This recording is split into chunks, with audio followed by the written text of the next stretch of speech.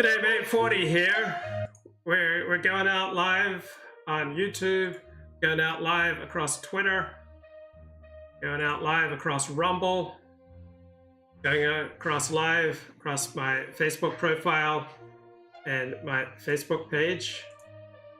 So let me get things together. Here's Peter Zion and what's going on with Germany. I'm here coming to you from Colorado. Today I want to talk a little bit about what's going on in Germany domestically and in terms of with foreign policy.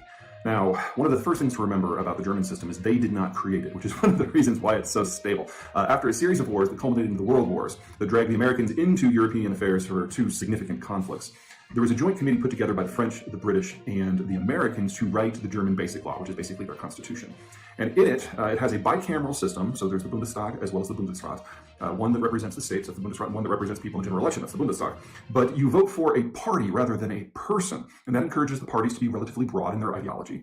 In addition to needing a majority of the party seats in the Bundestag and ratification by the Bundesrat in order to get a government formed, there's something called a vote of constructive no confidence. Now, in most parliamentary systems, whether it's France or United Kingdom or wherever else, if a majority of the people in the parliament say that this government is done, the government is done. But in Germany, you can't trigger new elections. You have to come up with a different governing coalition. So you have to convince the parties that make up the seats in the Bundestag to form a new alignment. And the idea was that Germany had had a series of political whiplash moments that had led to the rise of the Nazi Party. So if by making it constitutionally impossible for you to just have a knee-jerk election, the idea would be that the Germans would tend towards moderation and tend towards working with one another, and by extension, working with the Western allies as well to prevent any sort of a rebound such as World War II. This is becoming very relevant in the German system right now because the current coalition is becoming incredibly unstable. So you've got Olaf Scholz, who is the chancellor, who is the head of the Social Democrats, which is a center-leftish party. And he is allied with two parties. One is the Free Democrats. So if you can imagine a libertarian, business-oriented party, that would be it. And the Greens, who are just what they sound like.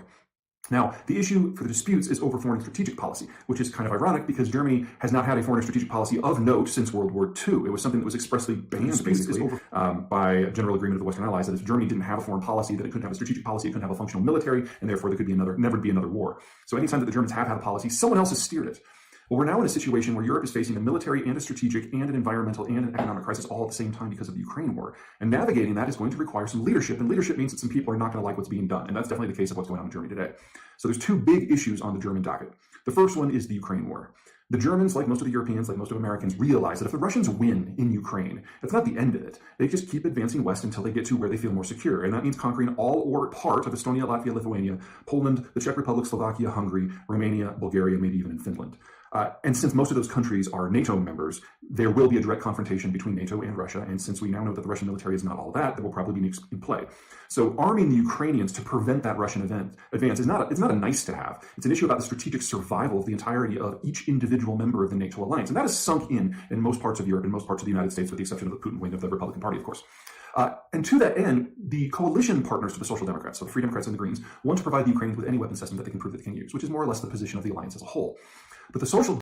Okay, so the primary focus today is, of course, going to be on the American elections, coming to you live from Sydney. We have coverage coming at you from around the globe. Right, here's Fox News. Polls are closing all around the United States of America. Going to keep an eye on everything. Just want to make sure that we're going out live on Rumble, Odyssey, and Democrats had a tradition going back 60 years believing that diplomacy and economic integration can forestall the need for any sort of military confrontation. And you got to respect the idealism, but in its current time, that is a questionable issue because the Russians certainly don't feel that way.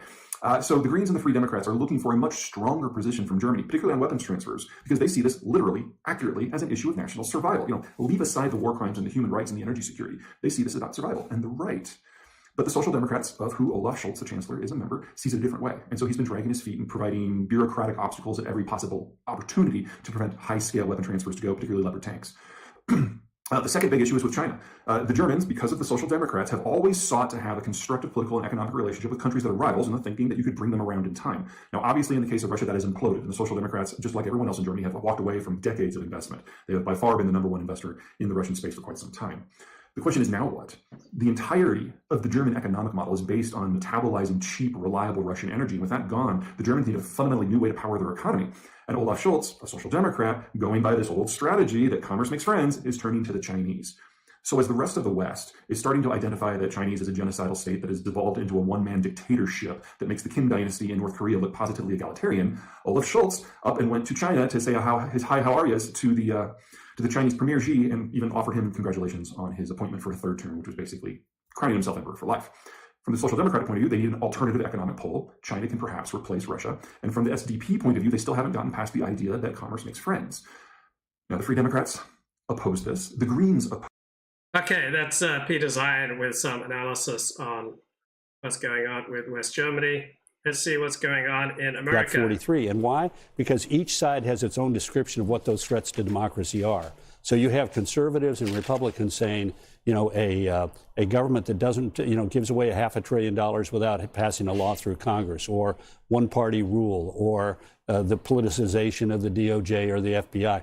All of these kinds of things are seen by people on the right as threats to democracy, as well as the January 6th attack on the Capitol is seen by people on the left and right as a threat to democracy. Kellyanne's a great point. I mean, that's the world that we live in, where each side has the issues that they're most fired up about, and it kind of seems like they're living in two separate countries almost at times. You've looked at the Fox News voter analysis as we get a gauge of what's on people's minds. What do you think so far? So, Martha, this country no doubt is divided. Our Senate is divided. Washington is divided. Some of our households are divided. But the country is not divided on the biggest issues that are motivating them to the polls in these midterms. Over 70% of Americans tell the Fox News pollsters and other pollsters that they are very or extremely concerned about crime, about inflation, about immigration and border security. And yet the Democrats have taken a huge gamble on creating this parallel universe and talking about something totally different. We'll see if their gamble pays off. The other thing that is not in doubt is that you're dealing with a very unpopular president whose disapproval rating has been over 50% for a year. Independents are leaning far more toward Republicans. Will they show up? I think for independents, the big question in midterms is not just for whom to vote. Okay, so this is an interesting election in that it is very much running in Republicans' favor.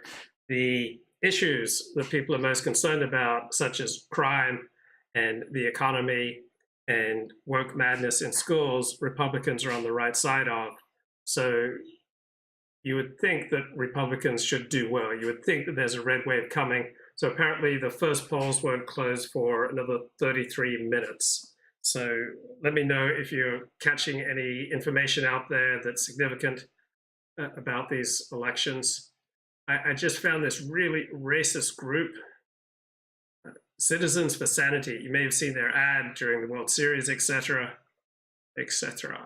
Raphael Warnock and Joe Biden believe men can get pregnant. They believe a boy can become a girl by giving him female hormones and surgical amputation. Tell Warnock and Biden, hands off our kids. Pretty good Rich ad. white liberals are destroying Latino communities. We now have record illegal immigration from over 100 different countries, from places as far away as Pakistan and Sri Lanka. Our schools and hospitals are overwhelmed. Joe Biden and his soft-on-crime policies are setting predators free in our communities. And while Biden and his left-wing friends push open borders and open jails on us, they live in gated mansions. We are Americans, but liberal elites treat us like servants. No más. Citizens for Sanity paid for this ad. Okay, Citizens for Sanity. Joe Biden and his liberal friends treat Black Americans like second-class citizens. They Okay, this is Stephen Miller's group. I mean, their ads are awesome. spend billions on illegal immigrants while our cities fall apart. They send a fortune to Ukraine, but nothing for our children. They let violent crime explode while they live in gated mansions. And these crazy liberals even tell our kids that surgery can turn boys into girls. I have 3 words for Joe Biden. Count me out. Paid for by Citizens for Sanity. Left-wing politicians are pushing sexual agendas on our children. X-rated drag shows for kids, pornography in elementary schools. Now they want to charge you with a felony if your school wants you to change your kid's gender and you don't agree. Legally require movie theaters, restaurants, and other businesses to let men use the women's restroom. The radical left has lost their minds, and it's only getting worse. Stop the insanity. Citizens for Sanity paid for this ad. Good stuff. President Biden just said out loud what the aims and objectives of his administration's policies are, which is regime change in Russia. When you're calling for regime change in a nuclear state, that's a policy that you might want to think through before you do it. And with that $40 billion aid package now signed, more U.S. weapons will be on their way here soon. The spending bill also brings the total U.S. expenditure on Ukraine to $67 billion. For God's sake, this man cannot remain in power. We know where this escalation leads. It leads us closer and closer to the brink of a nuclear war. But at the end of the day, we've got to realize we're at war. The world is closer to Armageddon. The White House is reinforcing President Biden's recent warning of the possibility of nuclear Armageddon. Oh, wow. Joe Biden has driven us to the brink of nuclear war. Stop the insanity. That's a good ad. That's powerful. A record 300 Americans are dying every day from drug overdoses. Many are children. It looks like candy, but inside, fentanyl, smuggled across the border. Deadly in the smallest amounts. But Arizona Senator Mark Kelly voted against more border funding. Kelly voted against more border agents. He voted against border security over and over. Thanks to Mark Kelly, drug cartel profits are up 2,600%. Whose kid will be next? How did we get here? Low wages, high inflation, record crime, illegal immigration from places as far away as Pakistan. Our cities are a mess. Public services are a nightmare. But instead of helping us, Joe Biden has sent $66 billion to Ukraine, weapons worth billions more. And now, Joe Biden says his fight in Ukraine could lead to nuclear Armageddon, World War III. You know what I say? No mas. Citizens for Sanity paid for this ad. Not a good ad. Record That's inflation. amazing. Groceries really hate up that one. 13%, gas up 36%, and crime is...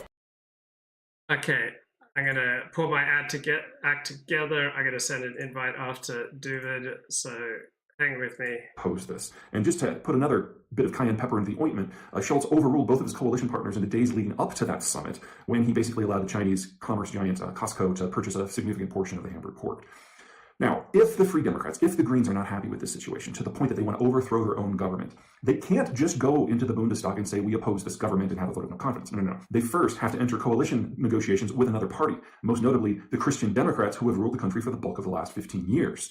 So it is public. It is obvious. It would give Schultz a chance to change his mind, or the Social Democrats a chance to have a party Congress themselves to see what they're willing to budge on. But before you get too excited, either way, number one, this is not a quick solution. And number two, because the Greens and the Free Democrats would have to enter into a coalition, there's no guarantee that they would get the flexibility and the power that they would want on the backside. Right now, they control the foreign ministry and the economics ministry. These are like the two things that they care most about. There's no guarantee they would get that. Remember, foreign policy is a subset of all of the policies that a government has to care about. And so the Free Dems and the Greens would be taking a big risk if they wanted to go this way. But the option is on the table, and it is starting to be discussed in Berlin. All right, that's it for me. Until next time. Thanks, Peter. Thanks for holding down the fort while I pull my act together. We've got polls closing in 27 minutes in the United States. We've got David, I believe, coming onto the show. So let's get a little bit of Stephen Kotkin here. Multi-way conversation of Goodfellas. Sports is obviously more interesting. I bet. This is the Hoover Institution show, Goodfellas, with H.R. McMaster, economist John Cochrane, and historian Neil Ferguson.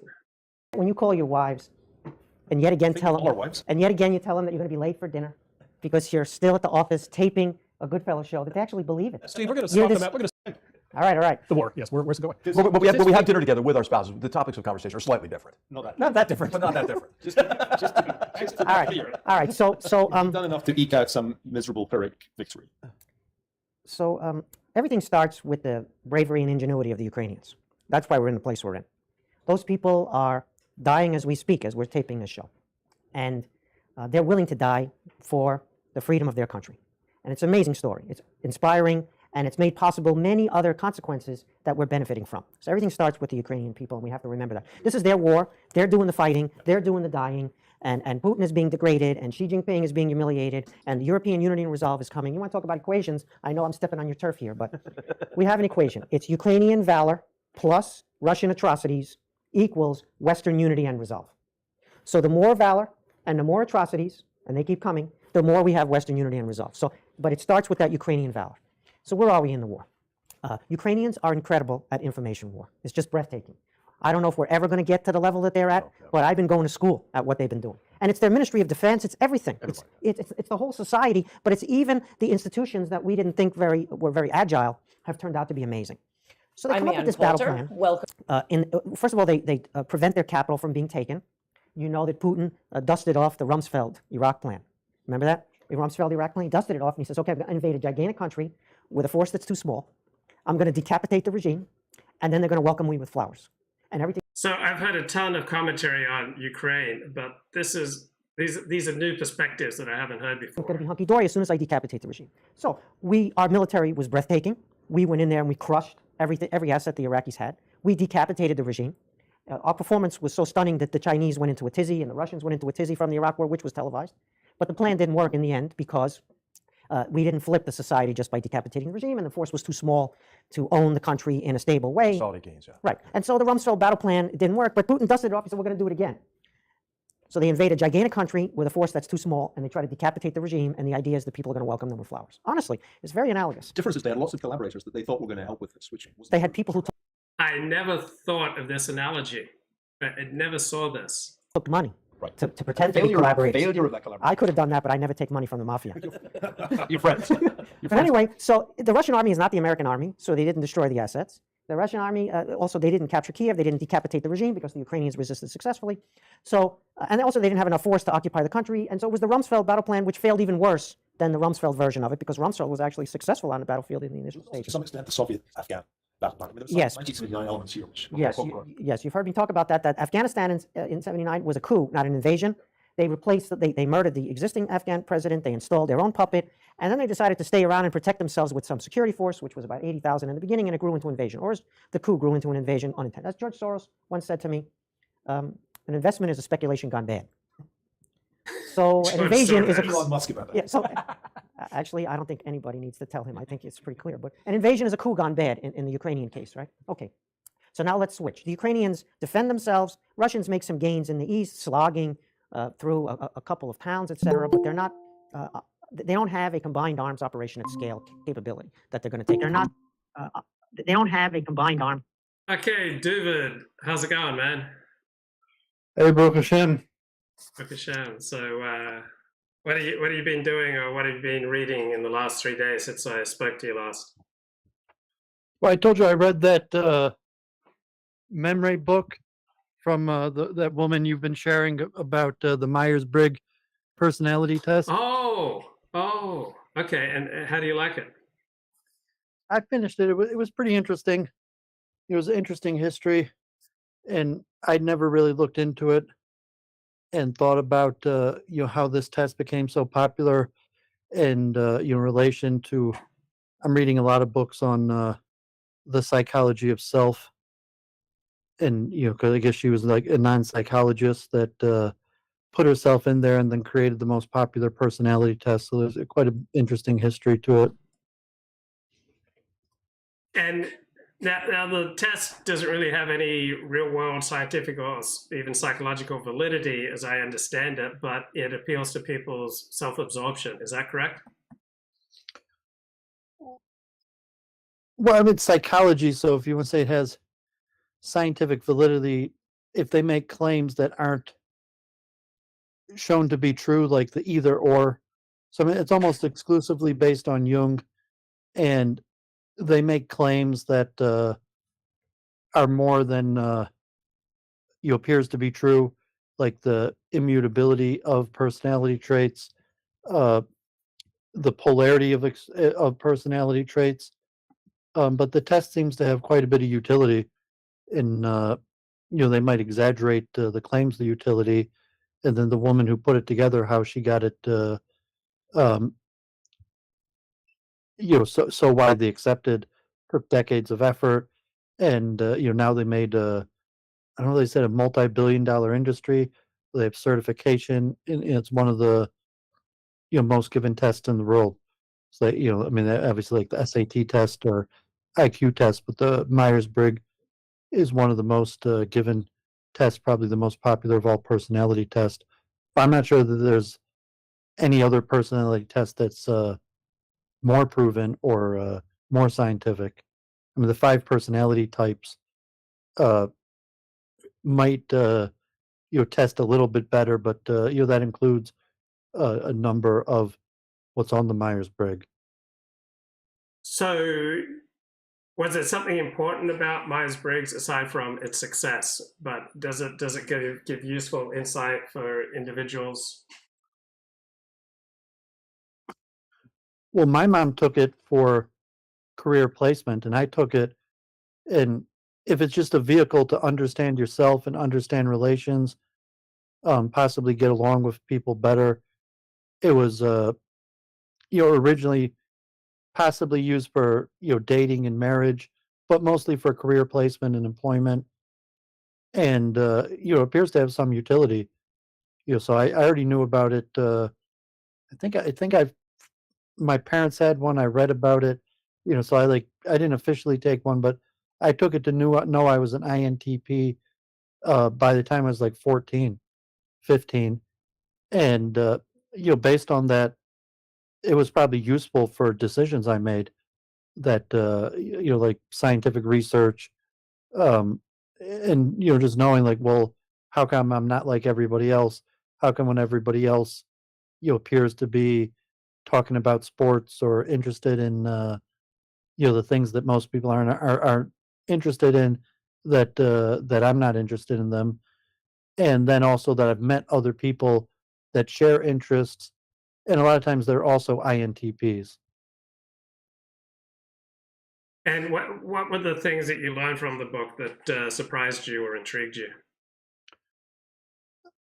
Well, it's surprising, just the story of like a woman and her daughter.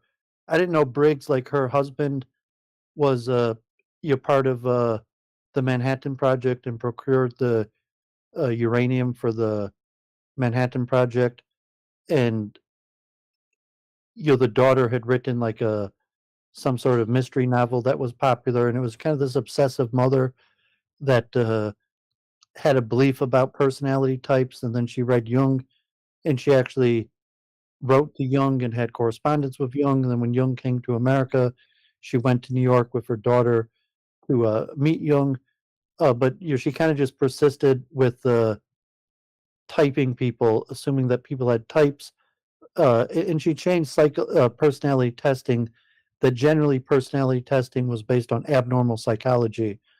And so this was personality testing that wasn't focused on abnormal psychology, and saying that all the personality types are normal in different approaches to life. But mother who obsessed over it for 30 years with index cards, and then her daughter obsessed with it, and then in her 40s, that her daughter, who was failing as a writer and like a homemaker, decided that she was going to take upon um, her mother's passion, and they developed a test, like the questionnaire, and she really worked on it with giving it to people. And then when she developed the test, she traveled around the U.S. Giving it to people, a lot of it at her own expense. She did tens of thousands of the first test, grading them by hand, everything by hand. So I mean, it was an interesting, compelling story about the woman Briggs and her daughter Meyer, that spent decades of their life putting this test together, and then decades getting it out there, and in her lifetime, like the Personality Standards Committee already realized that there were problems with it, but worked together with her because she had already had one of the most popular personality tests. I think one of the things she first started was medical schools, and she literally drove around the nation, convincing medical schools to take the test, and then she used that data to perfect the questions. And after she died, I think it became more commercial. So now people get official Myers-Briggs training, and there's seminars and regional stuff on it. So I've studied the psychology and the history behind it. So I would put it up there with it's probably the single most successful psychological test, besides for intelligence tests. like the SAT and the IQ test. And I'm not sure if you'd say that the IQ test is more accepted than Myers-Briggs. I mean, you said it's not scientific, but I mean, the psychologists maybe would agree that it's not scientific, and maybe but is there anything in psychology that you think is more accepted, like IQ tests? Yeah, IQ tests. So IQ tests have tremendous predictive validity. So if you take a group of 8-year-olds who have an average IQ of 100, you got a pretty good idea of their lifetime abilities, right? You can already get a trajectory for people. So the people who test at age 6 with an IQ, say, of 100 or less, they're never going to be university graduates. And on the other hand, people who test at age 6 with a 130 plus IQ, they can be university graduates. They can be very high achieving. People who test at a 100 or below IQ are never going to be high achieving. So IQ tests have tremendous predictive value, and then they also have tremendous explanatory value. So just knowing how smart someone is, it's like knowing what their cognitive capabilities are and what sort of life path that you can, what are the life path possibilities that you can expect for them. So they're predictive, they're explanatory, they replicate in test after test after test.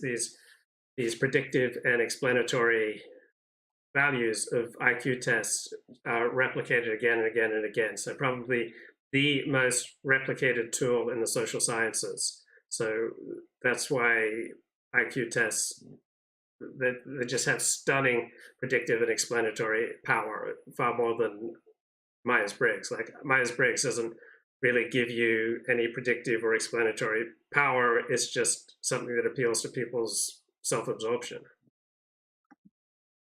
Yeah, but I'm not sure that IQ tests are scientifically accepted in the controversy. Even SAT tests moving away. I mean, we've talked about that, and maybe we give more validity to IQ tests than the general public. I was just watching the Yale new course on Genius, the Yale online courses, and they're very clear that genius does not have anything to do with IQ. And I agree with what you said, and I've actually been reading a few books on IQ test and genius and intelligence and psychometrics in general. But I was just making the point that even IQ tests are not generally accepted as scientific and have substantial controversy around them. There's probably less controversy from a scientific perspective. IQ tests are more accepted to be scientific and have more predictive power, but there's much more public controversy around IQ than Myers-Briggs. And if you wanted to put okay, Myers-Briggs is a nice test, it has, might be useful to help you decide how you want to live your life. That the direction is to look at SAT and IQ tests in the same way, despite the statistical evidence that you just said.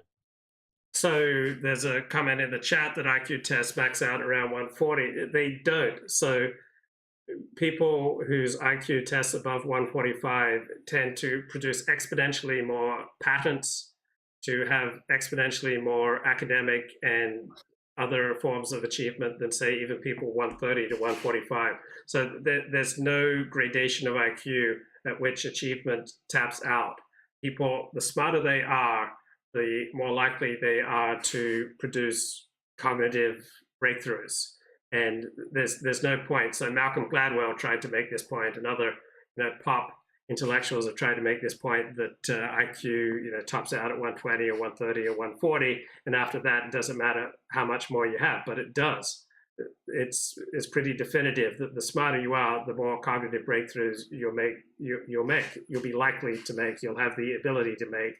That if you take a group of people with an IQ of 145 to 160, they're going to come through with more patents and more other indices of cognitive achievement than a group with an average IQ of 130 to 145. What books on IQ have you been reading, David? I'd have to look, because these are just books I downloaded and bootlegs. They're not ones I actually bought. So I've skimmed through them rather quickly. like I mentioned, I read those. I actually bought. I bought those books from Whitney Webb. So I was reading a book recently on. In fact, I'm in the middle of it on the French concept of genius, and how the French viewed and understood what it means to be genius, not necessarily on IQ. I've read a handful of books, just online about the history of IQ testing, and also from the psychometric point of view, how they go about you're trying to make the test the most efficient. But as I didn't buy these books, and so I kind of just skimmed them very quickly online. I just on the point, the Myers-Briggs is also predictive, not necessarily in success, but in career choice, and there is significant statistical evidence that various personality types dominate different professions. So I'm not necessarily clear that they would be better at certain professions, but there is statistical evidence that various careers have larger percentages of various personality types. And that's why they use it for, by psychologists largely use it for career recommendation. And when you take it, then they give you a list of careers that might match your personality. Okay. I'll go to the super chat, $10 from Moonman. Thank you so much. Midwit public discourse does not like to linger on the topic of IQ, but every organization that's serious about screening for talent employs tests that measure G, general intelligence. So the chat says that Duvid is just wrong. But Duvid, do you deny, or does that not make sense to you, that the smarter someone is, the more likely they are to produce cognitive breakthroughs? Well, I think Moonman's incorrect that it's illegal to use IQ test in employment. I mean, they might have similar ones, but I mean, it's been, I think, for decades already that they used to. My father got a job. That's why we came to Michigan as a manager in Frito-Lay that was almost exclusively based on an IQ test. And I'd have to look up. I'm pretty sure that it's actually illegal in the United States to use IQ tests for employment. No, I accept the evidence by saying it's statistical. So if you say like scientific, it's not scientific in the way that we know that IQ is true or works.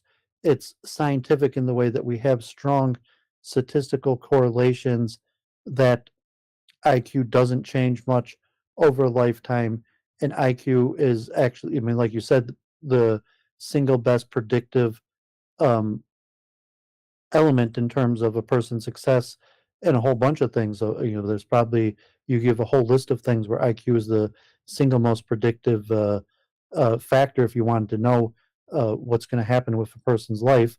But it doesn't make it scientific. It just means that it has strong statistical correlation. Okay. So anything about the elections that you're wondering about or interested in? Yeah, a lot of, I mean, just to close the chapter on IQ, because I did read some books on psychometrics. So, a lot of people think like they make IQ tests. And the reality is they don't make IQ tests anymore. IQ tests are perfected by statistics and what's more predictive. So IQ tests have been around for over 100 years, and they don't have like really smart, clever people, design tests that work better. They use statistical evidence of what type of questions are more predictive. So in that way, I mean, to use the word scientific, but IQ tests become more and more predictive because that's actually how most of the tests are made. If you understand what I'm saying, that so they give, because IQ tests are given to so many millions of people, and because they've been measuring various factors of people over their lifetime, that they're constantly reworking the questions in the way that that IQ is meant to measure to be the most predictive, as opposed to a group of scientists determining what they think intelligence is. It's statistically determined. Okay, and there's a terrific paper on this very topic that discusses the IQ threshold hypothesis, the idea that after IQ 120, additional IQ points don't translate into higher achievement. This is false. Even among the top 1%, meaning IQ above 137, the higher your IQ, the more likely you are to have great cognitive achievement. But back to the elections, is there anything that you're paying attention to or interested in today's elections? Yeah, man, all of it interesting. Like, I'm not a voter. I mean, honestly, I think it's indicative of larger trends, and I don't think it matters that much that, you know, I think the Republicans are probably going to win pretty big, maybe even the Senate, possibly quite a few gubernatorial races. But yeah, like, so in Michigan, that they have Proposal 3, which is abortion, that is expected to, the state constitutional amendment is expected to pass with over 60%. But we'll see. Rashida Tlaib will be my congresswoman with the new redistricting. Brenda Lawrence retired, and she was a different district, but there is a Republican running against her, but he stands almost no chance. All of the races in Michigan, the governor's race, Tudor Dixon, remote possibilities. Whitmer's a huge favorite. Benson, the Secretary of State, and Dana Nessel, the Attorney General. These are all hotly contested races, but all the local elections, Congress people, and across the country. So I don't know what issues you're finding interesting. Just the overall, like the ADL measure of they say there's over 100 Republicans that so to say are election truthers, and the likelihood that the Republicans are going to take the Congress, and over 100 of them will be truthers, and then what's that going to mean for because I think the Congress people vote their majority leader themselves, and then they'll pick the heads of the committees. So almost everybody's almost predicting the Republicans will win. So the question is, the breakdown of the Republicans, and how many Trumpers and how many truthers or how many extremist Republicans are there, and will it be enough that they will have a significant representation of committee chairmanships, and the Senate also, where if the Republicans win. So all that, and I think there abortions big deal. Many states have ballot initiatives on abortion, and also Secretary of State, like we talked about that going back, and I mentioned Jocelyn Benson in Michigan was a board member of the SPLC, and she was spouting this voter registration SPLC agenda like a decade ago, and she ran for Secretary of State, um, really because she wanted to get Trump out of office, even saying so. And so the Republicans were kind of slow on that, and disregarding the importance of Secretary of State and for regulating elections. So there's a lot of Secretary of State. The Carrie Lake is pretty hyped. She's probably going to win. I haven't really followed much in California. The Lee Zeldin to Jews, that's a really big deal.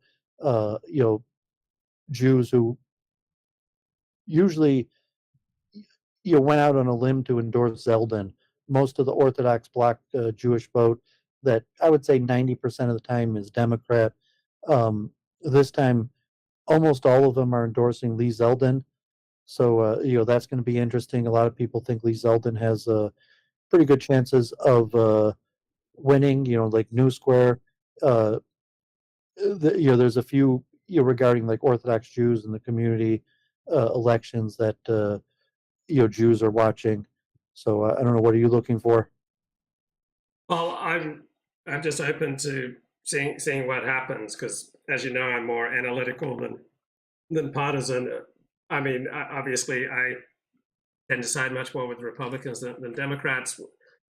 Would you describe yourself as more likely to vote Republican than Democrat?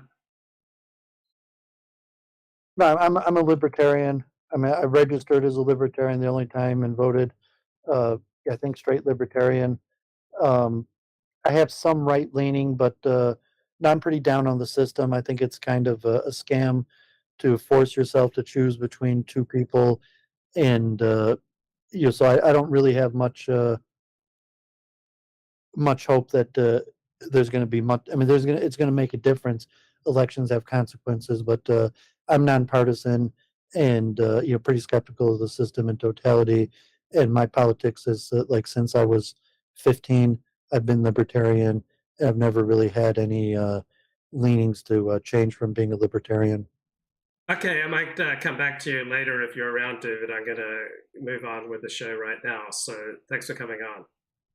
Okay, appreciate it. So I'll sign off, and maybe in a few hours when returns start coming on, we'll talk again. Yeah, sounds good. Okay, let's check in here with of not just the United States, but of the world. It is time to have a senator who will serve the people. Big races. When the U.S. prospers, we all prosper. I need you to show up for me so that I can show up for you. Big stakes.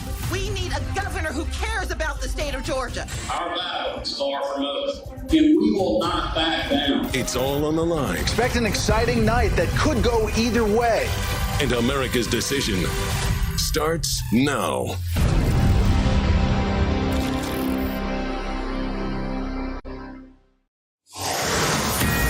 It is 7 p.m. in the East, and polls have now closed in 6 states. We begin with the battleground state of Georgia, where Fox News Decision Desk says Democratic Senator Raphael Warnock and Republican Herschel Walker are in a very tight race at this hour. It is too early to make a call in this race.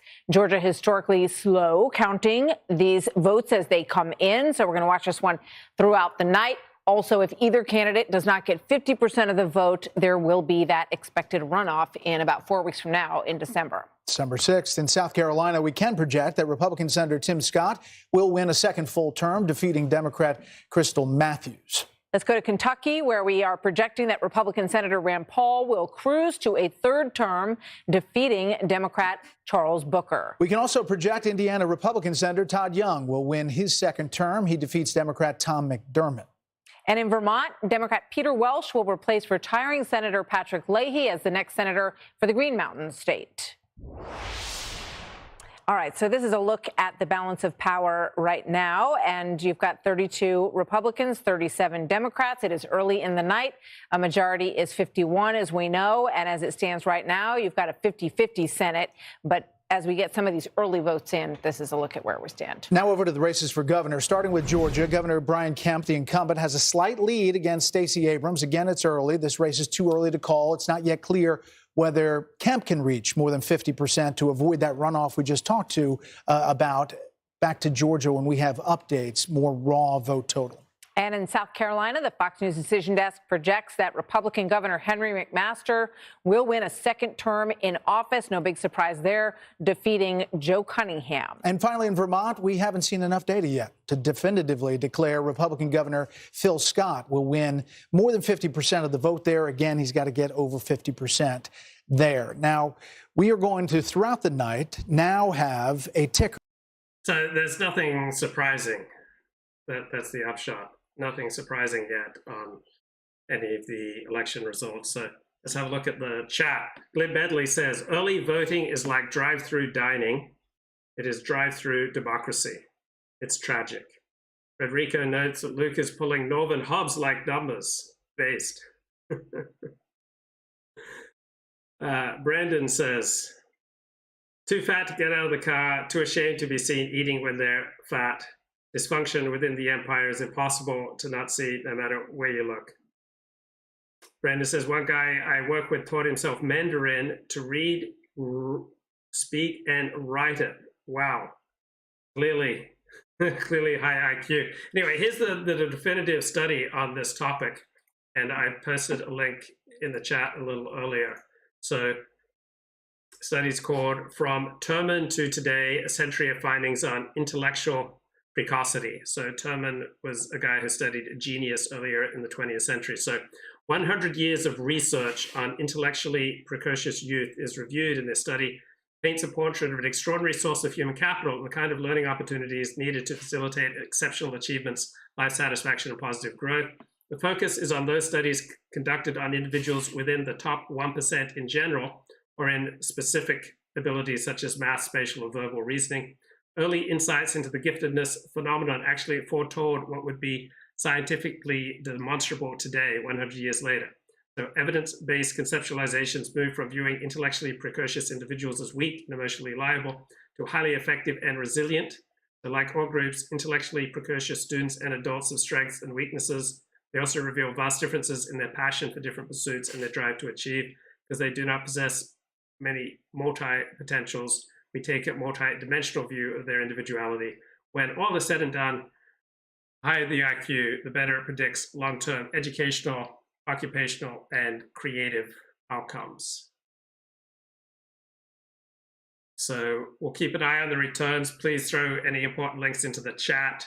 I'm going to get a little more here from Stephen Kotkin. Either from the east or the south. The Ukrainians switch over to the NATO battle plan, NATO World War II, NATO Cold War. Why? What am I talking about? If you remember, the Soviets have this massive troop presence and armor in Europe, and it's too big for the West to oppose in a frontal encounter. The Soviets just have way too many troops and way too much armor. But we have a more intelligent plan, which is we're going to destroy their logistics, their supply, and their command and control behind the lines to disrupt their ability to conduct operations. So we're going to fight the battle that we can fight against the army that's bigger than us with more armor. This is what the Ukrainians have switched to. They've switched to this because we enable them with our long-range weaponry that they can strike behind Russian lines, disrupt Russian fuel depots and Russian transportation, Russian communication command and control, and make the Russians incapable of offensive operations, and maybe even loosen them up to push them back a little bit. So this has been a fantastic plan with a twist. The twist was Zelensky decided they were going to do a frontal assault all the same on Kherson province in the south to get back the Sea of Azov littoral and to make Crimea vulnerable again. Zelensky comes up with this plan. They take it to our people, and our people say, let's war game that. And they war game that a couple of times, and the Ukrainians pounding the Russian positions, which are well defended, lots of troops dug in, some armor. And the better troops in the south. The first wave of replacements are the ones in the north around Kharkiv. Yeah, and so they can't make any progress in the war games in the south. So gently, our side suggests to the Ukrainians, why don't we attack the weakest part of the Russian front, which is the northeast around the second biggest city, Kharkiv, where the Russians are actually not army there, it's police force, it's National Guard, kind of paramilitary police. Volunteer battalions that were raised. Volunteer battalions and some criminal battalions, as the general knows. And so it's the weakest part, and in fact, the Russians decide to withdraw from that area. And so the battle plan is now, it looks like an invasion frontally in the south, but that turns into partly a deception, because now we're going to hit them where they're weak. There's no second echelon, there's no third echelon. They ride those Bushmasters, those fantastic from our Australian friends, those great armored personnel carriers, the Bushmasters and some other great. So the Ukrainians ride into almost empty space because there's very little defense on the Russian side. There's a lot of weaponry that the Ukrainians can capture. Most of it is not usable immediately. So I was just thinking about the Biden administration's policy with regard to Ukraine. My position is I'm opposed to subsidizing Ukraine, that I recognize that great powers, Russia's a great power, have very substantial security interests on their borders. Ukraine's right next to Russia. We should not be provoking World War III. We should not be risking a nuclear Armageddon. But I recognize that I may not be right, and the Biden administration may be right, and I may be wrong. And so on what basis would the Biden administration be right here? And that is if they're taking the brutal, realistic calculus that this war is going to knock Russia out of the great powers, that this is going to hasten the demise of Russia, who has been a peer competitor to the United States for about 80 years. And so on the one hand, underneath the beautiful humanitarian rhetoric of supporting plucky Ukraine against this nasty authoritarian power, may be a brutal, realistic calculus that, yeah, hundreds of thousands of Ukrainians and Russians may be casualties. Ukraine may be absolutely destroyed permanently as a nation state. Over 10 million people may well be displaced, but it's all in America's interests if we remove Russia as a peer competitor. So that's a brutal, realistic possibility. And it kind of reminds me of so much of US foreign policy. Like underneath the beautiful humanitarian rhetoric are often very hard-headed, realistic calculations. So for example, we delayed entering World War I till near the end. So with relatively few casualties, we got involved in World War I, mopped up the Germans. We were decisive, and we were the victors. And World War II, again, we let other nations fight it out. For relatively little loss of American life, we came to dominate the globe. So we didn't make these brutal, realistic calculations explicitly. We hid them under all sorts of humanitarian rhetoric. And That's so quintessentially American. This is what the Biden administration is doing now. They're making a brutally realistic calculation and then dressing it up with all sorts of pretty rhetoric.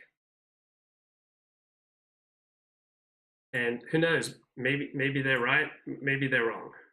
Let's get a little Ann Coulter Welcome to here my with Mickey podcast Kaus. with the great Mickey Kaus, longtime liberal and liberal observer who luckily brought this wonderful ad to my attention.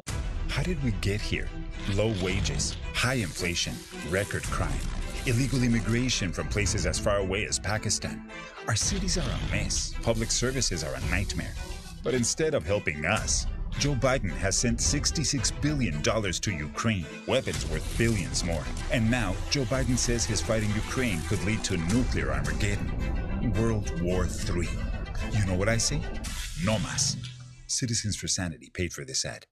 So, Mickey, I understand that some of your fellow liberals had their usual calm, laid-back reaction to this ad. Some of my fellow LA liberals, Michael Hiltzik, the Pulitzer Prize-winning reporter for the LA Times, who's a little bit excitable and occasionally uses sock puppets. He said this ad was explicitly racist. And then Ron Brownstein, who's his bio notes has been nominated for several Pulitzers, said it was the ad was by an independent group called Citizens for Sanity, does Trumpian double duty by linking anti-immigrant incitement with a pro-Putin message by blaming the Ukraine war on Biden, not Russia. Well, claiming any doubts about the war are pro-Putin is really a horrible tactic.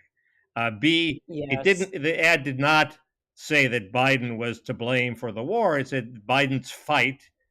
Biden is responsible for spending $68 billion of money in our fight defending Ukraine. We didn't have to do that. Maybe it was a good thing, maybe it was a bad thing, but that was Biden's decision, and that's what is being criticized. It's as if in the Vietnam War, a liberal group that I'm sure Ron Brownstein and Michael Hiltzik would be a member of, put an ad on saying, we shouldn't be involved so much in Vietnam. It's a no-win situation. It's going to hurt America. We should spend the money at home. And somebody said, you have to take this ad off, and pressured Major League Baseball to take it off because it was pro-Ho Chi Minh and blamed Lyndon Johnson for the Vietnam War, all of which would be BS.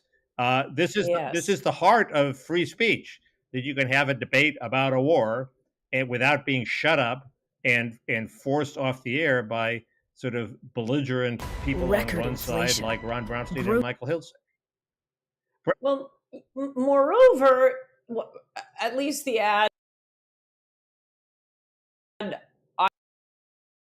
Oh, come on now. I'm trying to run a professional show here. I saw and anything. all sorts of things are cutting out on me. Bloody heck. Okay, let me play you this killer ad once again. Let's see if we can play it. Groceries up 13%, gas up 36%, and crime is out of control. But instead of helping us, Joe Biden sent $66 billion to Ukraine. Billions more on weapons, instead of helping us. Now, Biden says his fight in Ukraine could lead to nuclear Armageddon. World War III. Hell no. Citizens for Sanity paid for this ad. This man was serving a life sentence for murder until radical liberal Larry Krasner released him. Now he's accused of killing again. As Lieutenant Governor, John Fetterman celebrated Krasner's deadly policies and adopted them as his own. Fetterman put at least 10 murderers back on the street and wants to release 1/3 of the state's prison population. Larry Krasner and John Fetterman, helping criminals go free and killers kill again. This is a great ad. This is important stuff. Mark Kelly means more crime. In Phoenix, murders and aggravated assaults are on the rise. Joe Biden and Mark Kelly are letting violent criminals terrorize our state. Cities in chaos, families in fear, a hell of violence and death. Stop the insanity. For decades, crime was falling in the United States. Stop the madness. I mean, these are good ads. No wonder liberals hate these ads because they're so darn effective. Right. All it says is what I've been saying forever, and I think a lot of Americans have been saying forever. We're spending $68 billion. We're not rolling in money here. There are a lot of Americans who are hurting. Florida was just hit by a Category 4 hurricane. How about some money down there? How about Americans suffering with inflation and high gas prices and medical bills? I mean, this permanent war crowd, no, they do have to account for the endless money we are sending to all these wars. And of course, the main point being, I don't think anything that happens in Ukraine will make Americans safer or less safe. Certainly not what we are doing. But it's not our fight. We need a border, a wall on our border, not to be protecting Ukraine's borders. I guess I never make that argument because I think, along with many conservatives, that if we had that $68 billion, the government would just piss it away on fully refundable child tax credit and in some sort of ridiculous incentive for industries that's unnecessary and teachers' raises that aren't necessary. Or school, diversity and equity programs. So, there's no guarantee that the $68 billion would be used any better under the Biden administration than it is being now. The problem is the wars. It's counterproductive. It's going to lead to the way it's being waged is going to lead to a less safe world. Maybe, yes. According to the Biden speech, which is quoted in this ad, it might lead to Armageddon. Now, you think there might be a political downside to saying that your policies are going to lead? Right, that's incredible. Joe Biden gives a speech saying that his policies might lead to Armageddon. Like, that's crazy. And then you get an ad that highlights it, highlights this insanity. And I think that's an incredibly important ad. Like, who wants Armageddon, particularly when it's gratuitous? Like, why did we choose this? Why would we choose Armageddon? That's just insane. We'll keep an eye on the news here. Obviously a lot of interest in whether or not that may play as a factor into the results tonight, but we have seen a lot from the Republicans in this state letting us know they feel very confident about their chances, and we'll know soon enough. Guys, back to you. Mark Meredith in Ohio. Mark, thanks. We were just talking about the numbers that are coming in. There are some numbers from Florida. Bill Hemmer, back at the board. Yeah, the whole state doesn't close until 8 o'clock, but there's some data right now in from the 7 o'clock close, and this is going to be a story if it sticks, okay? This is the governor's race in Florida. This is Ron DeSantis up against Charlie Crist. This is Miami-Dade, okay? Right now it is red. 66% of the estimated vote is in, and DeSantis leads Crist. DeSantis won his governor job 4 years ago. That year in Miami-Dade, he lost by 20 points. If this number holds up, you've got a bit of a tremor right there in southeastern Florida. Let me try to go to the Senate race here just real quickly here. This is Marco Rubio and Val Demings. 25% of the vote is in. Back to Miami-Dade we go. A moment ago, this was blue. Now it's red.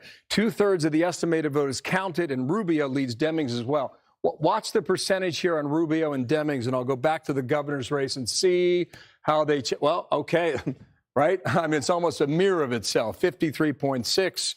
And then on the Senate side, you've got Rubio at 53.0. If this holds up, guys, major story in the Sunshine State tonight. One more question. The Florida 27, the Salazar race, can you get there? Yes, I sure can here. Maria Salazar ran for her first key races over here. Remember, second panel here on on Florida. Maria Salazar ran in 2018. She lost. She ran in 2020. She won. Cuban American running for re-election again. The guys, this is pretty handily here. This is 78% of the estimated vote, and Salazar is well ahead now by 11 points in her district. That Florida 27 right down here in Miami. A lot of Democrats live here. A lot of blue votes out there. A lot of Cuban Americans voting in that election as well. So all three of those are, as we say, on the clock as of now. Brett, Martha? Hey, that's great. Very interesting, Bill. We just have a few seconds here. But Carl, when you look at Miami-Dade, I think it's about 70% Hispanic vote. Isn't that right? Right. And the last time a Republican carried Miami-Dade was Jeb Bush in his 2002 re-election, where he was carrying everything. This is a really remarkable story here tonight. The transition of this historically Democratic county in the southern part of the state is part of a broader story about Florida. Think about this. In the last 4 years, they have added 600,000 new registered Republicans to the rolls in Florida and 27,000 Democrats.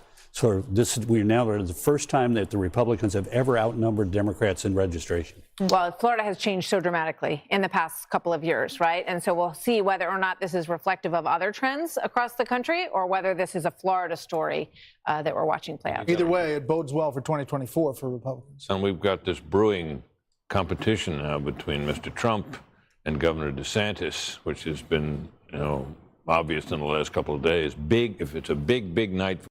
So John Mearsheimer is in Europe, and he met with Viktor Orban. So there you go. Renowned political scientist John Mearsheimer meeting with Viktor Orban. And betting markets place the odds at 84% that Republicans will take the Senate. And these Citizens for Sanity ads are just fantastic. I mean, what a great job they're doing. Disaster. Hospitals overrun, schools overwhelmed, the safety net shredded, drug dealers and sex traffickers roaming free. A third world country? No. Arizona. Joe Biden and Mark Kelly have thrown open the southern border. Over 5 million illegal immigrants from over 100 countries have entered since Biden took office. 3 times the population of Phoenix. Send a message to Biden and Kelly. We don't want open borders. Right, that's good stuff. Okay, we'll keep an eye on all the news. Throw down any important links. To Armageddon. So this ad is making that argument that Biden himself says it might lead to Armageddon. Why can't you say that? I took this as a sign of how the strong possibility that the Republicans might win the midterms big has driven Ron Brownstein a little crazy. He's a smart guy, and he's gotten much better since the New York Times poll came out saying the Democrats might actually hold on and win. So he's going to cling to that, and that will restore sanity for at least another week. If the Republicans actually win, Katie bar the door, who knows what's going to happen. But yes, that's a really good point. So I guess under Democrat presidents and with Democrat Congresses, I should support utterly pointless wars because of the bad things they'd spend them on at home. But let this be a warning to you, Ron DeSantis, or Heavy D, as we're calling him now, Heavy D. No pointless wars. You got a lot of work to do, and you might need some money. Anyway, we don't have to get into a whole debate over the war, but the debate over whether there's a right to show this ad is open and shut. I mean, I don't think there's any. Yes, and I also really object personally on behalf of African Americans to calling. I was trying to figure out what was racist about this ad. I think the only thing is they talk about illegal aliens, Mickey. Well, I think they also say that among them are criminals. Nestled among them are criminals, which is true. Well, okay, but no, you don't get to Yeah, Citizens for Sanity. These ads just driving liberal groups absolutely nuts. Meanwhile, I can't believe Tablet Magazine has taken on the Anti-Defamation League. No More ADL. And Leo Leibovitz, who's reliable lefty, is taking on the Anti-Defamation League. He says, pop quiz, which of these two individuals do you find more problematic? Kyrie Irving, a kooky basketball player who believes that the earth is flat. John F. Kennedy was shot by bankers that the COVID vaccines were secretly a plot to connect all black people to a supercomputer and that Jews worship Satan and launch the slave trade. Or Jonathan Greenblatt, the head of the Anti-Defamation League, accepted $500,000 from Kyrie Irving last week without even meeting or even talking to the All-Star, and who was then forced to give back the donation when Kyrie Irving blatantly refused to apologize. Now, one of these guys is a weirdo with dumb opinions he may or may not believe, Kyrie Irving. The other is running a soulless racket, which just made it clear that you can say whatever you want about the Jews and buy your indulgences at a discount price. And Leo Leibovitz says, it's time to say goodbye to the Anti-Defamation League. We need to walk away. So in 2017, the Anti-Defamation League issued a guide to America's worst anti-Semites, right? A 36-person rogues gallery. So Louis Farrakhan, the black supremacist beloved by celebrities, wasn't on it, nor was the Oberlin professor who argued that 9/11 was a Jewish conspiracy, nor Linda Sarsour of the Women's March, who argued you can't be both a Zionist and a feminist, because the former somehow makes you less than human. She also equated Zionism with neo-Nazism. Instead, the Anti-Defamation League picked a posse of minor right-wing nutjobs and absolutely no one else, and then a Coordinates guide naming the hate. 2018, the Anti-Defamation League came under scrutiny for flooding its reporting on anti-Semitic attacks, all right, trying to further the false impression that Jews were under attack by hordes of white supremacists, heartened by the rising rhetoric of Donald Trump. And then in 2020, the ADL signed on to a campaign calling on Facebook to censor pro-Trump ads. And his partner in this assault on free speech and political speech, it was Al Sharpton. So the Anti-Defamation League has always been a group on the left, but it's never been as partisan as it is today. Complain about racism if you're an immigrant, legal or illegal, but especially illegal. No. Here I'm drawing the line. Maybe we can't do it for college admissions where, you know, you're doing the genetic test to see that they really are related descendants of American slaves. But no, here, the only people who can complain about racism are the descendants of American slaves. You don't get to arrive on, you know, Wednesday and then on Friday. Oh, I notice there are no Asian anchors on the evening newscast. No. You throw your lot in with the rest of us. It's like Elvis Costello, who was furious that it took him only 2 years to go from being a street busker to international rock superstar. And they were holding him back. I tell you. Yeah, they were just oppressing him. All right, let's check in with Fox News here. That they've fixed them by now, but they say that hiccup, they want to extend the hours, and they've got a bunch of attorneys and volunteers on the ground. Okay, just imagine problems with voting machines. We need paper ballots. Anyway, I had another thought, but I forgot it. Oh, yeah. There was an argument that I read somewhere on the internet, which is very unreliable and will remain unreliable, that that the guy who assaulted Mr. Pelosi was an actual illegal immigrant from Canada. Oh, yeah. That, I believe, has been confirmed. An illegal immigrant from Canada, yeah. Okay, well, it'd be racist to keep him out, too, I guess. So there you have it, right-wingers. It's hitting every one of our issues, right. And you have to run off on me. I think it was his gay lover. As Scott McConnell said, the idea that, and this is a topic we're not supposed to be talking about, the idea that Nancy Pelosi would have a closeted gay lover for 50 years seems completely implausible. It just doesn't jibe with every indication. Yeah, but there's still a lot we don't know. Why don't they release the cam footage from the police officers who made the call? Like, why did this attack only take place after the police arrived on scene? Like, poor Pelosi wasn't hit with a hammer prior to the police arriving. It only happened after the police arrived. So why can't we get the body cam footage from the officers? How did they let this happen? Like, why was no one monitoring security footage, right? There was security footage that showed that the break-in had occurred. Why was no one monitoring it? And then why did NBC News retract this Today Show report, which cast a lot of doubt on the official narrative? So still a lot of questions with regard to Paul Pelosi and that attack. Now, I believe the general outlines of the attack, as we know it so far, is accurate. Because of this snowstorm. They say it's not snowing that badly, and this is not required. So apparently it's storming and raining in California, in Southern California. So we'll see how that affects. So Maricopa County is extending voting hours. So the conventional wisdom is that helps Democrats. The easier you make voting, the more Democrats. But now there are pollsters who say for the first time that this would actually help Republicans more than Democrats, that a lot of people who don't vote, if they did vote, would vote American, Republican. and they've had it, and they're going to kick the guys out, and we could all see this coming, except for a few people who didn't see it coming. And then I think tomorrow the president's going to have to say something.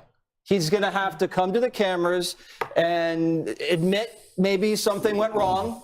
And we'll see if he can own up to it. I doubt he will, though. Jesse, what do you think about New York? You're a New Yorker now, live not too far from here. What do you expect to happen? Well, I'm actually moving to New Jersey, so but I did vote today, and it's a toss-up. Crime's the dominant issue. I saw a lot of Lee Zeldin signs in Long Island. That's his stronghold. But I was recognized a few times in my deep blue Manhattan polling precinct, so I consider that an also positive anecdote. But Kathy is a lackluster candidate who just whiffs on crime and points fingers. And if we could get a Republican in the governor's seat in Albany here in New York, you could really turn the city and the state around.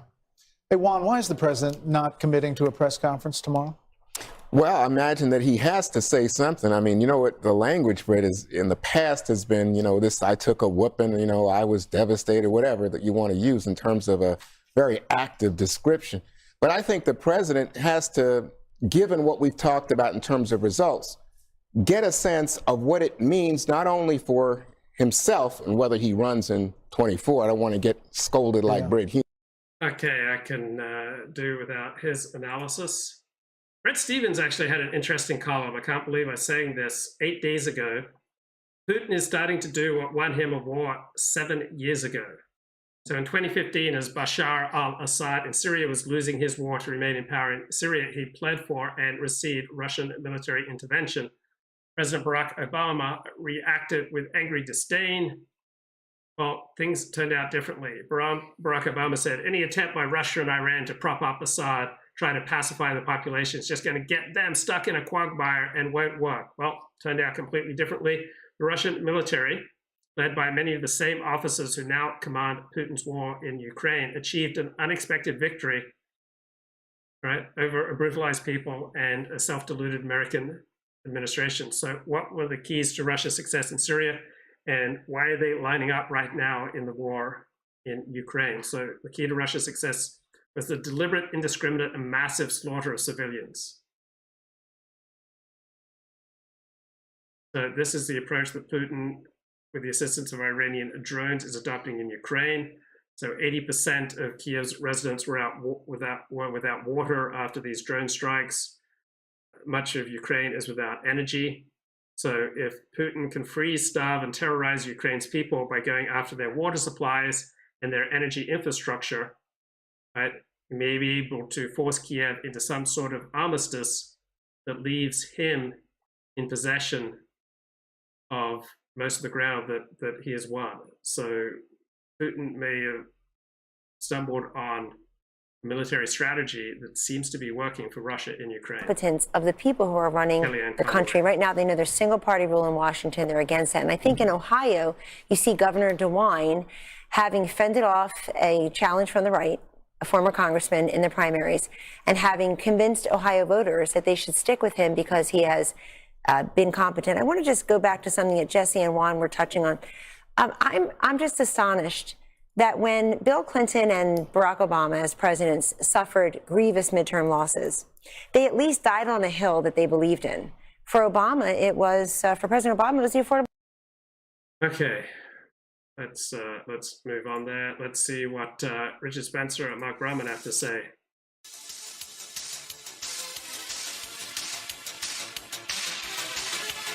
Very eloquent so far.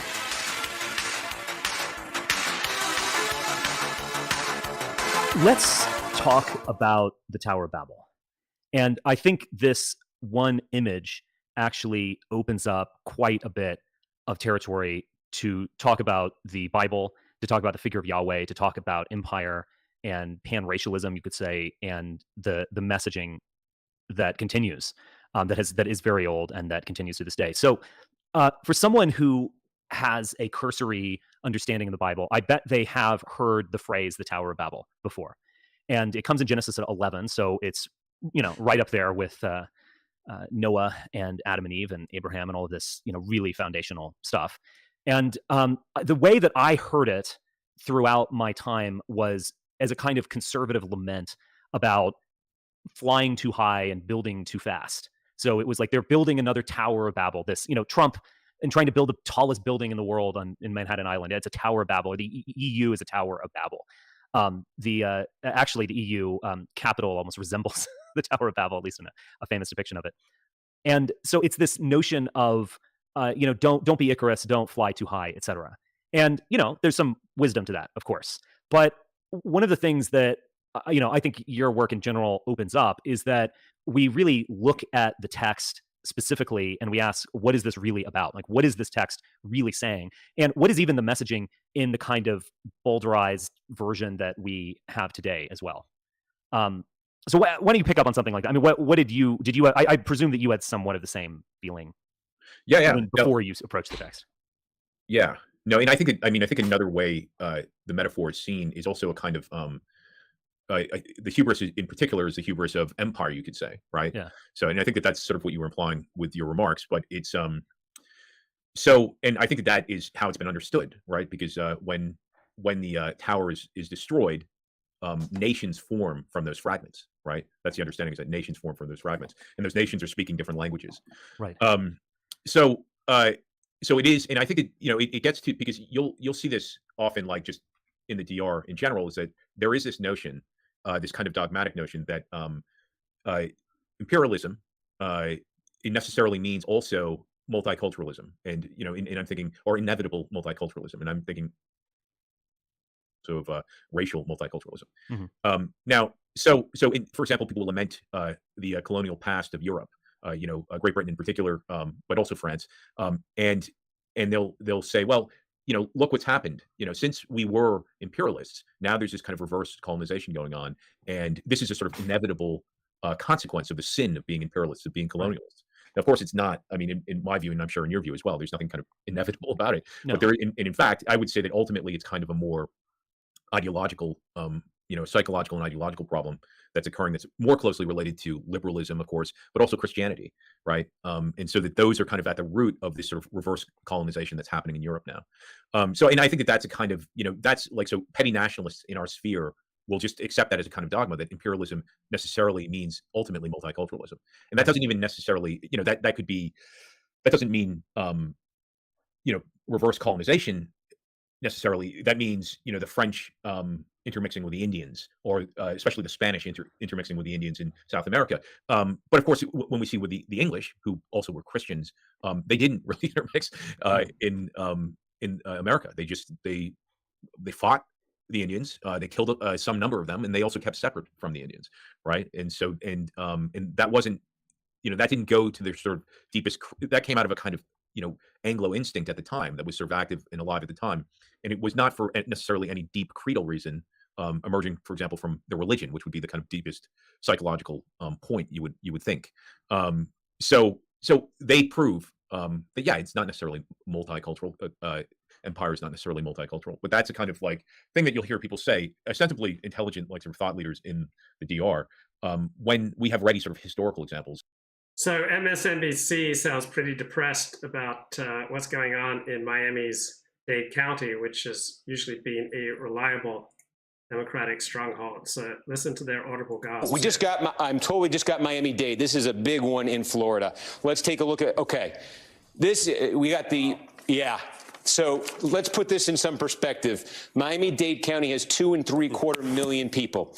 In 2016, this was a Democratic county by 30 points. Hillary Clinton won this county by 30 points. Miami-Dade is 70% Hispanic. It began shifting to the Republicans in 2020. Donald Trump only lost it by 7. And look at this.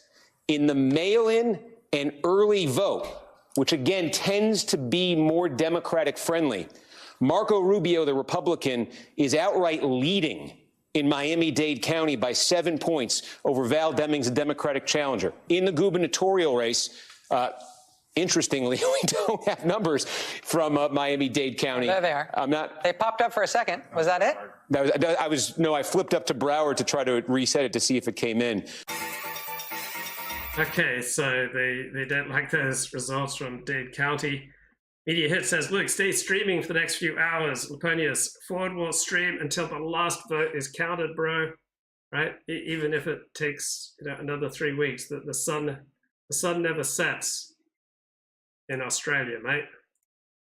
So let's get Fox News Comes in here. and rolls through the state. This was a year after Biden was in the White House. Glenn Youngkin took District 2 and swung at a total of 14 points in his direction, and he won this area. Similar to Congressional District 7, right? This is Spanberger's seat running against Yesli Vega. Again, it's still too early here. Different part of the state, but this was a part of Virginia that Youngkin swung by 13 points. 12 months now we're talking about. Biden goes in, takes it by 6 in this area. Youngkin flips it the other way to 7 points in a different direction now. And it's a whole different ball game, Republicans believe, in this part of Virginia. Remember what they said from the beginning.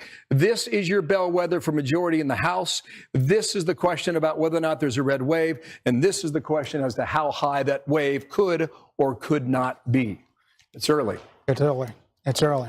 Yeah. Hey, Brett, what about these governors? They're winning with big spreads. DeWine, we call with very little. So, it's competence, right?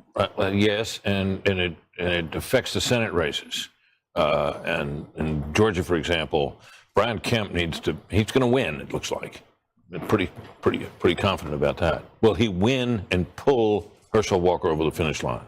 Herschel Walker's running behind him in the early information that we have.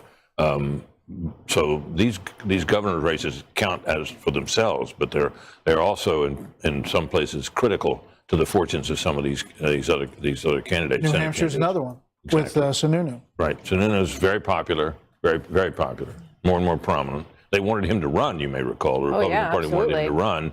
He declined to do it, stayed where he is, and we end up with Bolduc, who is, by the way, one among several of these candidates who are the Trump-backed candidates, and how they do will have an effect on things going forward. But I won't get ahead of you. I promise. I liked it. I liked it. Can I mention one thing about the governors? Yeah. Quickly. Because in Oregon and New Mexico, you might see flips there, partly because of also competence. You have Drazen, who is challenging Brown there in Oregon, and Mark Ronchetti could challenge Lujan Grisham, in New Mexico. Those two would be a flip, but I do think that's also because those states are doing so poorly in so many areas that matter: crime, education, energy, border. And inflation. It's a good, there's also the ticket splitting question that we're watching really closely in Georgia, and whether or not people make one choice at the governor's level and another at the Senate level. So all of that to come. And we're also going to get a look at our Fox News voter. So friends of mine here in Australia are all excited about this election as well. And let's check in with Newsmax. Came back in about 30 minutes ago. I had a chance to speak with him briefly, very quickly, just ask him a couple of questions. I actually asked him if and when the Republicans take the Senate, would he prefer Senator Rick Scott over Mitch McConnell? He said, I really like Rick Scott. Great. He was a great governor. He's a great senator. I like Rick Scott, basically telling everyone, I think his guy is going to be Rick Scott when they take the Senate. I'm going to have a sit down with Trump, a one-on-one, within maybe an hour or two or so, as soon as he's done getting some election results. I want to ask him the big question. I know he's running. Who's his vice president candidate going to be? Who's he going to pick to run with him? A lot of thoughts on that. Personally, I don't know about you, Rob. I think Kari Lake would be a stunner, either whether or not she wins in Arizona or not, which I think she will. You know, one other thing that everybody's talking about, whether Republicans want to admit it or not, is Ron DeSantis. It seems like Trump is trying to squash any thought of him running in 2024. I know you're going to probably ask him about that. What are your thoughts on the situation right now as it stands, though? So that's the other thing that kind of threw at him a little bit right before he went back. And I said, well, you know, you're basically saying, kind of firing a warning shot across the DeSantis bow. What's going on there? He said, like anyone else that wants to run against me, he'll be like no one else. He said, he's going to get the same treatment that anyone else would. And if you remember when he ran in 2016, he was very aggressive. It didn't matter what side of the aisle you were on. If you were going to run against him or say something, he was going to go after you. That's the Trump that I see here tonight. And I think that's Trump you're going to see as soon as he announces in a week from tonight, as you point out. Okay. Eric Bolling at Mar-a-Lago. Looks like a nice party. Better weather, anyway. Good to see you, sir. It's a good party. All right. Let's bring in Aaron Perini, Republican strategist, and pollster John McLaughlin. Good to see you guys both. Good to be here. Tonight here on the set. Aaron, I want to start with you. I just want to follow up with that real quick because it's the big talker right now, is DeSantis. He said today he voted for him. He's trying to, I mean, obviously there's something going on, right? Well, absolutely. I don't think that would surprise anybody that a governor who is very much a national profile. You hear President Biden continuously go after Governor DeSantis for the way that he is managing Florida, and specifically during COVID. But this is pretty much par for the course in any primary, right? There's a little bit of elbowing, a little bit of pushing and shoving. So that wouldn't have surprised me at all that you see a little bit of early jockeying on what will be an exciting 24. So David Pinson just tweeted, just voted Democratic to make sure trans girls get the gender-affirming care they need to get their uteruses removed, and the Azov regiment in Ukraine gets the lethal aid it needs to defend democracy. Now it's time for some Ben and Jerry's. Bonjour Le Baron, remember him? He used to come on the show regularly. He thinks New York is going to be a red state. And DeSantis currently up 8 points in Miami-Dade County with 60% of the vote in. So in 2018, DeSantis lost it by 20 points. Okay, exit polls show a significantly whiter electorate this time around. The CNN exit poll on race, whites 76%, blacks 9%, Latinos 10%, Asian 2%, Native 1%. This is a significantly whiter electorate than in 2020, right? Compared to the U.S. actual population, according to Census Bureau's data, which is distorted to underestimate the white percentage of the population. Whites are 58% of the population, blacks are 12, Latinos 19, and Asians are 6. So if we've got a significantly whiter electorate this time around, that should be good for Republicans, who are effectively the white party, while Democrats have become the black party. County officials tell us they had 155,000 mail-in votes come in. They managed to count all of them by 3 p.m. They have been out, like another outstanding 1,000 or so that they're going to work through counting and processing through the rest of the evening. That's the picture there. There is Luzerne County. They had a bit of a printing issue. They ran out of paper there, so that's the only county where they're going to have polls close at 10 p.m. tonight as opposed to 8 p.m. for the rest of the state. Big news here from the Fetterman campaign is that they sued a couple of days ago when it came to ballots and writing the date on the back of them. State law says when you sign in your mail-in ballot, you got Hey, I'm trying to run a professional show here. Who sued and said you got to throw those ballots out. The Fetterman campaign is saying you got to count them. Back to you, Martha. All right, Rich, thank you very much. We'll be back there throughout the night. Shannon Bream has been tracking our Fox News voter analysis. You have the latest, Shannon. Okay, Brett, Martha, here we go. Midterm elections, and guess what? Voters are unhappy when they are asked about how they think the federal government is doing. Our Fox News voter analysis finds 3/4 are dissatisfied or downright angry at the. Okay, let's have a look here at some Mickey Kaus tweets. David Roberts says, one thing nobody will state clearly about social media is that an aspiring social media site really only needs to attract the left. Why? Because reactionaries are fundamentally parasitic. They follow the left around. This is what Gab and Parler and True Social are missing. They're reactionaries who have no desire to gather and simply rant at one another. No one wants to hang around in that environment. But if you build a social media site for educated, city-dwelling liberal elites, reactionaries will 100% trail along and show up. Their raison d'etre is owning the libs. They will go wherever the libs go. Envy and resentment, whatever the libs have, is a parasitic worldview. If liberals could go to some magic country without reactionaries, they'd never think about reactionaries again. But reactionaries are bereft without liberals. It's right there in the name. They cannot be generative. They cannot build. They can only resent and tear down. Well, that's the attitude that oppressed peoples have, right? So isn't it wonderful when blacks have this kind of attitude and homosexuals have this attitude and other oppressed minorities have this attitude? So for conservatives, they feel like every institution in the country has been captured against them. So Mickey Cow says there's a grain of truth in this analysis. Liberals do control the mainstream media. Conservatives are desperate for a venue where they can engage with and argue with and troll liberals. That's why conservatives liked Twitter and why they disdain Parler. Yeah, people want conflict, right? Conflict brings viewers, conflict energizes. GOP consensus seems to be a gain of 22 seats in the House of Representatives. And the betting lines say 84% chance that Republicans win the Senate. Growing concern among Ron Klain, circle that his own run in the job could soon be coming to an end. So it sounds like there'll be a new chief of staff after this disastrous election for the Democrats. Red wave that so many people have been talking about.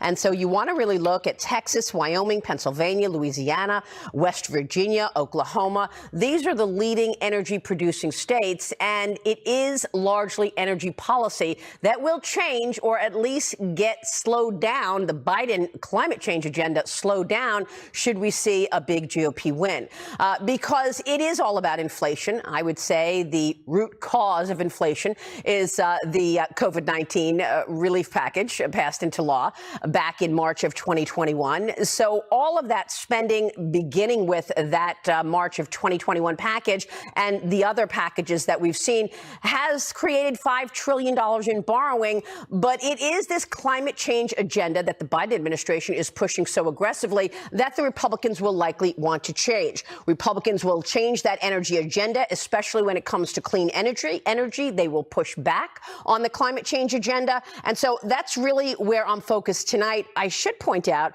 that the price of oil has skyrocketed since President Biden started selling oil from the Strategic Petroleum Reserve. We're talking about oil now back up to the $90 a barrel level. Even though gasoline prices are above where they were when Joe Biden took office, of course, they are lower in the last year, but still elevated. So it is all about inflation. Another issue that investors are watching with regard to the economy is rent. Those essential items, food, fuel, and energy, food, fuel, and rent are the really main issues that have been a problem for American families. Rent has not stopped rising, so we continue to see rent as a major issue. Food prices off of their highs, although you're still talking about, for example, a dozen eggs up 30% in price year over year. So the issue is inflation. Within inflation, I'm looking at energy, and tonight investors will want to see real success. Okay, let's have a look at Richard Spencer's got a column here, The Red Era Returns. The 2022 midterm elections, the Republicans to lose. Right, you could say the midterms act as a referendum on the party perceived to be in power. Well, the Democrats are in power. They control the House of Representatives, the U.S. Senate, and the White House. They are in power. Okay, midterms are simply good for the party, not in the White House. True. Now, there are times when midterms have announced serious changes in public mood and demographic realignment, such as the 2006 election broke strongly for the Democrats. Most famous wave elections occurred in 1994 and 2010, in the middle of Bill Clinton and Barack Obama's first terms. So now we may be entering a new red wave. You could argue that 2022 might be a wave election for Democrats because of the Roe v. Wade hearing. So Steve Bannon proclaims Republicans will win 100 seats and govern for 100 years. Richard Spencer says, my guess is that it will be closer to 30 seats and a reign that is no longer than 2 years. All right. tonight. It's going to get more interesting as the night goes on. In Pennsylvania, John Fetterman is suing to have undated and misdated absentee ballots counted. Fetterman has hired Democrat election attorney Mark Elias. And we're going to talk to Rick Santorum now about that. A little chaotic here. But Rick, if you can hear me now. I can hear you. Okay, Rick can hear me. Let's talk a little bit about John Fetterman. You're from Pennsylvania. You're the senator from Pennsylvania. It's interesting that he's doing as well as he is in the polls. He's obviously got this attorney. They're trying to pull over a fast one and allow these outdated ballots to be counted. What are your thoughts on this? This is one that should be a no-brainer. The fact is that the law is very clear. Okay, we got a lot of polls closing in about 5 minutes. So let's get a little bit more talk here on the Tower of Babel. They prove that that's not the case. Right. And those historical examples come out of a time when the ideology was kind of, or again, the deepest sort of religious ideology would encourage people to intermix, as the Spanish did, and especially compelled by their religion, they intermixed, compelled by Catholicism. With the Catholic Church. Yeah. So, I think there might actually be a significant Catholic and Protestant divide in this case. There's also the case of different types of the conquistadors and the North American colonists, where it was a different social order. It was families coming over and so on with a different conception of things. But you're ultimately right. I mean, the age of exploration and colonization, empire in that sense, doesn't necessarily have to lead to any kind of impulse towards race mixing. It can actually lead to the opposite. Yeah. In the case of the United States. Yeah, and that's and I think that there is all these moderates if he loses. Maybe it's changing. The party loses those moderates, and it'll be ever more populated than it was before with lefties. Yep. And it'll be harder for him to move in that direction. I guess a lot will depend on what he decides about running again. I'm not sure I agree with that, but that's an interesting perspective. Juan, what about that close? Right after saying that oil companies. No, we're not going to listen to Juan. Rather listen to Tower of Babel discussion. There's generally a kind of petty nationalist view in the DR, and and so that's kind of I was listening to a debate recently between Greg Johnson and Mark Collette, and both of them ultimately had a petty nationalist position, right? So in other words, and they were each arguing that no. So petty nationalism means that you care about your people. Petty nationalism means that you love your family and your extended family. What exactly is petty about loving your family and your extended family?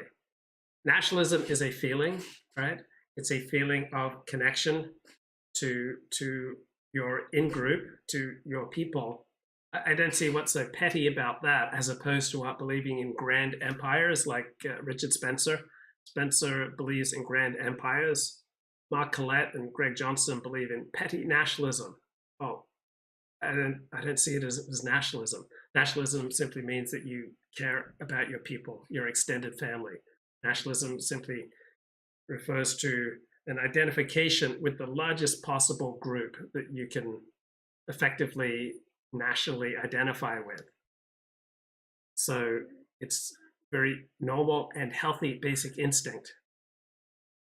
And so I just don't understand the contempt for this basic instinct.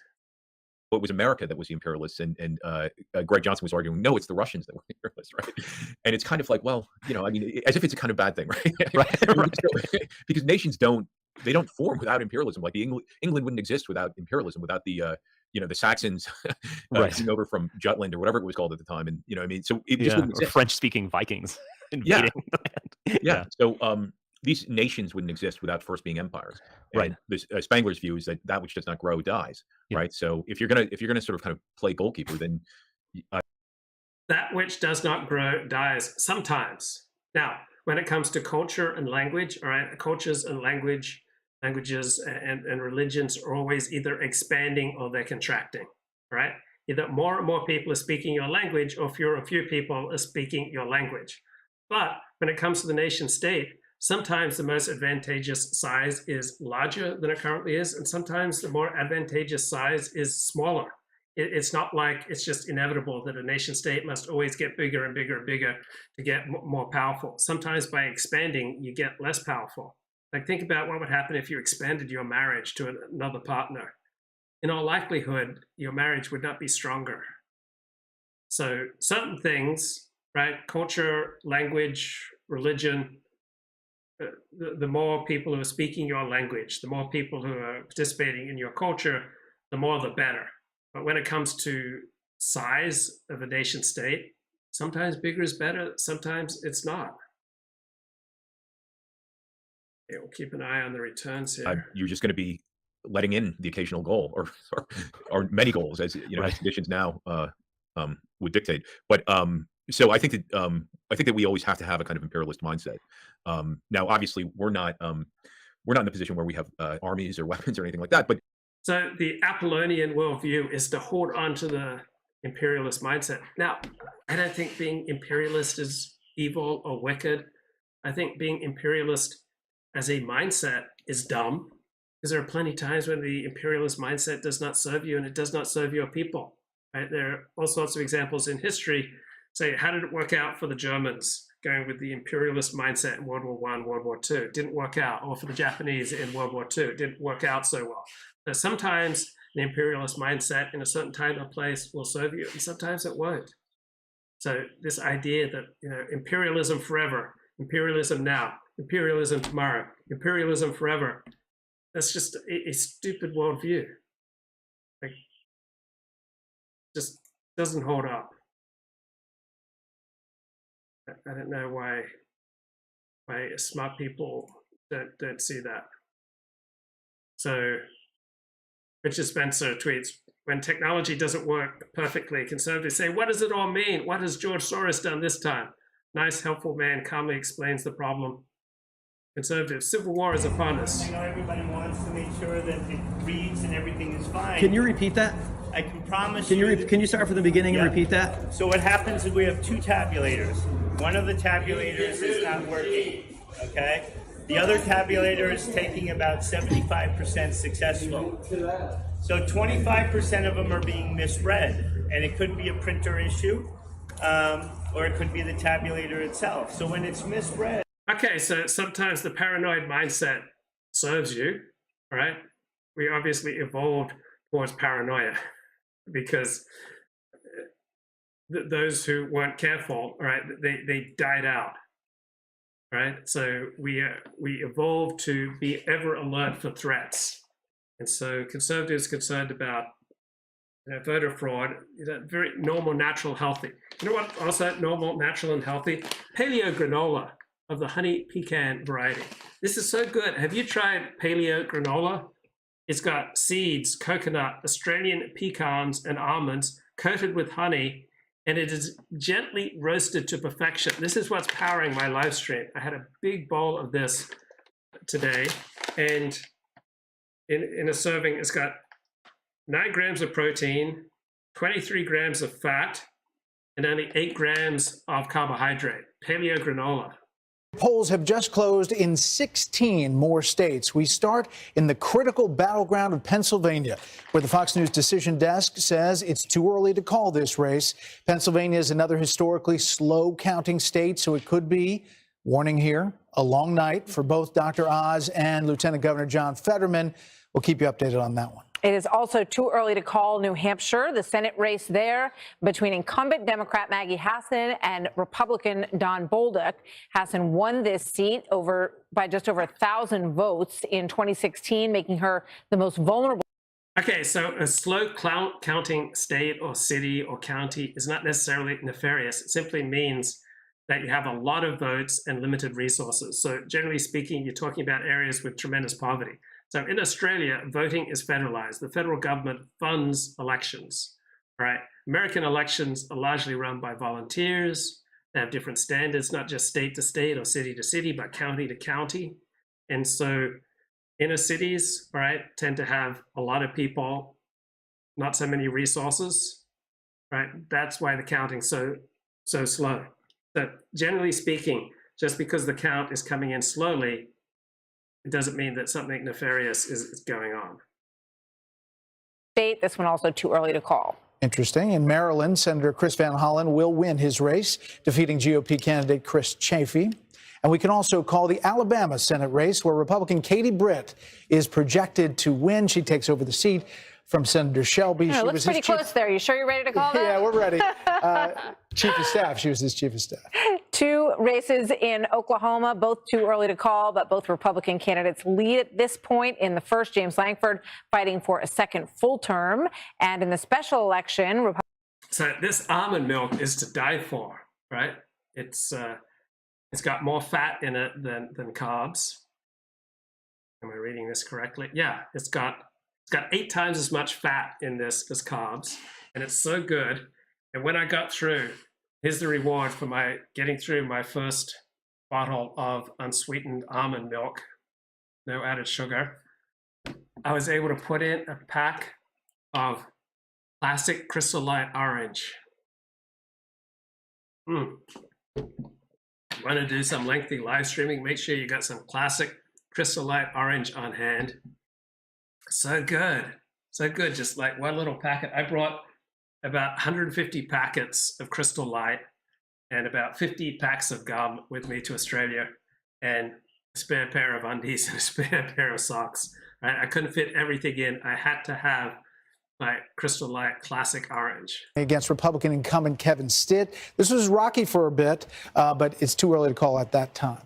not enough data to call the race in Maine, though Governor Janet Mills has a lead against her predecessor, who was going for another round as governor there. We'll see what happens there. Paula Page. And Massachusetts, we can project that Maura Healey will be the next governor of the Bay State, right next door in Maryland. Fox News can also project that Wes Moore will replace term-limited Republican Governor Larry Hogan. So that goes to the Democrats. And the Fox News Decision Desk says Governor Chris Sununu has a lead in the great state of New Hampshire. And Laponia says, I was going to say Crystal Light, but I thought it'd be too absurd. And now I realize nothing is too absurd for 40. Okay, so keeping an eye on, Newsmax has Greta Van Susteren. Talk more about the North Carolina race and why you think we are in this position now where it seems like Ted Budd is underperforming a little bit. Well, look, again, I think part of this depends on what comes in. We're going to see Raleigh come in quick. We're going to see a lot of these big areas come in. The rural counties are going to come in a little slower. So again, how much is coming in, and it's going to take a little bit longer. So you're going to see immediately, right when those polls close, a lot of the urban areas come in, the urban centers. So that's not that shocking, right? The question is, does he start to make up that ground quick? But remember, you've had a lot of migration into North Carolina. You don't have the top of the ticket. So how these guys do head-to-head, there's not a lot of super PACs that were playing there. So I just brought a carry-on bag, and I had to fit my CPAP machine into this. I had to fit my heavy laptop into this. I had to fit my Crystal Light. I had to fit my massage gun, my activator, my 50 packs of gum, and a spare pair of undies. I wore my one nice shirt, and away we go. So no suitcase, just one carry-on backpack. This is stood me in good stead. This is like 30 years old. It's been all around this great big world. All right, Marco Rubio doing pretty well. About the Don Bolduc race and how much Maggie Hassan outraised him. This is another race, too, where the Democrat outraised Marco Rubio's incumbent, and it didn't matter. You know, you talk about how well that Governor DeSantis is doing. I wonder how President Trump, who has not said that he's in the race, wink, wink, wink, but for the president, but I suspect that he wants him to win, but not by that much. Well, the interesting thing here is how. So the chat says, 40 travels with a cloth sack just like biblical times. Try explaining the activator to the customs officers. Here's the thing about entering customs in Australia when you're an Australian citizen. You're not treated like the enemy, right? When you fly into the United States as an American citizen, you're treated like the enemy. When you fly within the United States, the security treats you like the enemy. Government treats you like the enemy by and large in the United States. In Australia, government treats you like you're a citizen. And it's kind of weird, but most Australians feel like the government, for all its flaws and inefficiencies, and Aussies love to mock the government, but Aussies fundamentally feel that the government is on their side. And I think we used to have that in the United States. Somehow we lost it after the 1960s. It's like when you used to be able to leave your home unlocked. You could leave your car doors unlocked in the San Fernando Valley into the 1960s. We've talked about in the governor's race, Ron DeSantis way ahead. And you think politics and election night, you think we're going to be up all night watching Florida. Well, we're not, because both the governor's race and the Senate race have now been projected. Now, if you go inside the governor's race, you see in, for instance, Miami-Dade County, what was Donald Trump's vision of the Republican Party? That it would be able to win in places like Miami-Dade. So look, Ron DeSantis has got 53 there. Look how Donald Trump did in Miami-Dade, 46. So on the DeSantis side, they're going to be doing a little bit of crowing, right? That he's outperforming in Miami-Dade well above what Donald Trump did.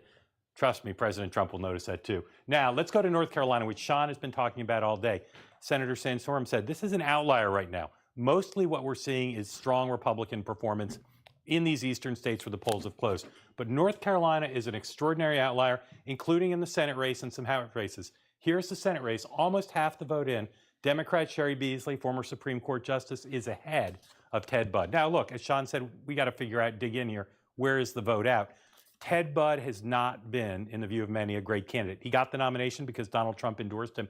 If Ted Budd doesn't win this race, everyone's calculations about Senate control go up in flames, because this would be a pickup for the Democrats. It's currently a Republican seat. We're going to watch this one closely. All right, thanks, Mark. Of course, we'll check back in with you frequently at the big board tonight. Yeah.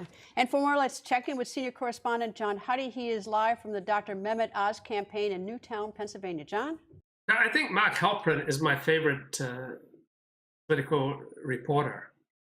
I think he's pretty much down the middle, and I think he's pretty fair. So I like Mark Halperin. So yeah, these are new headphones, Sony headphones, just amazing noise canceling abilities. They cost about $350. And normally I just use headphones on a cord, because I had a lot of problems with the wireless headphones, going out on me during a live stream. But I got to start trying these at home. So I use these at home, except for when I'm broadcasting. Then I keep with the corded headphones. But I brought these to Australia. Good deal, like top of the line headphones. And so I might start using them on my live streams. In Canada, there's not one Canadian at customs. You're treated like the enemy, says Laponius. How quickly do Republicans stub their voters in the back? I give it 9 months. Well, Rustin, it's like falling in love. Okay, just imagine that you fall in love, you meet this great woman, and everything's great for a few months. How long till she stabs you in the back? Betrayal is inevitable in all relationships. As soon as you form any sort of connection, as soon as you form any sort of bond with someone, they're going to let you down at some point, right? Their behavior is going to differ from what you expect from them. So it is the nature of being alive that people will betray you. But what you call betrayal, what you call being stabbed in the back, is simply that other people and other groups have different priorities from what you expected, right? So let's say Rustin right now types into the chat, Luke Ford, you are a big fat idiot. I'm never going to watch your show again. Right? And part of me would go, oh no, like how could Rustin betray me? We've been through the wars together. We've had so many great conversations. Like, I thought we were so tight. How could he betray me? But Rustin wouldn't be betraying me. He would simply be being true to a different set of his values. So when someone says, I can no longer be friends with you, it's not that they're not betraying you, even though it will always feel like that. They are simply acceding to a different set of values than what you expected. If your sister says, no, I can't pick you up at the airport, she's not betraying you. She just has other commitments. If your spouse sleeps with your neighbor, she's not betraying you. She just has other priorities and staying faithful to your marriage. So betrayal is a hyperbolic term that we use for people who have expectations that we don't like. And Elliott Blatt, what's going down, bro? Oh, blessings, bro. Blessings. Blessings. Love is all around us. Exciting times. Pins and needles, Luke. Pins and needles. How are you? So, well, you sound really good. You sound so healthy, bro. Every time I talk to you, you sound so healthy. I just coughed, right? You know, my lung problems are resurfacing again. So I'm going to have to take we're gonna have to take more drastic measures than I've had in the past. So yeah, it's been a sort of Achilles heel of mine. So it's come to new levels. So health-wise, not as good as I have been in the past. But otherwise, I've been sort of sailing along, Luke, sailing along, feeling good. Singing a song side by side. What song have you been singing as you sail along? Sailing along, not singing along. I have a terrible singing voice, and it's always been a certain pet peeve of mine. Like, I find it amazing that people can actually sing and that I can't. I always thought you were the guy who could make love out of nothing at all. No, I need a lot of kindling, bro. So what do you think? You seem very detached from this whole process. Well, I'm in Australia, mate. Everything is chill. I've been in Australia for 6 days now. I think today's Wednesday, 5 days. I've not heard an angry word. I've not heard a discouraging word. It's like home on the range. Now, there's definitely anger here, but I'm not hearing it. All right, so I'm going to ask what everyone's asking, Luke. You got to walk us through. Like, one day you're in LA, you wake up, and then boom, you got to be in Australia. Just this flash of insight. When drill into this, how did this happen? Like, was it something that's been stewing for a while, or was it like this sudden sudden flash of inspiration? Well, the night before, family members said, "Hey, why don't you come over for Chrissy at Christmas?" Okay. And I said, I don't think I can do it. I had various obligations, and then those obligations fell away, or I quickly saw that I could fulfill them in Australia. I could just do them remotely. So certain things just fell into place at 9:15 a.m. on Wednesday morning. Just like boom, boom. And then it took me an hour to think about it. And then I went and booked a ticket. So now, did you feel the hand of Providence sort of working through this, or wasn't so? Okay, like 48 hours prior, you hadn't even considered this. Hadn't even considered it, and even the night before, I only gave it like a 1% chance. Okay, and then within the space of 1 hour, you were booking a flight, and you found a flight. Yeah. And then you're in a position where you can just do this? Yeah. I save money. Like, I don't travel. So, I haven't come up to see you in San Francisco, even though I love and care for you. I know.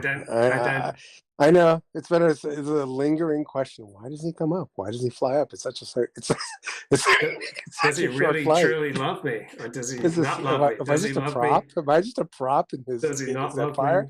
Does he love me? Does he not love me? So I save money so that I can do these things. I put a priority on my free time. So other people put a priority on being a responsible adult. Other people put a priority on their children. Other people put a priority on supporting their synagogue. Other people put a priority on developing their career or building their business. And these are all very obviously worthy, and I don't think that they're any less worthy than me. I just put a priority on my spare time. Like, I want to have the maximum of free time and the maximum of freedom so that I can read the books I want to read and do the things that I want to do. And so I save money. I don't spend money. And then whenever like things click into place, I inevitably choose more spare time, more freedom rather than less. And I'm lucky that I get to stay with friends and family. Like I'm not Airbnb-ing this. I'm not paying hotel rates. I'm paying for my groceries. And also another thing that helps is that the American dollar is so incredibly strong. So the American dollar is about 20% stronger than it was a year ago. Yeah. Wow. Well, in a small way, I'm envious, but at the same time, I'm very much a homebody. So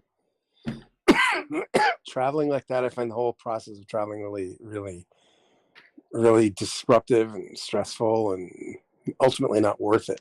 Because when you get to this new place, you're basically the same person, when you from where you left. Like, traveling doesn't change you fundamentally. It just sort of changes your scenery.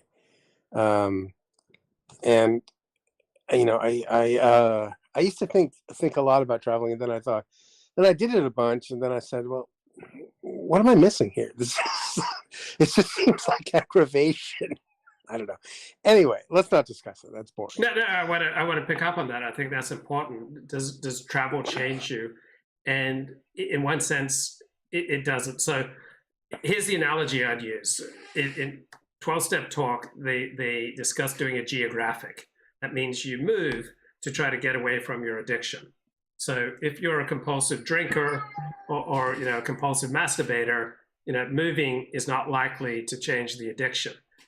On the other hand, many people are situational in their compulsions. So if they are struggling at work, they're more likely to smoke or to overeat or to drink soda pop or drink alcohol or all sorts of different things like that. So I think much of us is inherent, right? But also much of us is situational. There are situational addicts or situational compulsives. So this is, for example, where I'm at right now. It's a much more relaxed place. I've got a good friend who lived in LA for 15 years, and she had difficulty sleeping. She just found it much more stressful being here. She moved to another country. Now she sleeps really well. So substantial parts of you can change in a different location. I absolutely believe that. I believe that there are specific environments that suit specific people. So I've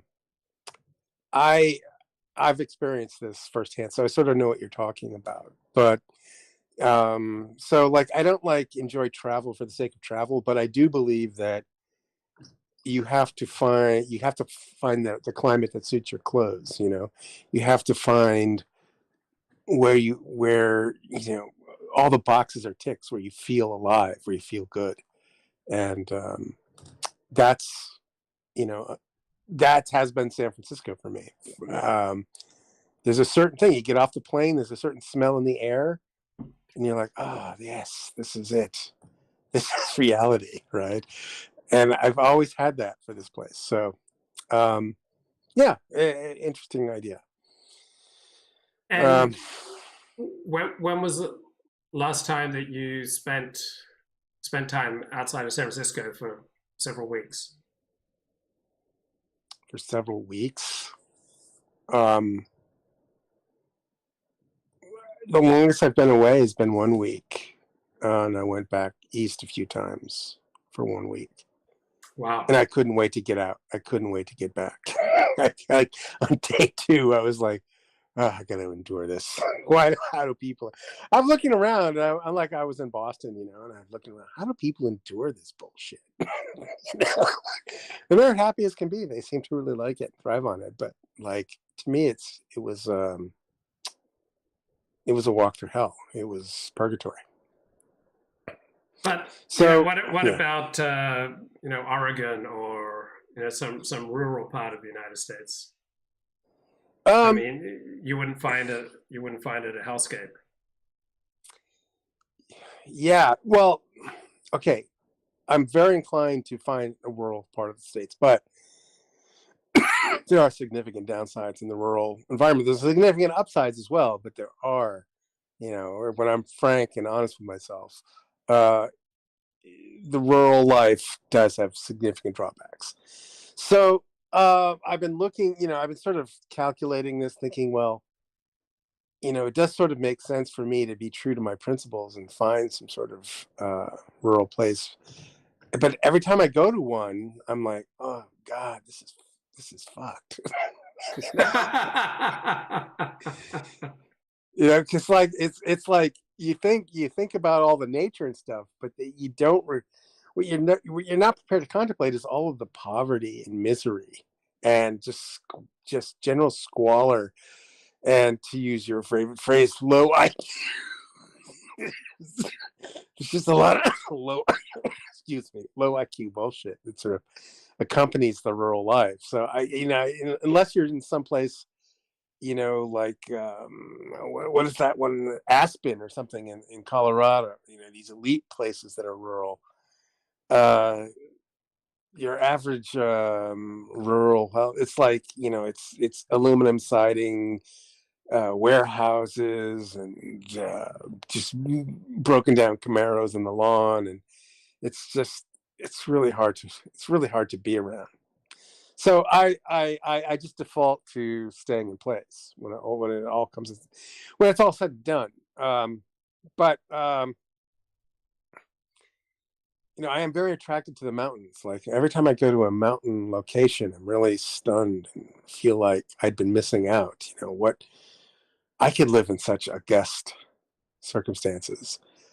So I start thinking about some sort of mountain destination where I ought to be living. But I never act on it.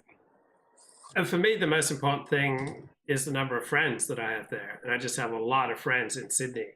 I'm just curious, where in the world do you have the most concentration of friends?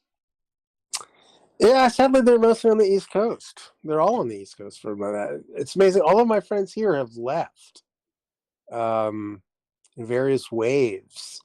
San Francisco's in a big downturn. I don't know if you're aware of this, but had been riding high for the longest time. But eventually, the economic circumstances, the cost of real estate and rent has driven people away. And then now there's cutbacks and things, and Facebook fired like some number of thousand, and then Twitter fired a bunch of thousands of people. These are big hits to a pretty actually small geographic area. So these firings are going to be felt, and I'm really digressing a little bit too far here, but I find that I'm pretty alone here now in San Francisco because everybody I knew has left. They've moved for either one reason or another. Wouldn't you rather be in a big city next to your friends than anywhere else?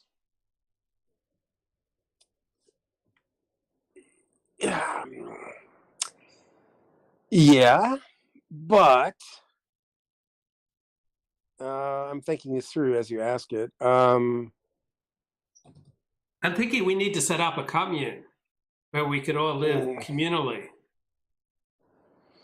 That sounds so good on paper, but anybody that's attracted to a commune is by definition like not functioning. They're semi-functioning, because they need a group to prop them up. So they're basically a liability. Bro, people who need people are the luckiest people in the world. No, people that need people are a net negative. Bro, I need you. No, you don't. Believe me, you don't. Well, you're a nice supplement. Like your beef organ? Well, you're not that great, but I mean, okay, you're better than almond milk. Yeah. So the other day I took a drive past Nancy Pelosi's house. Yeah. Just to drive by, see if it was, this is like the week after the big incident, Mm-hmm. There must have been a half a dozen black SUVs and just very officious looking people with sunglasses and serious demeanors just surrounding this property. And then there was this ring of photographers, looking in on this whole scene. And it was just so funny. I wanted to stop and kind of get out and talk to people, but the presence of all of these black vehicles, I'm not being racist here. I'm just because they're black, you got a problem with them? No, I'm not being racist. I'm just saying the cars were literally black, like the color black. And there was this just presence. It's amazing what certain colors of vehicles can like create such an august, fear-inspiring atmosphere, you know. So I was scared away.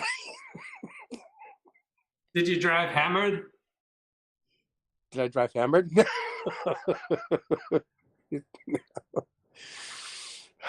So it's very funny how the evolution of that story came and went, and now it became it became a political football of sorts in this really weird, indirect way. Anyway. How do you stay alert for misinformation? There's just so much misinformation going around, bro. Well, I trust you to filter it for me. I know Luke will do the deep diving. He likes to read that wide variety of daily periodicals, and he will sift and sort and figure out what's peer-reviewed and what's not. And if Luke says it, it must be true. So yeah, I outsource my media consumption to you, Luke. I think you're supposed to call them vehicles of color. You're supposed to call them black vehicles.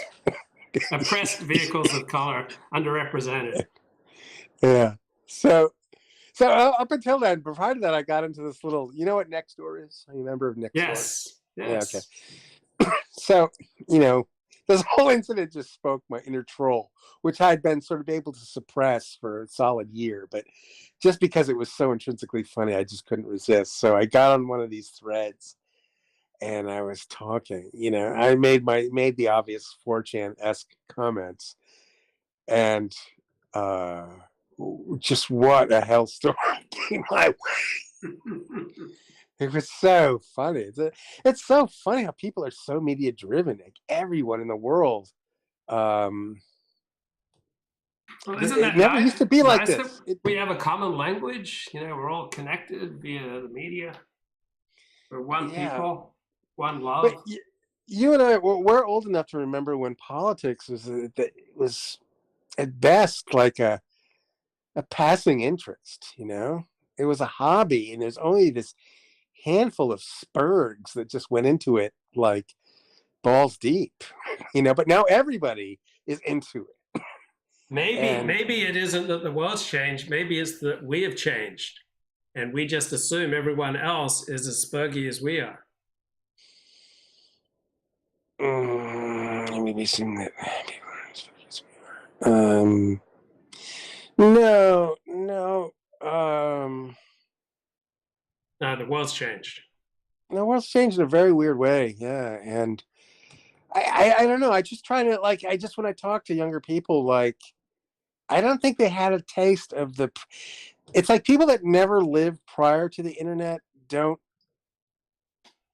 just aren't aware of a lot of things. They're missing it's just a huge character change to the way the world used to be versus the way it is today. And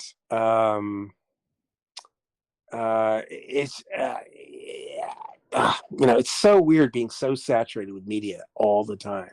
And I'm into it. I like it. I pick up the phone.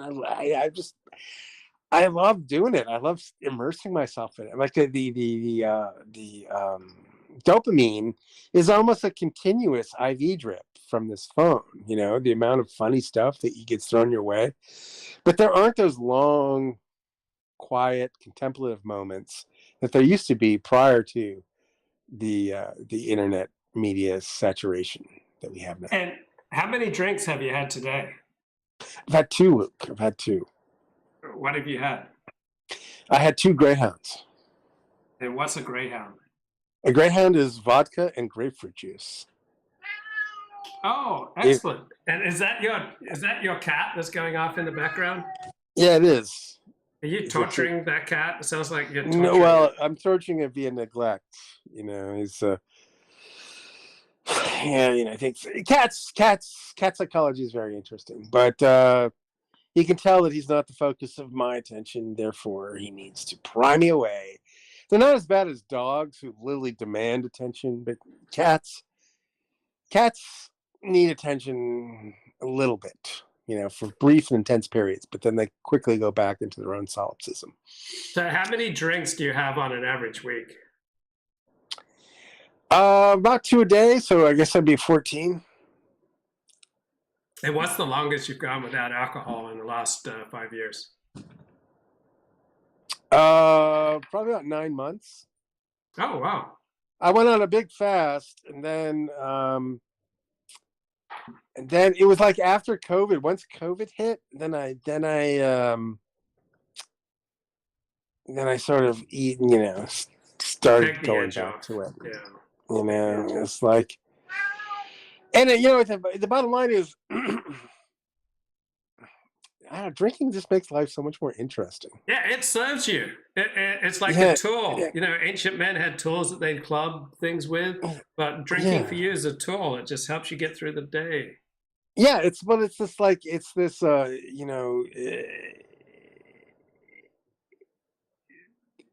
it's this pot of gold at the end of the rainbow, right? So it helps you slog through all of this mundane bullshit that you have to do. Because once you've done of it and dispatched all your responsibilities, you can treat yourself to a nice couple of crisp greyhounds. And when you talked about talking to younger people, how young are they, and how do you get a hold of them? They're like, I would say, in their 20s. And like one guy's like quasi working for me, and then other people, so in my side gig, and then I often talk to junior developers at work. So I talk to them, and they're like in their 20s or early 30s. Okay, and do you notice much of a generation gap?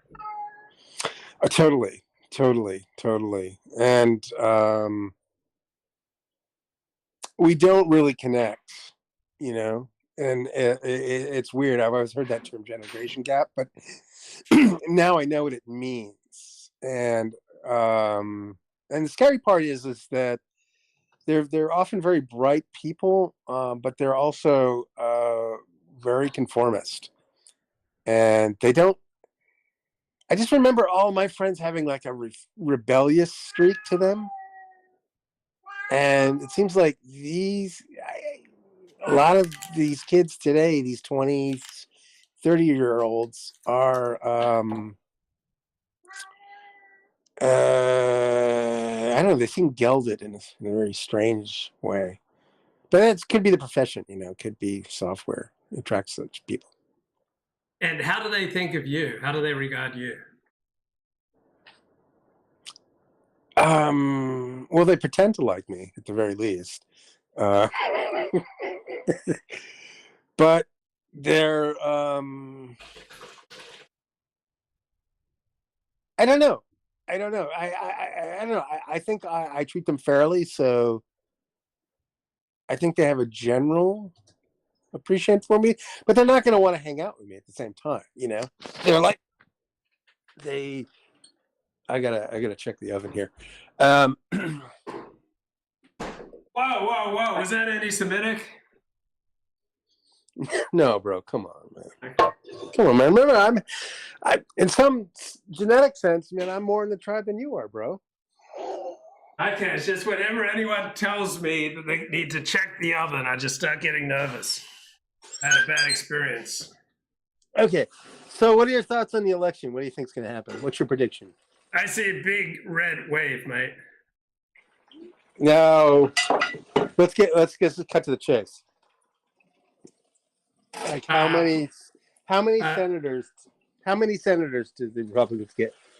Okay, they get 53, so it becomes 53-47 or 52-48 Republicans in the Senate, and I bet they get over 25 House seats, so between 25 and 30 House seats. Okay, well, I've got money on 55 for the Republicans. 55 House? Oh, 55 Senate seats. 55 senators, yeah. Wow, how much money?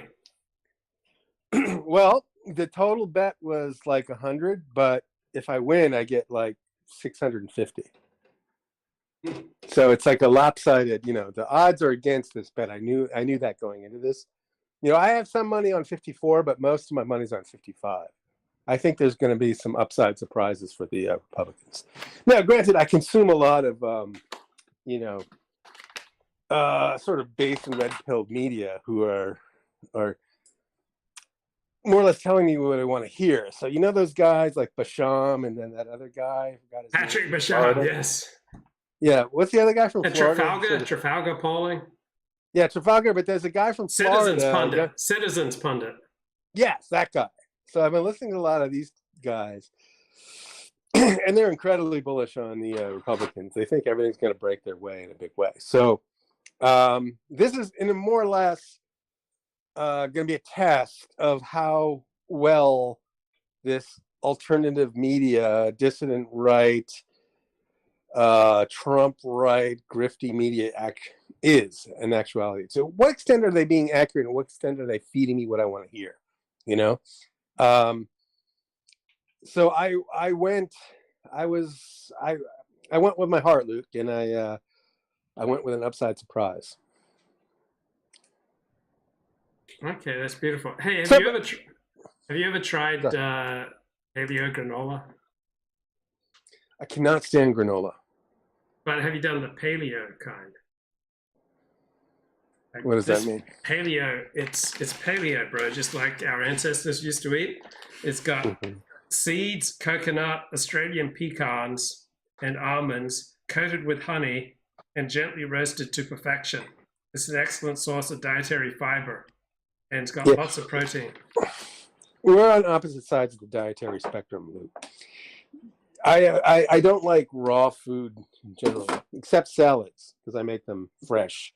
You know, I don't rely on some sort of gay to-your-door service provider for salad. I do the hard yards and I make my own salad. But I don't like granola. I like cooked food that's hot when I eat it. Hey, do you know what the gay drifter said to Paul Pelosi just before he hammered him? Have you ever tried paleo granola? So look, I had an interesting experience. I don't know if this is the right time and place to discuss it, but yes, this is the time and this is the place. Okay, so remember a while back you were talking about this guy that had like somebody scratched his Ferrari. Yeah. And this kind of put him over the edge. He just found it really traumatizing. Remember this? Yes, because it was an extension of him. Yeah. So put that in the background as I describe this, unfold this story. So I've told you about this alcoholic friend of mine, and I lent him my car one day. I know all of the intrinsic, risk associated with that. And, a day later I come back and I look, and there's a dent in my rear bumper, and I'm like, I know he fucking did this, I know for a fact he fucking did this, but I have no proof, it's a really awkward conversation. Like, so, you lend him the car comes back, there's a dent in the bumper, but you weren't there, you didn't see it happen, it could have been somebody, you just don't have enough proof to make the accusation. So I asked him, did you do this? Of course, he denied it. And I'm like, oh, okay. Do I believe or not believe, And I have to go because I want to stick with my sort of evidentiary-based lifestyle and say, well, I don't have any evidence, so I have to believe him. He didn't dent my bumper. So this is like over a year ago, right? And so this dented bumper wasn't past it. I mean, it's good thing you're not hanging up to this. This wasn't a major, it wasn't like a major bit of damage, but it was definitely a serious blemish nonetheless, It was like every day you'd kind of look at it and just wish it wasn't there, And then you'd say, oh, just get over it. It's just a car. It's just a bump, it's just a dent. There's no reason to obsess on this.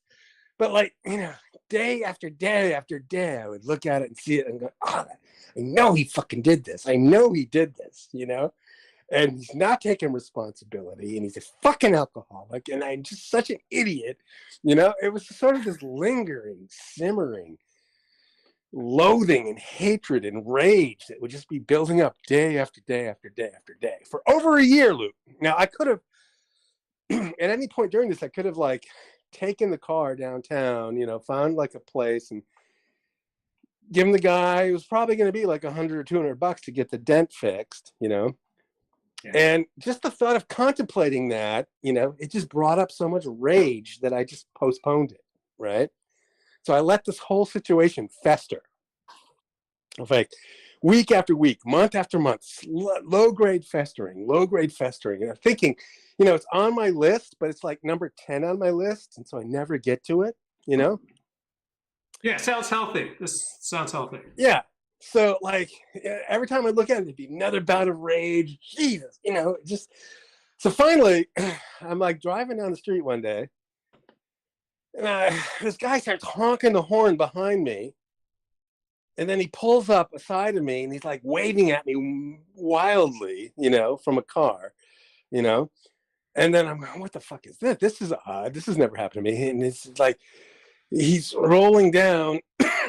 So I finally roll down there. I go, what do you want? What do you want? What do you want? He's like, I can fix that bug. I can fix that. Yeah. I can fix that dent for you. Right? So like, can you imagine? Did I paint the scene correctly? Like I'm driving down the street with one car. He's like yelling over me from a truck. White guy? No, he's like Mexican.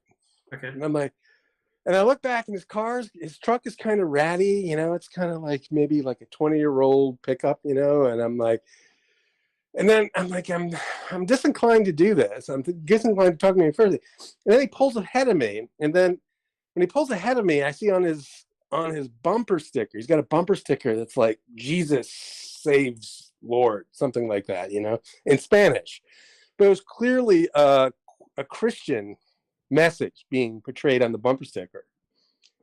And then that finally, because normally like, if like if a Mexican in a ratty truck starts waving at you, normally your first impulse is to sort of like curl up into the fetal position, right? It's not to like engage any further, right? You don't want to like conduct business. That's not your first reflex, right? Yeah. But then he pulled up and then he had this like Christian bumper sticker. And I'm like, well, I guess he can't be that bad, right? So we get to the next intersection, and then their windows are open, and we sort of continue the conversation. And I'm like, all right, okay, meet me over there. I'll turn, I'll take the second left, meet me there. And so we do. And then he looks at the bumper, and he's like, and then I also had like another dent on the front of the car. And then it's like, he says, all right, for $400, I'll do both of them.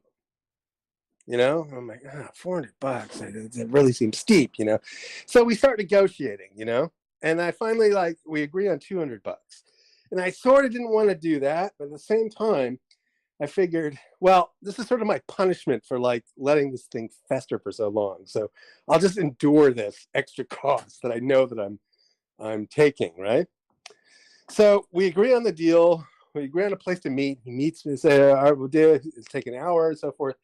He goes in, so I do my thing. I take off, come back in an hour, and he's done it. He's fixed the bent. He's fixed both dents, right? And I'm like, and then he shows me what he's done, and he says, this is Bondo. You can wash it off, and an hour later, and then you can get a scraper, and so forth. But the dents were gone, and I'm like, I felt like I just had like heart surgery when I saw this dent gone, It was like a nice round bumper. And I was like really happy. And then, so I pay him. So then there's this whole thing, like you'd only take cash, you wouldn't take Venmo. So we had to find like an ATM, and they got the ATM, I got the cash, give him the cash and so forth. So the whole act of paying him took like another 45 minutes, but it finally got done. And then, so he's long gone. I don't know his name. I don't have his number. We're never going to meet again, right? There's no way for me to contact him. This is like a sidewalk level transaction, almost like a drug deal. So I have no connection to him whatsoever. I couldn't find him if I wanted to. And then apparently these bumpers have little sensors on them. So when you back up, how much space you have between the car behind you, right? You don't know they're there, but they're there on these modern cars. And in the process of fixing the dent, he'd sort of broken one of the sensors. And so now, every time I back up, whether if the car is like 10 feet away or 10 inches away, it just starts blaring. He broke the sensor. So now it's like this high-pitched, shrill reminder.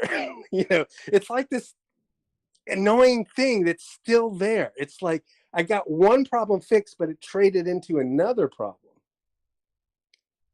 And like, it's still festering, Luke. It's still, the whole problem is still there. So that's what's been going on. I don't know if you've. That must be very frustrating. Frustrating indeed, my dude. Very frustrating. Maybe if Sean Penn lent you his Oscar. Hold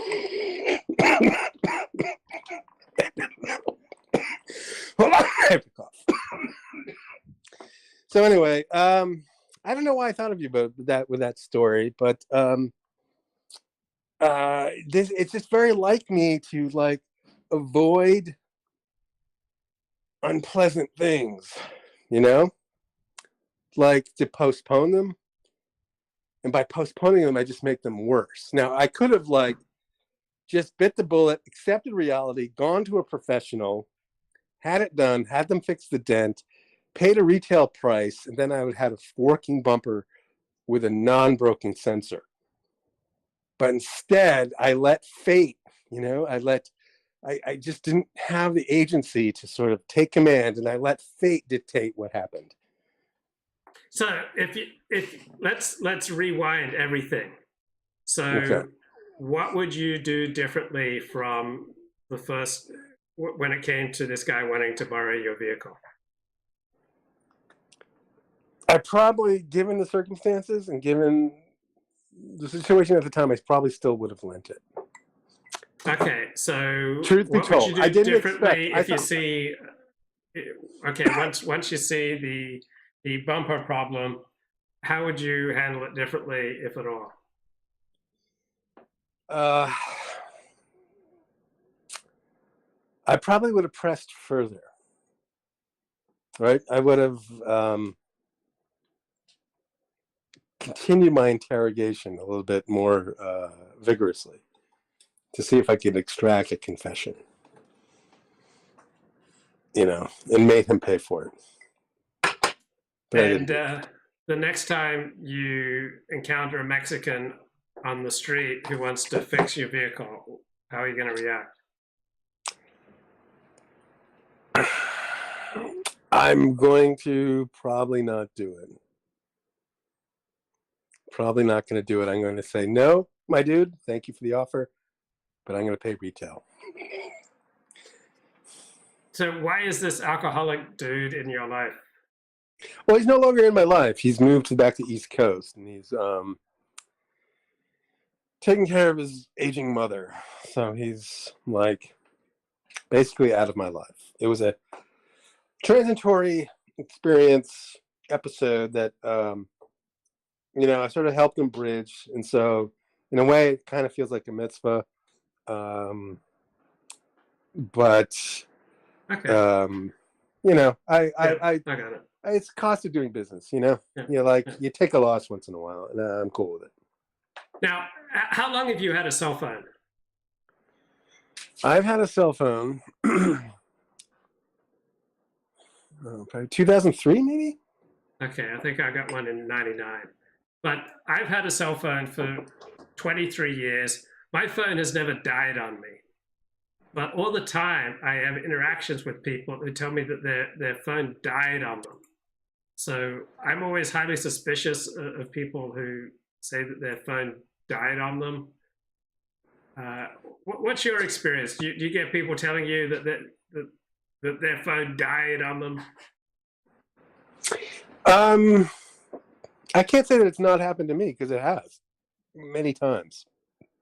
And especially these iPhones, they have this weird thing called like optimized charging. So if you try to if you leave your phone plugged in, the optimized charging algorithm takes over and doesn't actually charge your phone. This is only with the latest iPhones. I know you have the latest iPhone. So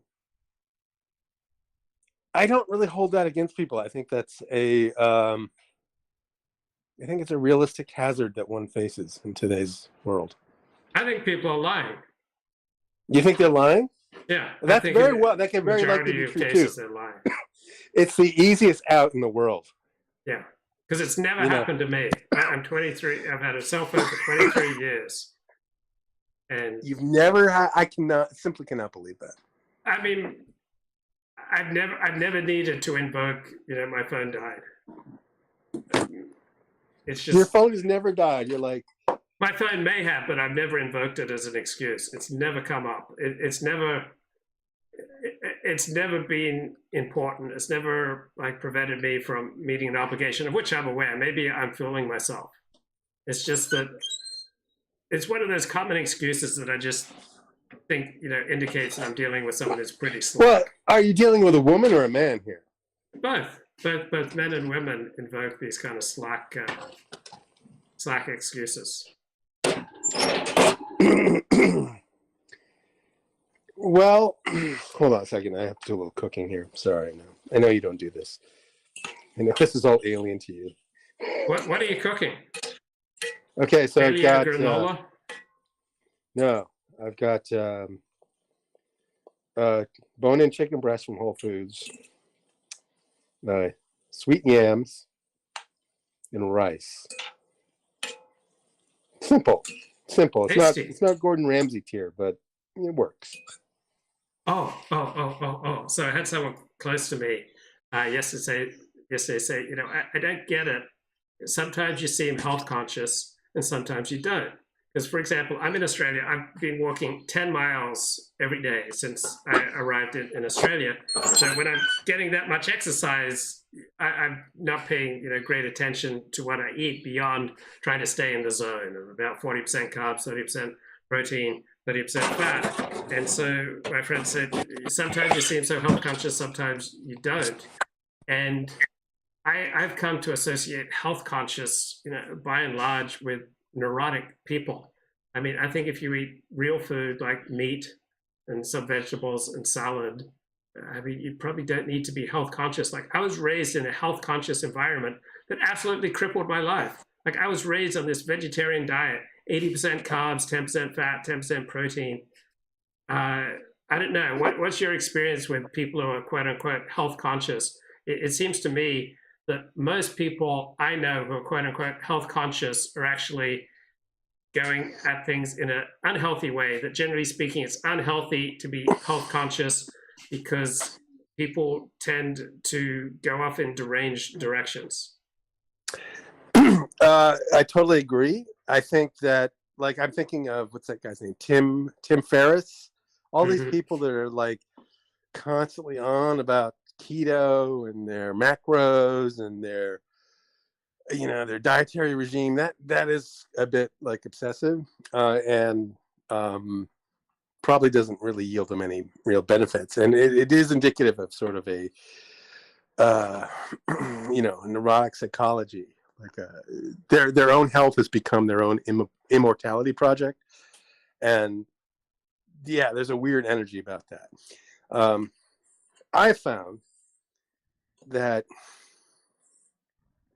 you really only need one proper, solid, balanced meals with all the food groups, just like they taught you in junior high school, And if you did that, if everybody did that, they'd be fine. But because we're in this world where food is also, it's not only nourishment, but it's also a form of recreation, that we have all of these terrible health problems because people are eating in ways that they didn't evolve. They didn't evolve to eat, readily available protein, all of this kind of easy, high fat, high salt, all this food. It's okay to eat that stuff, but you're really probably eating way too much of it. You have to use, as in my opinion, you have to use, the standardness needs to be well, what did my ancestors eat? And were they healthy? Yeah, so they probably ate this way. And it was the key word is normal, Luke. Normal. Food is an important, but it doesn't need to be an all-consuming part of your worldview. Yeah, I mean, someone for whom food is an all-consuming part of their worldview, there's something wrong in their life. And I don't mean that as a judgmental thing. I'm saying this is like a flashing light that, bro, there's something wrong. But what about struggling with overeating or undereating? Do you struggle with overeating or undereating? Well, I don't feel like I eat that much. I mean, I have one meal a day, and then I have little bits of, tiny little supplementals here and there. But at the same time, I still gain weight. So, I don't eat any desserts, or very rarely, just as treats. So I don't, it's something I do struggle with because I don't feel like I used to be incredibly athletic, and I'm no longer as athletic. And so I'm more sedentary than I wish I was, and it's taken a toll on my health. So do I overeat? Probably. How tall are you? How much do you weigh? Oh, Luke, it's so depressing. I can't confess it. This is a love and inclusive zone. No, I can't confess this. There's no judgment here. It's believe me, I can't endure the mockery. Well, I was called chubby cheeks. Once I got back to Australia, people were saying like, "Hey, you gained weight." So I put on 10 pounds since I left Australia, and I've got chipmunk cheeks. So we're all in it together. Well, you tell me that you've been walking 10 miles a day. Yeah, since I got to Australia, not okay. So a couple of years ago when we were talking about this, I was walking, and like at my peak, I would walk about 6 miles a day, right? Mm-hmm. And but then recently, after I've stopped swimming because of this cold lung issue. Then I started running. I started walking again. So I walked for like a couple of weeks ago. I walked 4 miles. 4 miles, not even 6. And I got back and I was like bedridden. And this was really like a real confrontation with my own mortality, because I couldn't believe that 4 miles of exercise has reduced me to such fatigue. So I envy you. I mean, 10 miles, that's significant exercise. That's probably 3 solid hours of walking, if not more. Yeah, I mean, and that's interspersed with a lot of live streaming. So live streaming. I'll walk a mile, then I'll sit down and I'll pontificate for 30 minutes, then walk half a mile, knock out another 5-minute video, and just make my way around Sydney Harbour. Yeah, but if you're walking 10 miles a day, I mean, you shouldn't be accumulating any fat. They shouldn't be calling you chubby cheeks. Now, maybe you're just losing weight after your time in LA, because were you walking 10 miles a day in LA? No, I was not walking 10 miles a day in LA. I'd bike about 5 miles a day in LA. Oh, that's nothing. I mean, 5 miles of biking. Yeah. But now I'm just exhausted. I'm not leaving the house today. I'm wiped. Yeah, that's a good feeling. That's one of the best feelings in life, actually, is being wiped from exercise, Yeah. and having the ability to sleep. Just have, Yeah. I can recover. It's like this incredible vacation. It's like a well-earned dessert. But yes, so I'm way heavier than I should be, and it really, every time I think about it, it's sort of like the dent in the car.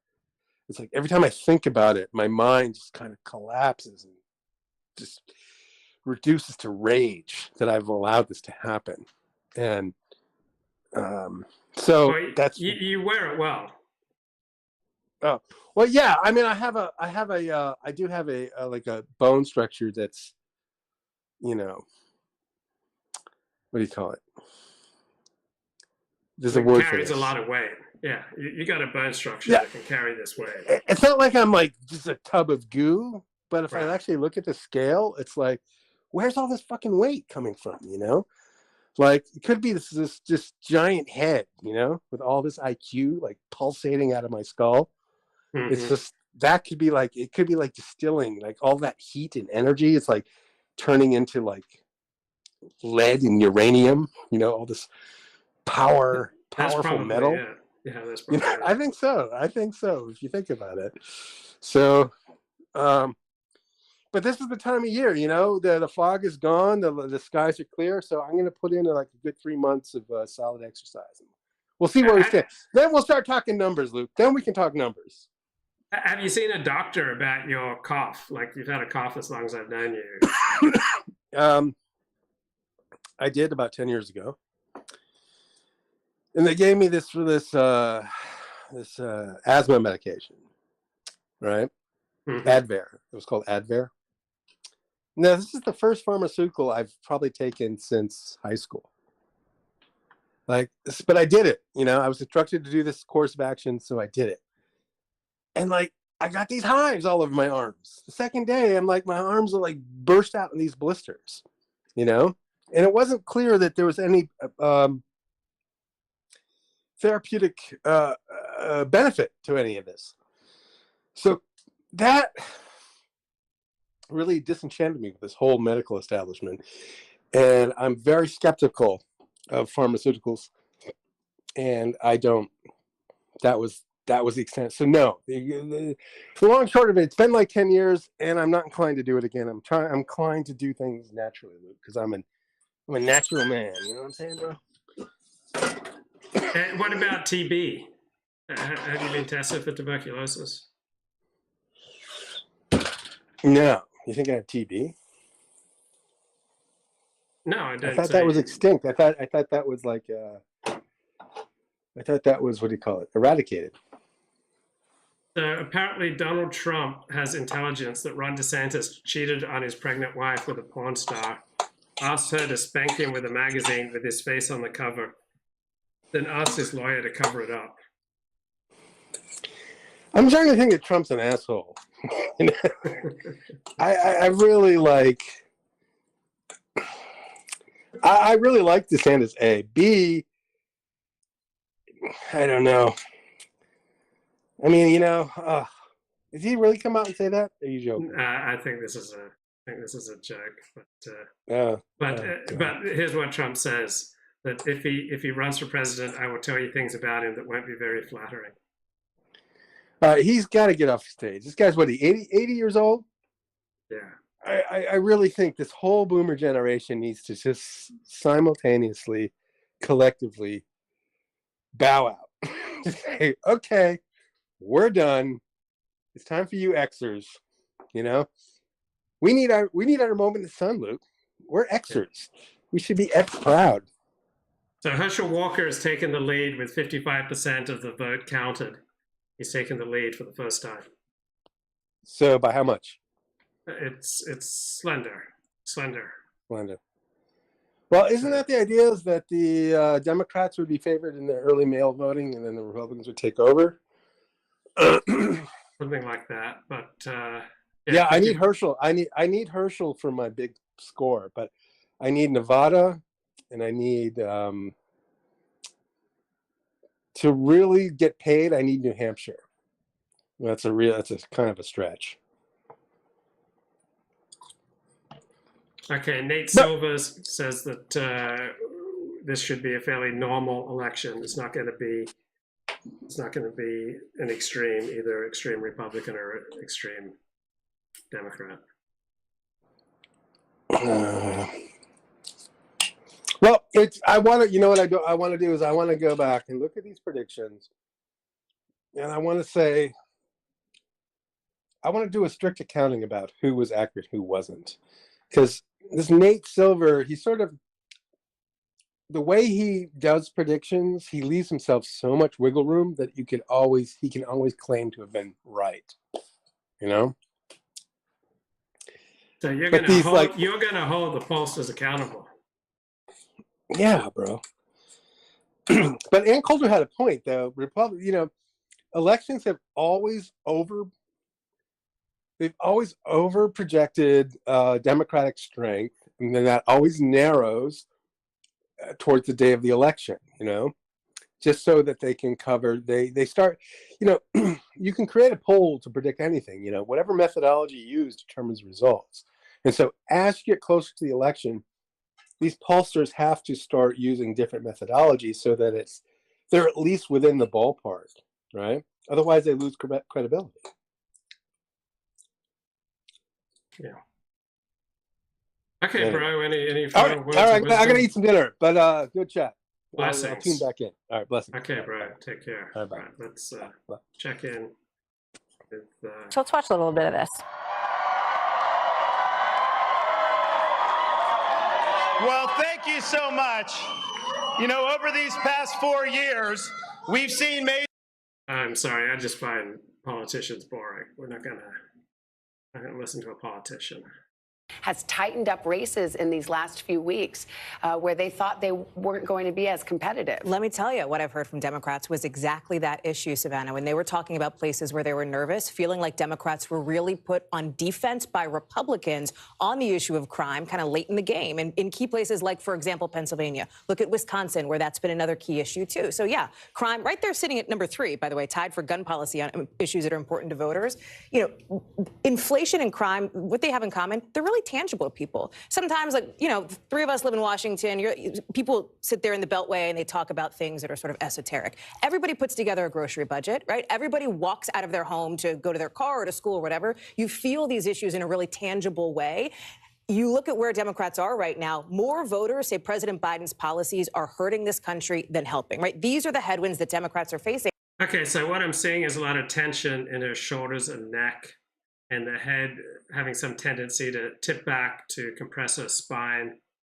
So a lot of pulling down and in on herself. That's been a big issue in that race in a state that Donald Trump won by double digits. That is a reflection of what we're seeing in other key states around the country, too. Well, governors' mansions could be switching hands in more than 30 states tonight, but one place where that won't happen is in New Hampshire, where incumbent Republican Governor Chris Sununu has been reelected, and he joins us now live. Governor, congratulations. Yeah, no, we don't want to hear. We don't want to hear from politicians. Ron DeSantis is talking. So let's learn about the Tower of Babel. I think that there is, you know, imperialism obviously has many forms, and the most successful imperialists now are Jews. But their form of imperialism, and this is very imitable, is a cultural and also an economic form of imperialism that's been very successful. And okay, thanks, Mark Brauman. I wonder what Richard Spencer has to say. All right. It's time for the midterms. It is 6 p.m. where I am, which means that it is 8 p.m. on the East Coast. So we have a few polls closing. I don't see much of anything that's definitive yet. I was just looking at the New York Times tracker, and they seem to have called some races that are not really contested. So we don't know much. And so I think we're still kind of in prediction mode, but I'm not going to actually have a long monologue tonight. Instead, I'll just let people ask questions or even throw in some info if you would like.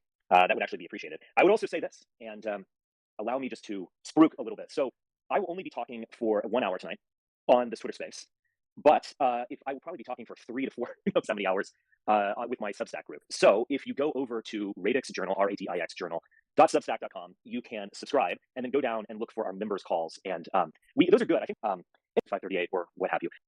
And the red era that is upon us, and that has lasted since the mid-90s and is still going. The blue era was characterized by Democratic hegemony and wide margins, particularly in the House, but also the Senate, and lasting paradigmatic legislation. Civil Rights Act, Immigration Reform Act, the New Deal, the Square Deal, all of it. Even Obamacare was kind of like the last gasp of the red era. And that occurred when Democrats were in control of both houses. The red era is defined by Republicans generally doing well, and also no legislative achievements. I mean, I'm not being sarcastic when I say that I genuinely cannot name something that the GOP has done. And it's actually, you know, the GOP has done quite well in House elections and Senate elections since 1994. So birth stars, you know, your Paul Ryan, your Newt Gingrich, other nerdy libertarians. And I think the red era is going to have kind of like a Indian summer or something. I do think the GOP is going to win, and we will see typical red era stuff coming out of Congress in the next 2 years, like an abortion ban or an impeachment of Joe Biden or stuff like that. Basically nonsense. And, you know, correct me if I'm wrong, if you can.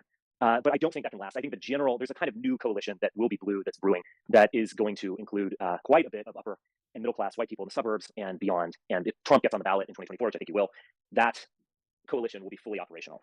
Anyway, I will post. How do I post a tweet in here? Do you guys know? Oh, there we go. Anyway. So who's that ravishing woman in this Ron DeSantis video? Okay, she's got really good technique. Notice how she's got a nice long neck. She's got width across her shoulders. That must be his wife. Right? She's not tilting. Is she tilting? No, she's not tilting to either side. So she's got a lot of width across her chest. She's got a nice long back. Her head is poised on top of her spine. Look at that beautiful long neck. I mean, wow. And the generous, oh, look at that powerful embrace. Yeah, she's looking good. Ron DeSantis, he's thick set, but he's got reasonably wide shoulders. It doesn't have a lot of neck, but so the boxer, like when you're in a fight, right, you tend to pull your head down and you tend to collapse down and in on yourself to present a smaller target to an opponent. So Ron DeSantis has a bit of that fighter instinct in him where he's making himself tighter and smaller, but not bad. Okay, so width across the shoulders, width across the back, his head's tipping forward a little bit, now tipping back. So he could really benefit from a little more length in his neck. He's losing his neck. So the more he struggles, the more he goes through difficult times, the more tension he's going to have in his head, neck, back. And so that leads to ever increasing layers of compression. But still a fairly young man, so these layers of compression haven't become disabling.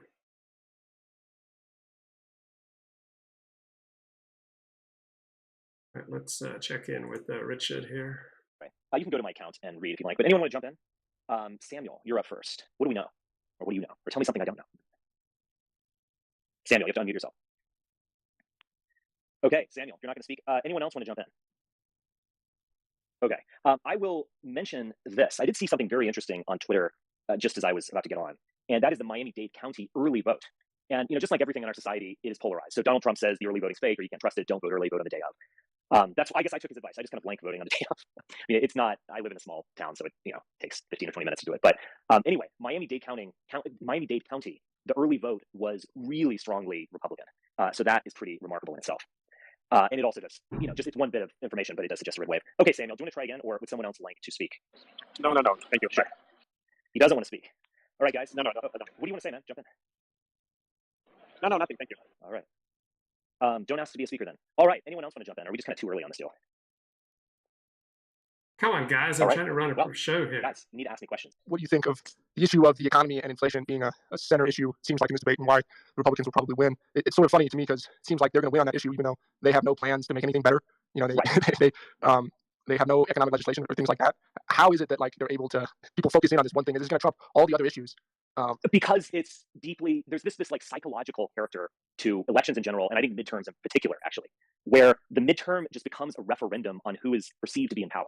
I mean, it is a bit ridiculous to think that Joe Biden sets gas prices. He kind of does in the sense that he can release some strategic reserves, but he can't do that. And this idea of blaming him for that is kind of like id-brained or animalistic or something.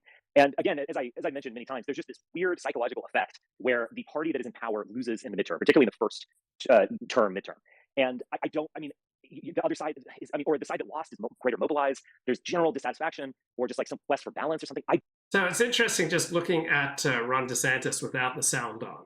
So yeah, he seems strong as a bull. He seems very much a fighter. He seems to have tremendous vitality and seems to have a bright future. And his wife is very poised, very graceful, very gracious.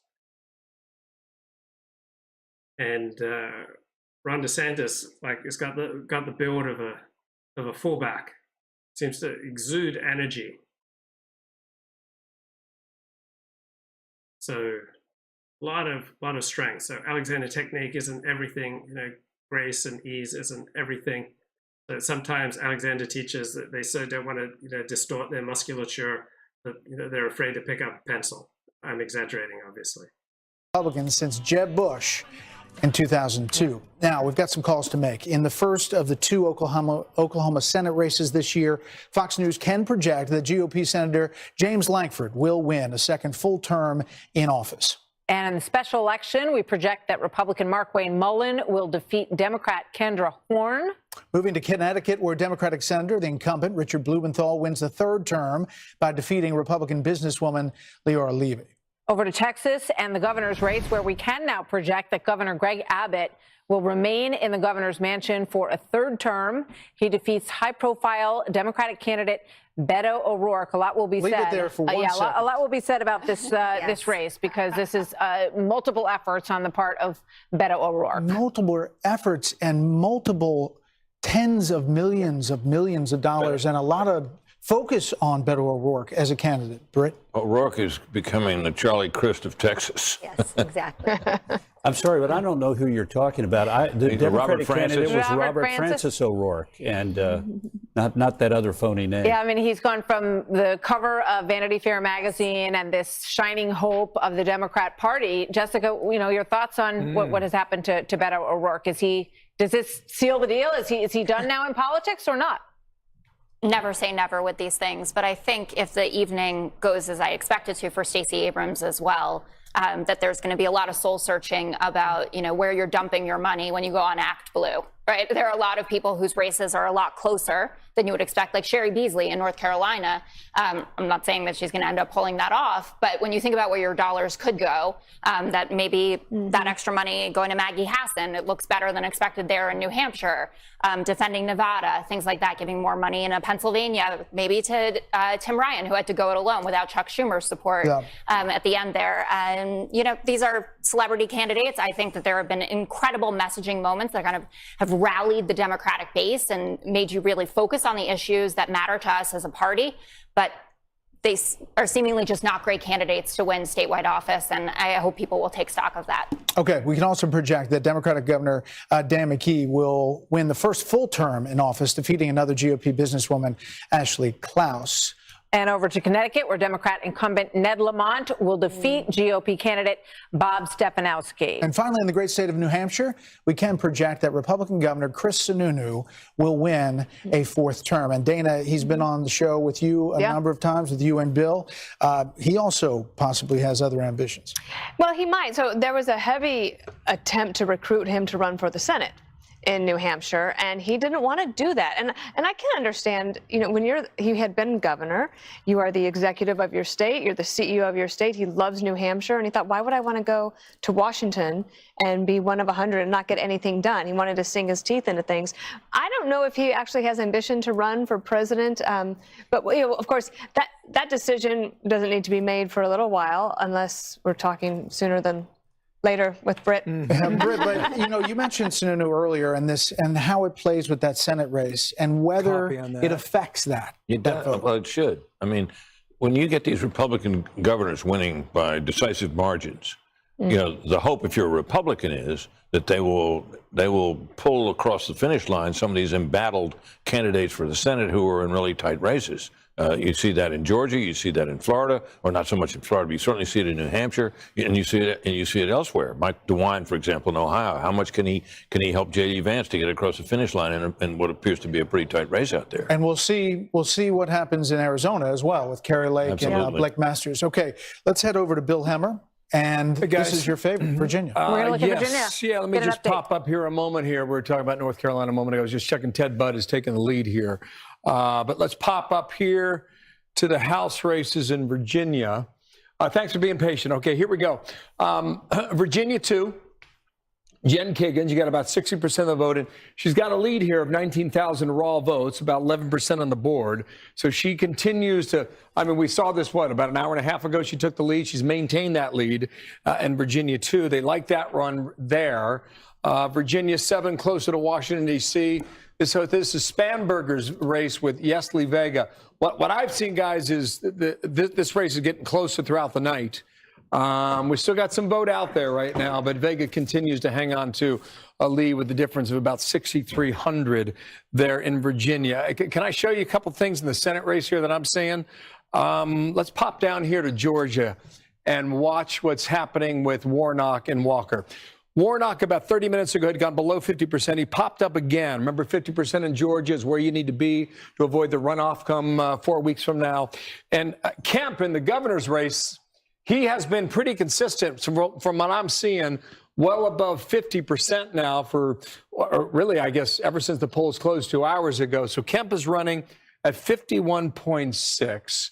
Walker's running at 47.1. So again, it's about that 4-point spread that you see between Walker and between Kemp. Let me get out here. Hey, one thing, Bill. Yes, go ahead. There's a Libertarian in that race, in the Senate race, that's getting 3 times the vote of the Libertarian in the governor's race in Georgia.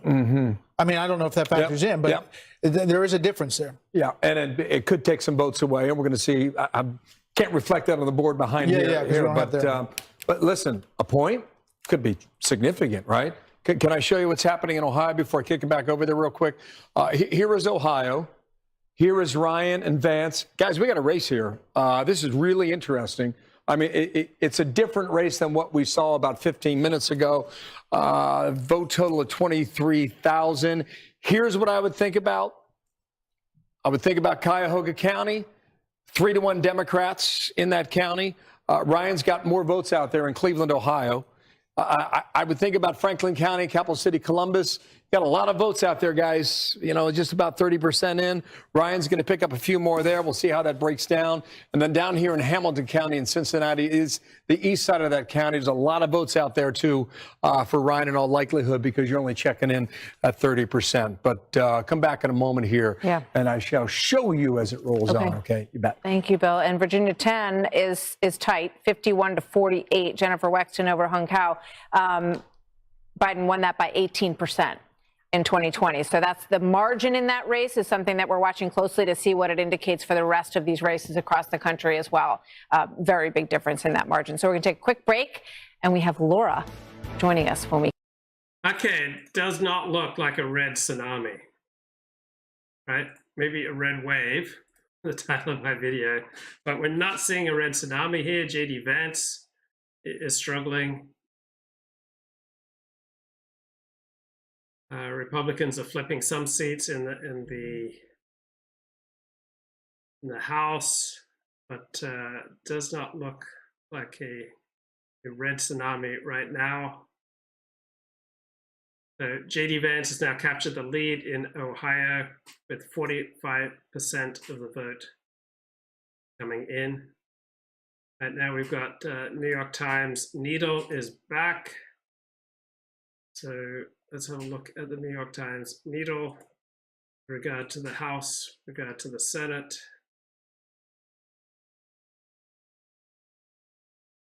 And it's not back. Okay. So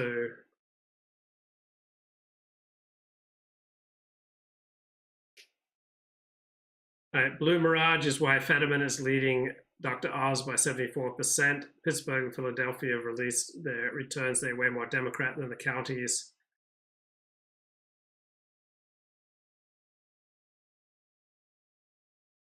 So it doesn't look like a red tsunami. I think that is the most important upshot. Now, Raphael Warnock has taken the lead in Georgia with 58% reporting. He's now got a 4.4 percentage point lead over Herschel Walker. So looks like a decent night so far for polls. Good night for polling averages. Looks like a lot of the polls are going to do better than they did in 2016 and 2020. Warnock up 4 percentage points in Georgia.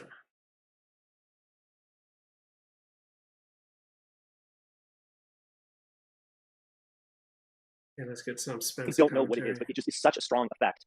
It is like, you know, those weird statistics where, like, if the Phillies wear their alternative uniform while they're on the road, they always lose or something. It's just some weird thing that's consistent, but just doesn't seem very rational. And yeah, I mean, the Republicans don't have a plan for inflation other than just to talk about it and blame it on Biden. And but inflation is bad, and that seems to dominate things. I was a little bit surprised because, as you might know, like, let's say 2 months ago or maybe even sooner, I was kind of itching to say that this was going to be a blue wave just on the basis of Roe v. Wade, because I really, and remember, you know, in Kansas on a pro-choice referendum, it won with like 60% of the vote, or maybe even higher than that. And so you could say that there was just. Okay, so what about the predicted betting market? So 4 hours ago, it was at 85% that Republicans take control of the U.S. Senate. Now it's down to 65%. So the predicted price chart for Senate control by the hour steadily slipping away from Republicans. are still giving them 65% chance according to the betting market. Florida has gone red, but what's happened in Florida is not showing universally in surrounding states. CNBC apparently fired Shepard Smith.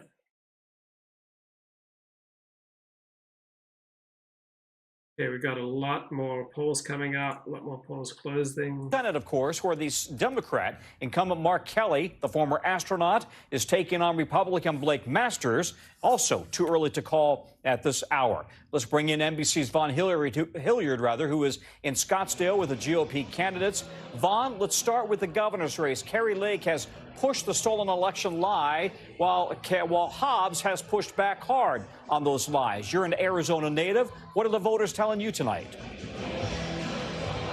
Right, the Democratic Katie Hobbs, in fact, is Arizona Secretary of State who oversaw the 2020 election in which Donald Trump narrowly lost to Joe Biden.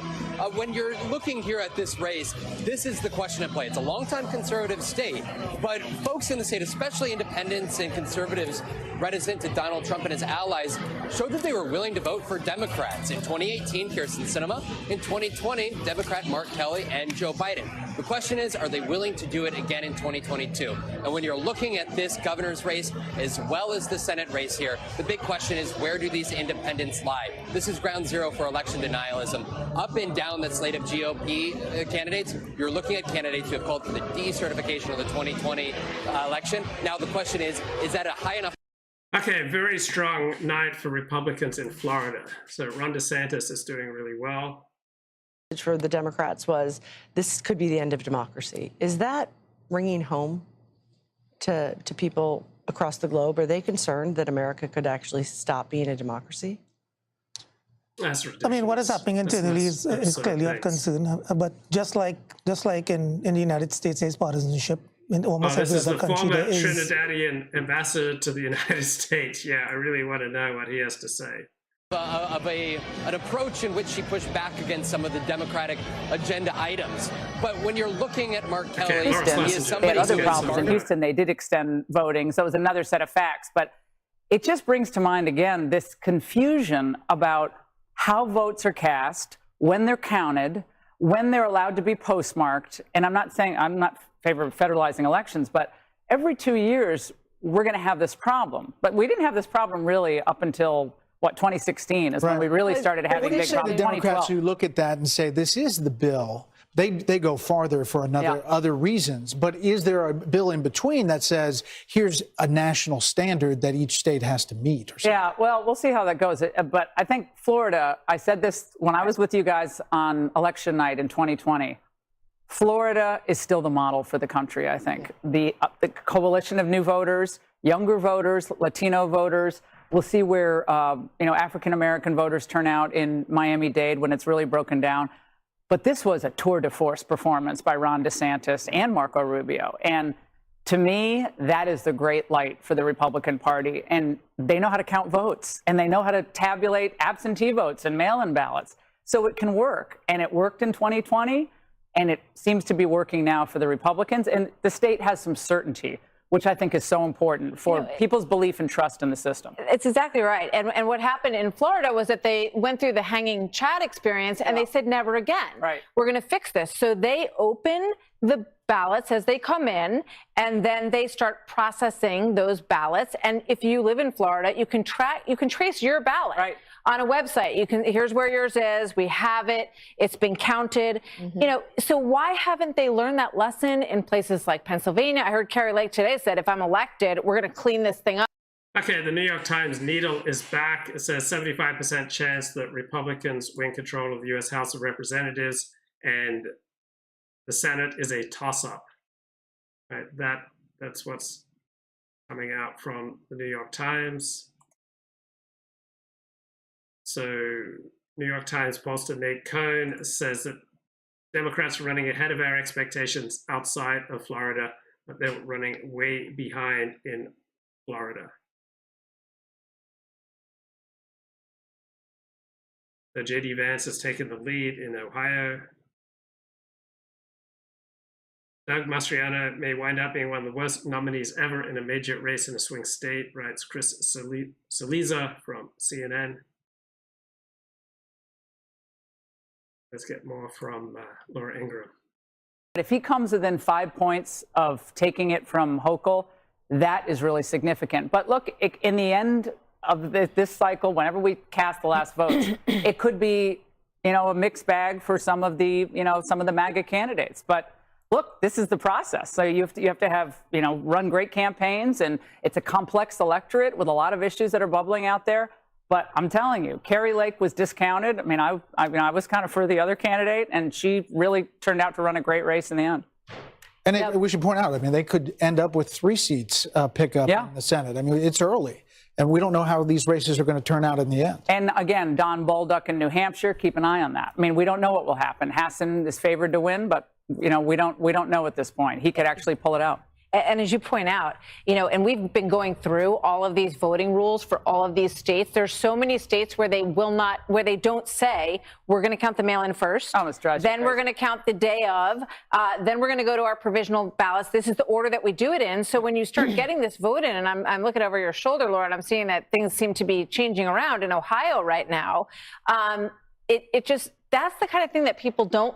It fosters distrust in the system. And I think also to the point that you were talking about philosophy earlier. Look, depending on what O'Day does in Colorado, if he loses by a bigger margin than some of the other more populist conservative candidates, that's something to take into account. If Mike Lee wins by a massive margin in Utah, that's a loss for Mitt Romney. So there's a divide in the party. The populists, I think, have the edge right now. But again, it's a long night ahead. It is, and it's great to have you here. Great to see you. Joining us is Republican National Committee Chair Ronna McDaniel. Thanks so much for being here. Your initial impressions of tonight. Well, I think it's going to be a long night. I think your analysis has been spot on, but I do think looking. Okay, and I think we need to hear from Ronna McDaniel. I think we need to hear from the former Trinidadian ambassador. Support here in the state, of course, the husband of Gabby Giffords. At issue, the balance of power in the Senate and in the House. And we've got some calls, or at least some characterizations of. Yeah, let's go to Arizona. A lot of folks are watching this Senate race between Mark Kelly and Blake Masters. It is too early to call there. And the same story in Wisconsin. Ron Johnson looking for another term in the United States Senate up against Mandela Barnes. Too early to call there. Both parties waiting to see which way this one will go. The Pennsylvania Senate race, that is still too early to call. Too early to call. Let's look at the Georgia Senate. One of the other big ones tonight that we're watching for potential switch in control of the Senate. The Georgia Senate vote too early right now. At some point, we got to say too close. We're at 70%. At this point, at 70%, it's hard to say too early at this point. We're getting into Georgia Senate is too close to call. Okay, you're the boss. I'm not. There's others that make that decision, but we're probably off of the too early. All right, let's get to Peter Alexander. He's at Dr. Oz campaign headquarters in Pennsylvania. How are they feeling tonight?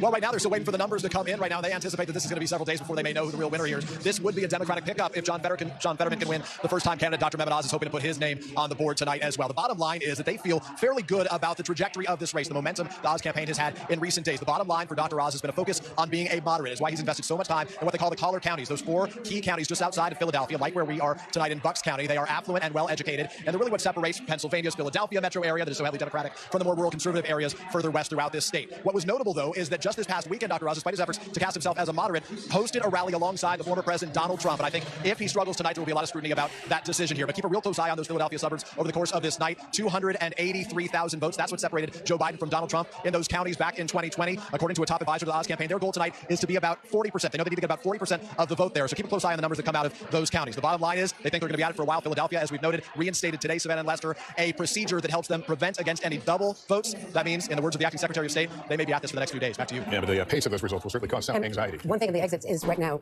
Dr. Oz is getting fewer of those white male non-college educated voters, or the white non-college educated voters, than Donald Trump got. Okay. Interesting metric to watch there. Let's go to Wisconsin. Governor's race is tight there. We've got Shaquille Brewster on duty in Milwaukee. He's at the headquarters for the Republican in the race. Tim Michaels. Hi, Shaq. Hi there, good evening. And polls just closed about a half hour ago, so there's still a lot of vote to come in. But I've been talking with both campaigns, both party chairs, and it's almost as if they're reading from the same script. They say that they are feeling cautiously optimistic. Republicans saying that they've seen high turnout in their high population areas. Democrats saying they see high turnout in long lines in areas like Dane County and Milwaukee County. And they both say that it was the issues that drove their voters to the polls. And look, in Wisconsin, all of that can be true at once. This is a 50-50 state. If you look at the turnout in the past couple of statewide elections, 2020, 2016, 2018, you saw the electoral margins all under 25,000 votes. Both sides understand that this is going to come out to that election day turnout and who's able to edge out the other at the end of the day. And as we continue to watch these poll results come in, I want to give our viewers a warning in terms of what we see out of Milwaukee. I talked to the director of the Elections Commission there, and one thing that Milwaukee does is they collect all the absentee ballots at once, and then they submit them to the county, and that's when we get that result. So just like we saw in 2020, it is likely that in the highest population part of the state, we will not know a significant amount of that vote until later in the evening. The director says they expect that to come around midnight Eastern time. So a lot of vote to come, but you have both sides saying that a lot of people have been turning out, and they're both cautiously optimistic. All right, Chuck, thank you so much. We have an important Senate race to call at this hour in Colorado. NBC News is projecting that Michael Bennet, the incumbent, will return to office. This is a very interesting result, perhaps an indication, Hallie, again, of the size of the red wave. This is one of those seats that, of course, Republicans were hoping to pick up. The Republican candidate there, Joe O'Dea, running as a moderate, and that race had tightened up. I just talked to him a couple days ago, Joe O'Dea, the Republican candidate in this race, and you know his biggest messaging was, Savannah? It was economy, economy, economy. I mean, he kept pivoting every question to hit on that. Clearly, what he thought was going to be a successful strategy for him, but this is an interesting call. One of the key races that Democrats were watching. So what worked for Bennet? Yeah, like, I think if people thought there was going to be a wipeout, this would be one of the canaries in the coal mine races. But I talked to some Republicans who said, you know, Joe O'Dea went too far in attacking Trump, and he got Trump's attention. Trump attacked O'Dea. Went after him, right? Trump went after him, and that hurt some Republican support. Suppressed the Trump vote. Suppressed the Trump vote. And he didn't regret it at all, right? He said he's his own man. That was his message. That was his key campaign message, that he was his own man here. And as Chuck points out, clearly that was a turnoff for some of the Republicans in that state. So which maybe leads us to a conversation about election deniers on the ballot. So that was seated from former President Trump in the 2020 race. This is a really important point that I think I'm glad we're talking about, because if you look at the races across the country, there are hundreds of people who are election deniers or election skeptics, including 17 candidates who are running for the Senate on the Republican side, who have questioned the legitimate result of the 2020 election. Will not say affirmatively that President Joe Biden won that office legitimately. In the governor's races, you've got 17 governors on the Republican side who are running, who are election deniers or skeptics. Let's talk about the Secretary of State races. I know that's not something we would typically be sitting here at a desk talking about in a midterm cycle. So important, because these are the positions that do the administration of elections wherever you live, in your state, in most states, right? Along with the attorneys general. 10 of those Secretary of State positions are election deniers or election skeptics who are running. And here's why this matters. And let me give you one example here. There are 3 states where all 3 statewide races, governor, Secretary of State, and attorney general, the Republican candidates are. Oh my God, they're election deniers.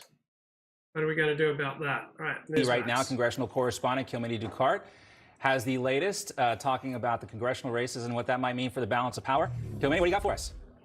John and Greta, good to be with you. I was just standing next to the RNC chairwoman, Ronna McDaniel, who said she's feeling good about tonight, but it's going to require some patience going forward with some of the voter snags and delays. But right now, going into tonight, Republicans have had the momentum. The stage behind me is set for victory. The mission statement clearly labeled their take back the House. And when you look at some of these key House races that are in play, there's a chance for a real governing majority, much more than House Speaker Nancy Pelosi has had over the last couple of years. And they have quite literally been begging on a big victory. The Congressional Leadership Fund, a super PAC linked to Kevin McCarthy, they have poured millions of dollars into states that President Biden won by double digits. But there's been one race in particular that House Minority Leader Kevin McCarthy said he was keeping an eye on. That was Virginia's 10th congressional district between the Democrat incumbent Jennifer Wexton and the Republican newcomer Hung Cao.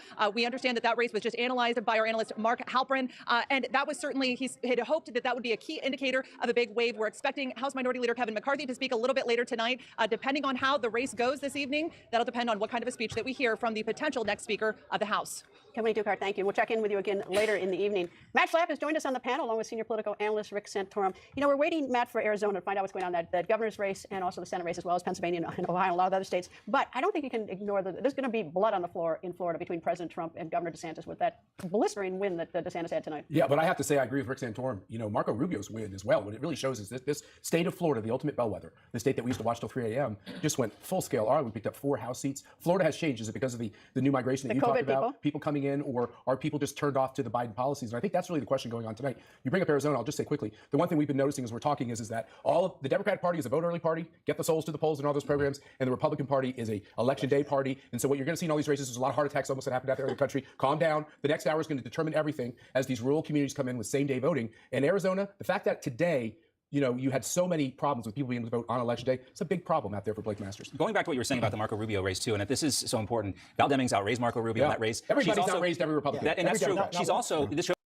shows us how much damage was done by the defund the police movement. This is the former police chief of Orlando who ran in that race, and she could not run far enough away from that movement, and it really hurt her. As someone who felt that personally, this is vindication for those of us who said, look, fight racism, don't fight America. Right. And what the Democratic Party did is they started fighting cops, and they started fighting America and saying America's a stinky place.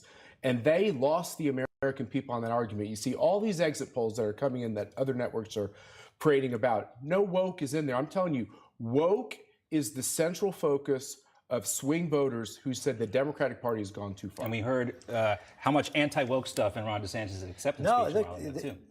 Transing the kids and keeping them out of school and wearing masks and the jab for 2-year-olds. people have just said enough of this intrusive government, and DeSantis was really the oasis at the very beginning of this thing, saying we're following the actual science and we're not going to do this. And Kemp was good too. Kemp was very good. If you look at the Republican governors, we were talking about this earlier, John, this Republican governors are doing, incumbent governors who stood up during COVID are crushing it tonight. The memories are still fresh, and it's not a partisan issue for folks. If your life was deeply affected by COVID policies that did not work out for you, and we saw this in urban areas, and some of the most vulnerable people in this country were hurt the most by these policies. Black and brown people were disproportionately affected by this. I sound like a Democrat when I say that, but it's true in the case of COVID, because a lot of lower income workers were disadvantaged because a lot of their industries were shut down. They had no way of and providing a lot of them lived in close quarters, and a lot of them had to use mass transit so that they were close to each other. I mean, and so naturally they were going to. And guys, speaking of Kemp, we just mentioned this. I think we're actually going to project him now as the winner in Georgia. This was not really a surprise. Late in the race, he just really outstripped Stacey Abrams there, and we're now going to project Brian Kemp as the winner of the governor's race in Georgia. And also Doug Collins, we're projecting Doug Collins as, or no, he's going to be our guest on this, rather. We are projecting a guest appearance by Doug Collins coming up later. If Doug Collins were running, we would have won more Doug Collins races. joins us. There's Doug Collins. Doug Collins, what do you make of this race? I mean, Stacey Abrams was supposed to be the face of the Democratic Party. This is a second big loss for her. This is a big blow to the Democratic Party. Well, it's a huge blow to the Democrats, but it also is really two of the up-and-coming faces. You're seeing Stacey Abrams in Georgia. You're going to see Beto O'Rourke in Texas. Again, it just seems like in Georgia, especially over the last couple of weeks, that frankly the Abrams campaign gave up. They could not catch traction. They were losing support among traditional Democratic voters who felt that Stacey Abrams had sort of left Georgia, that she was looking beyond. I mean, even when she was running for governor, they were asking her about, are you going to run for president? Will you stay? And there was just a disconnect. Brian Kemp kept the state open. Brian Kemp worked hard to make sure that Georgia was prospering in its economic and safety areas, and that's what paid off. When you pay off with good policies, it works. Does he help Herschel Walker? It's still, I think it's just a different race, and I think this is the race coming up. But I think what I'm hearing from my guys back in Georgia is that the numbers are on the same projection for Walker. They're not concerned. What is interesting in Georgia, because of that supposedly terrible SB 202 that was supposedly full of voter intimidation, we're actually seeing votes come in early, and which has been so unusual for us in Georgia to see Fulton County, DeKalb County, and these votes actually come in early. So it's actually thrown the projections off. Now you're actually just waiting for the day of voting, which is going to trend much heavily toward the Republicans, which I think you'll see Walker close this gap. And look at it in the way Kemp's going. I do think if it turns out a good day of voting, Walker could win this without a runoff. Wow, that would be a big night for Republicans. And we talk about how big the red wave would be. This is in the full hurricane force winds of change type of red wave. But to do it without a runoff, that would be rather surprising. Yeah, I mean, it's still not there yet. I mean, there's still some numbers. I mean, some of the numbers for Warnock and the gap has been rather significant, but the numbers have been trending in what they were, from what I've been hearing from the camps and from others, is that the numbers are where they had projected them to be, given early voting and now day of voting. What has really changed, though, and I think it's been said on the network a few times now, is this idea that Republicans are voting more and more day of. And when you see some of those numbers out of even traditional Republican counties, that the numbers for Democrats were higher, that's what you're seeing. So it's changed the dynamic in many of these states. Doug Collins, thank you. Yeah, we're learning a lot with this new kind of realignment in our political system. Let's get over to Mark Halper now, who is at the touch screen. He's going to break down some of the races and the data that we have coming in. Mark. So let me start again with the House. And there's some races that have not been projected yet, where Democrats, though, look like they may pull them out. And so I'll say, reinforced by a little bit more data, what I said the last time we talked, which is this is not going to be at the House a massive red wave. House Republicans will take the majority. But again, we're looking more like a pickup in the lower range of what people have talked about, not a massive wave that we've seen in some of the previous cycles. So again, House majority for the Republicans, but not a massive wave. We'll talk a little bit about some of those races when more data comes in. Back to the Senate and talking about the Senate scenarios. Again, as we've talked about, Senate Republicans playing defense in Pennsylvania in the Senate race there. And we're seeing still, as you look at the vote coming in, in Pennsylvania. Fetterman is still ahead of Dr. Oz, but lots of vote to come in there. Republicans are feeling a little bit more nervous, the ones I just talked to about this race. Democrats feeling a little bit better. If Democrats win this race, Republicans need to pick up 2 of 4 races that they're competing in. New Hampshire, with Maggie Hassan as the incumbent. Georgia, with Raphael Warnock as the incumbent. Right now, these races look very close, but the Democrats seem to be in a position to win. That would mean the only way Republicans are going to take the Senate majority, again, if Democrats win Pennsylvania and hold their 2 incumbents in New Hampshire and Georgia, is if they win both Arizona and Nevada. That's not a sure thing. So we went into the night thinking more likely than not Republicans would take majority in both the House and the Senate and maybe have a big night in the Senate. Got to scale that back if you're a Republican right now. Senate control very much up in the air and looking less likely than it did before the evening started. Thank you, Mark. We'll be back to you, of course. And now to Mar-a-Lago, the home of former President Donald Trump. Eric Bolling, the host of Eric Bolling The Balance, joins us. Good evening, Eric. Hey, Greta, how are you guys? The coverage has been great, by the way. I just want to let you know, about 5 minutes ago, you put up the poll, the Kemp Stacey Abrams poll. The crowd came over and watched and started applauding. They're very, very obviously watching that race because they know, I think some of the people on your desk have been saying this. I talked to a couple of Kemp insiders here. They actually work for the campaign. They said if Kemp holds and wins by 7 or more, they feel that everything down ballot will fall the Republican way, and especially what they're looking at is Herschel Walker against Reverend Warnock. So I think the 7 number is big. I think most people believe Kemp is going to hold it. Will he hit 7, and will Herschel take that race? And what remains to be seen. I'll tell you, when DeSantis was talking a little while ago, you guys took it, the place was really tuned. I heard chants of 2 more years, 2 more years. Think about that for a second. 2 more years means 24. Will he or won't he? I asked President Trump as he came into the venue earlier, what about DeSantis? What about the sniping back and forth? And I mentioned earlier what he said to me was, I'll tell you what, if he runs, he'll run against me like everyone else. Now, think about that for a second. That's Trump saying he's going to run. We know it's going to happen, but effectively he basically told us. But DeSantis was hitting on something very, very important. We talk about inflation being on the ballot. We talk about crime being on the ballot. Woke is on the ballot. Certainly woke is on the ballot down here. Very, very popular governor who's pushed back on woke policies, pushed back on CRT. And it's going to be a dogfight if DeSantis gets in here. I don't get the sense he's going to, but I will tell you, this crowd is a Trump crowd. They're jazzed. They're ready. They want their guy to come out swinging starting next week, a week from tonight. Eric, thank you. All right, big races that have captured the nation's attention tonight are New York and New Hampshire. We haven't talked a lot about the New York governor's race, but Lee Zeldin, the Republican, going toe-to-toe with Kathy Hochul, who took over for embattled Governor Andrew Cuomo. And in New Hampshire, voters are choosing between General Don Bolduc and Maggie Hassan for senator. For analysis, let's bring in former New York City Mayor Rudy Giuliani. Great to see you, Mayor. How are you? We are doing great. We are doing great here. And what are you hearing about the New York governor's race? Still very early this evening. Yeah, sure. It's pretty early to really take a look at it. It's going to take probably about another half hour to figure out where the vote is exactly coming from, and all of this will be a function of where the vote's coming from.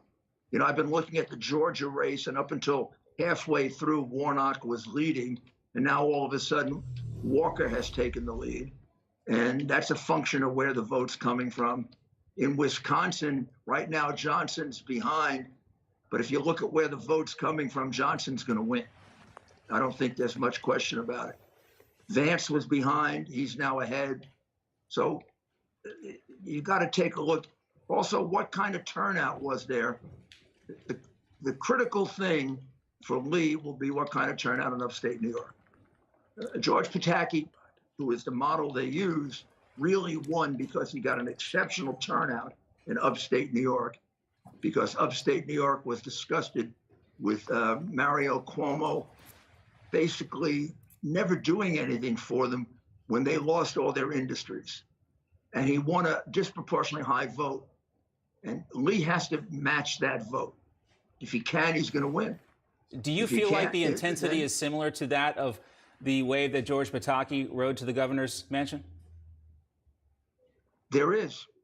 There is. I'm not saying that means he's going to win. Yeah. If you're asking me, is the intensity there? You're darn right. The intensity is there for a different reason now, though. The intensity in upstate New York in '94 was all about the economy. Now it's all about crime. Upstate New York has more crime than downstate New York. The highest city for crime in New York is Rochester. Buffalo is number 2. New York is number 4. That's unprecedented in New York.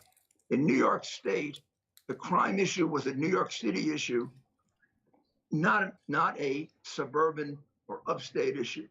Because of our incompetent, criminal-loving governors, Cuomo and Hochul, they've made it a statewide problem. And it's all them. It's all their policies. There's no other reason for the heavy crime in New York than Cuomo and Hochul. They put the laws into effect. There are probably 7,000 to 10,000 criminals on the street that weren't there when I was mayor and when Bloomberg was mayor. And they're the people who are killing, raping, stealing, and frightening the people out of New York. And another thing that Kathy Hochul has tried to do is spin this back and claim that the whole crime spike is just a Republican conspiracy theory, but the data does not back her up on that. Mayor Giuliani, always great to see you and talk to you and get your insights. Thanks so much. Thank you. Let's bring it back out to the panel. Matt Schlapp and Rick Santorum on the desk with us. Okay, you've both been busy looking at your phones. What do you know? Well, I just talked to some, or been texting with some contacts in North Carolina. The Bud numbers look really solid. It looks like he's headed for a victory. New Hampshire looks incredibly tight, and I think while we were talking, Herschel Walker has taken his first lead. So things, as these votes come in these key Senate races, you're going to see these numbers get better for the Republicans. The question is, New Hampshire, is going to be enough? It's really interesting. If you look at the governor's races and the Senate race in Georgia, all night long from the very beginning of that race, Brian Kemp has been running about a little over 4 points ahead of Herschel Walker. All night long, they've been tracking together, which brings back to the point that Doug Collins made, which is if Kemp can get to 55, then then Walker gets to 50. Which avoids a runoff, too. You can call it coattails, you can call it whatever, but the fact of the matter is they're moving together. They're in different places, but they're moving together. The interesting thing is, and I, as a Pennsylvania guy, I got to bring this up, which is the difference between, I've been watching the Shapiro, who's the Democratic nominee for governor in Pennsylvania against Mastriano, and watching Fetterman against Oz. And that race is tracking the same way. It's about a 5-point difference, a little bit more than 5-point difference, which is interesting because if you're making the assumption, which I think if you look at the numbers is true, that Oz and Fetterman are going to be razor thin. Well, that means that Mastriano is only 5 points. You know, it probably is not going to be, a huge win on the part of the Democrat, which you just sort of question whether you've been smart to put more money in to help Mastriano. Oh, yeah. Let me tell you, the Republican Party with their targeting always makes this mistake. We had a big chance to go down on the priorities, and we didn't do it. We stayed up at the top, and we could have picked up some more seats. I'm going to disagree with Mark Halperin. You can still have a big red wave and win close races. So that's really the question going forward. You could win these all by 2 points, 2.5 points. You win 80% of them. It's going to be a hell of a big night, including on the House. It's sort of like the bar exam. You don't need 100%. You just need 70. Well, are you talking to us about your scores, Greta? Because well, the expectations have been so high, and Republicans are trying to meet those expectations right now. We'll get a dose of reality, of course, when the votes are counted. Just to be clear, a win's a win. Yeah, Republicans are going to control the House. Yes. I mean, everyone is projecting. Well, I think we just picked up another one in Georgia. We're right there. Yeah, so the Republicans are going to control the House. The question is how big the majority is going to be. And I think Matt is right. There are a lot of close races out there. We were looking at one in Rhode Island just a minute ago, and that was one that was sort of a wish list. Yeah, but I mean, come on, if we win in Rhode Island, I know, but and we're down 2 points here, and again, the Republicans could lose that by 2 points. Sure. They could win it by 1 point. So you're going to have a lot of these types of close. Okay, I wonder what Joseph Cotto has to say. And I think that with 66% of the vote in, perhaps he won't relinquish his lead, but this is always the matter of we shall see. In Pennsylvania, Oz with only 33% of the vote is at 55. He started out way behind Fetterman, so we'll see where that goes. But obviously, Pennsylvania, as we were saying earlier, has, to say the least, issues that could prove interesting. That's probably being the generous about the situation. And it sounds like one of your cats are around, Patrick. Is he or she available to make an appearance? There is. I tell you what. If you, I'm just going to go out and I'll come back in. Okay, I'll come back in with a feline part of the feline focus group. To get time on Kato Gottfried. And now we actually get to see one. So this should be interesting. Okay, great, fascinating. Let's see what else is going on. Regarding whether it's a big red wave or not, I agree with. It's a sort of a wish list. Yeah, but I mean, come on, if we win in Rhode Island, I know, like, but we're down 2 points here. And again, the Republicans could lose that by 2 points. They could win it by 1 point. So you're going to have a lot of these types of close races, which is the difference between 30 seats and 20 seats. And we haven't gotten to Nevada, and we haven't gotten to Arizona. There's a lot of the country California, still to go through. So just because it's tight doesn't mean that a big red wave isn't forming. And I'd say this, Rick Santorum was a senator. Okay, 51, 52, 53, majority is what really makes the difference in the country. Well, let's go back over to Mark Halpern over at the wall. Mark, what do you have? Well, this is a part of the night when those of us who are in charge of data start to try to figure out where's the vote out, right? Some of these races where we don't have a projection of a winner. North Carolina remains something that Democrats continue to say they can win. I've looked at the data. You see in Mecklenburg County, one of the bigger counties in the state, there's still a fair amount of the vote out. It's a very good county for Beasley. What you're going to see now in a lot of these races, you'll see it in Georgia, you'll see it in New Hampshire, you're going to see it in this race, and as we head out west, you'll see it in the other races. It's kind of a contest. Rural vote comes in late sometimes, and some of these larger counties report partial vote, but not all of the vote. So we're going to toggle back and forth in a lot of these races to figure out what the outcome is. Regarding whether it's a big red wave or not, I agree with Matt. We'll see what happens out west. But some of these eastern contests in the House, which Republicans put a lot of money into, a lot of effort into, it looks like they're going to come up short. Doesn't mean they won't have majority. It doesn't mean they're not going to win a lot of races. Can you do me a favor and jump to the great state of Wisconsin and tell me how that Senate race is going? Greta, I love people from Wisconsin. They're very nice. So let's take a look. Particularly Appleton. Let's take a look. The governor's race, this is another race, another state that's got a competitive governor's race and a competitive Senate race, and we've talked all night about the interaction there. Here's the governor's race, expected to be stronger for the Democrats, and you see right now just a little bit of the vote in, Greta, so we're going to have to wait. Just 15%, the Democratic governor's ahead. The Senate race, again, it's one where the Republican on the Senate side is expected to be stronger. Right now, the incumbent Ron Johnson is behind, but we got to wait. There's just a little more than 10% of the vote in Wisconsin. All right, Mark, thank you. We'll be back to you. Let's head over to Christina Thompson to find out what people are saying on social media. Well, Greta, people are really interested, kind of going crazy over this red moon seen in the sky earlier this election day morning. Now, the moon passed. Okay, let's skip the red moon. Let's see what Joseph Carter has to say. It's interesting how the Republicans are doing a bit unevenly, I would say, tonight. Like in Wisconsin, with 41% of the vote in, Evers is ahead of Michelle's, even though Michelle's was not the strongest candidate by far.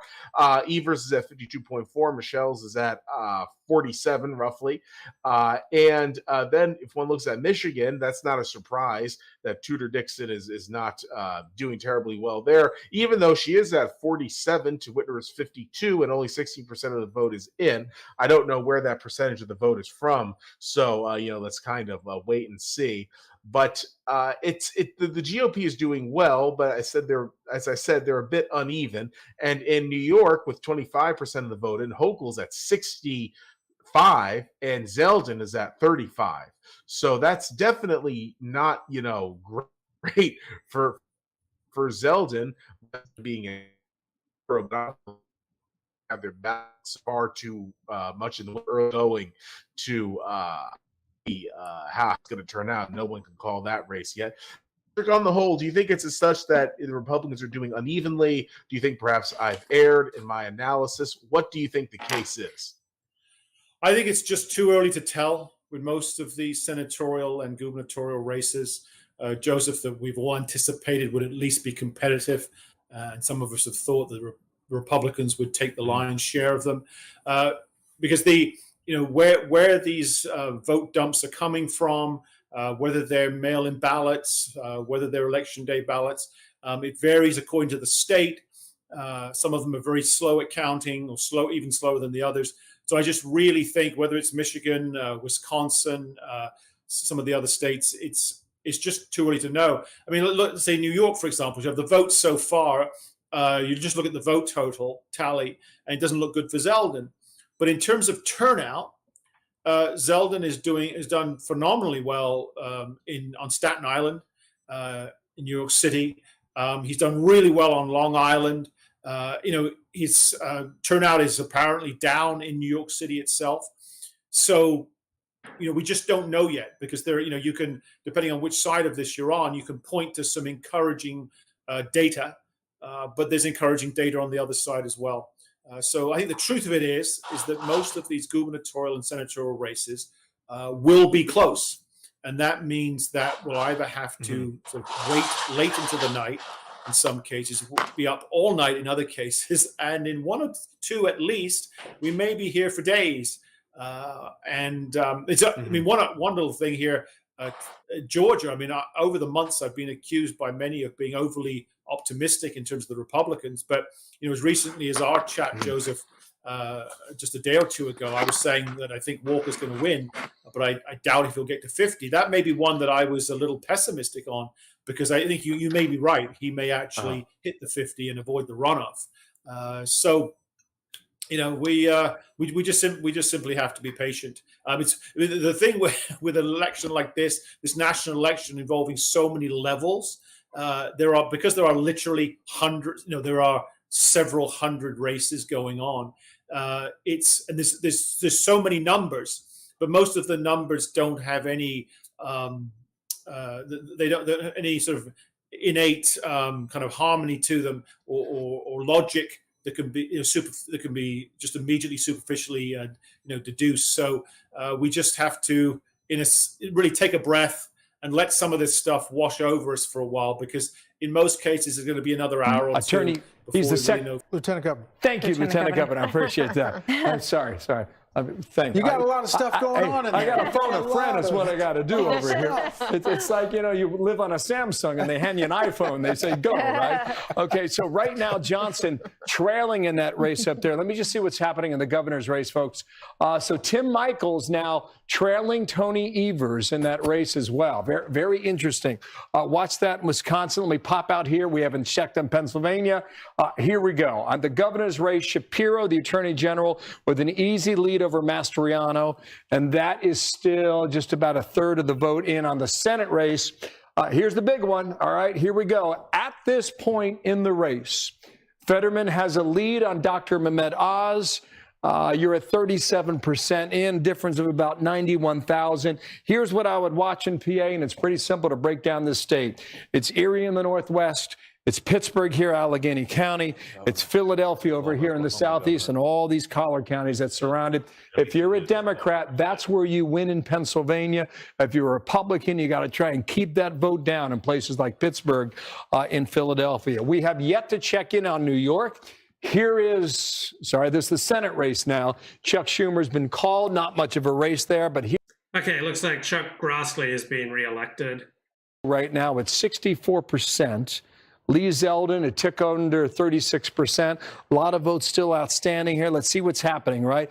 Long Island, we've talked about that. On the House races, there's a lot of keen interest here in New York about what's happening in these House races, because frankly, you don't find a lot of drama often in New York. But look what Nicole Malliotakis is doing in Staten Island. So New York Times says John Fetterman has a 53% chance of winning his Senate race against Dr. Oz. With the outcome decided by 51-49 either way. Right now, she's an easy winner with close to 63% of the vote. Staten Island right down here in the southern tip of Manhattan. I want to check here. This is AOC. Easy winner, 70% of the vote here in the boroughs of New York. Let's check in with New York 17. All right, this is Sean Patrick Maloney. It's the first time I've seen this guy, so we're taking it in a real time here, up against Mike Lawler, the Republican. He has a lead right now. Why is this important? Sean Patrick Maloney runs the DCCC, the Democratic Congressional Campaign Committee. He is responsible for overseeing all the House Democrats and their election campaigns throughout the country. He right now trails Mike Lawler. Republicans were big on Lawler. They thought he was a good candidate. That district is right above New York in the Hudson River Valley, just across from West Point along the Hudson River. The thing that's tricky about this whole deal here is that in New York, Democrats drew the map. They gave it to a judge. Judge said, we're not going to do this. Go back and do it again. They did it again. A judge said, forget it. I'm going to outsource it to another judge who will decide how you can draw the lines in this race. What was the outcome of that? They forced a lot of leading Democrats in New York now to go. You're live on the air. You're going out to my enormous audience. Don't tell me you put me on for real, did you? Yep, I really put you on for real. So I put you on speakerphone. So. God, crikey. So how you doing, mate? I'm all right, mate. I'm all right. Been following you for a long time. I'm in my office. Oh, very good. How's business? Business is all right, going to bloody court and all that. I was in court yesterday. I was actually down in Downing Centre. You were doing that streaming. I saw the thing yesterday. Oh, yeah. I wasn't that far away. Are you fighting for justice, mate? Catch up. All right, you know where I am. You can catch the ferry from Circular Quays. Yeah. The Opera House, you know the place. I'm sure you do. Yep. And the ferry takes you right up to my place, about 100 metres. Yeah, pretty sweet. We've got to set the date.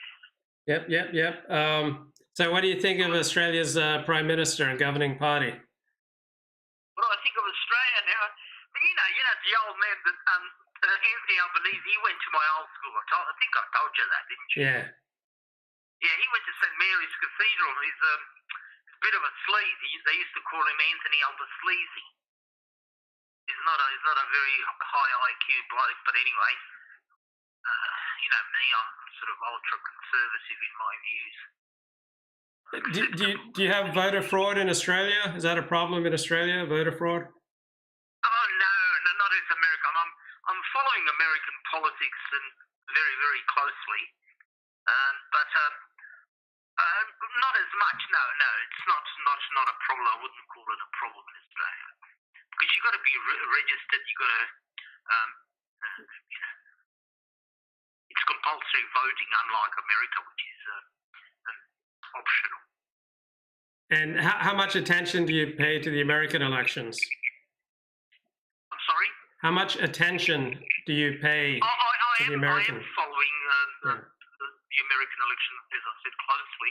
I think Pennsylvania is up in Georgia. That's where the big question mark is. But it's got to be a red sway, as I understand. DeSantis in Florida will win. But funny thing, I couldn't believe that Fetterman guy. Is he for real? Is that a fucking joke? Yeah.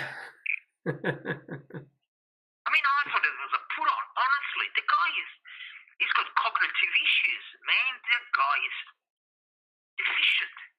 I'm sorry, I don't know whether to laugh or cry. Yeah. And if you got this, I mean, it's back to the Roman Empire. Let's Caligula and the senator, the White Horse, and you got all those decrepit old ladies from California, the Feinstein and that other Pelosi, the Hammerhead, Sharp. Yeah. It's a comedy. Nice American comedy.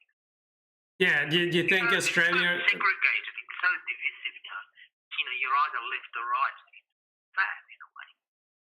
Do you think Australia attracts better quality candidates than America? I'm sorry? Do you think Australia attracts better quality candidates than America? Australia is sort of a backwater. In a way, we are okay in the sense that we are unfortunately following America in anything, in culture, in politics, and in economics and so forth. It is a lucky country. It's a lucky country. But it's no longer so, I don't think. And what's I'm okay, Jack. Me. I mean, sort of middle class, but there are a lot of people struggling here in Australia also. It's not, it's a worldwide epidemic, first of all. Not as bad as America, Detroit and Los Angeles and San Francisco. Those poor people on the street. It's awful. I just haven't got any words to explain it. To me, that would be a culture shock. If I ever went to America, I would like to see that myself. Try to picture myself. So who's the last Aborigine that you voted for? There is an Aboriginal. What's the name? That senator, that mad senator we got here. She looks white, but she claims to be Aboriginal. Not Hanson, the other woman. Oh God.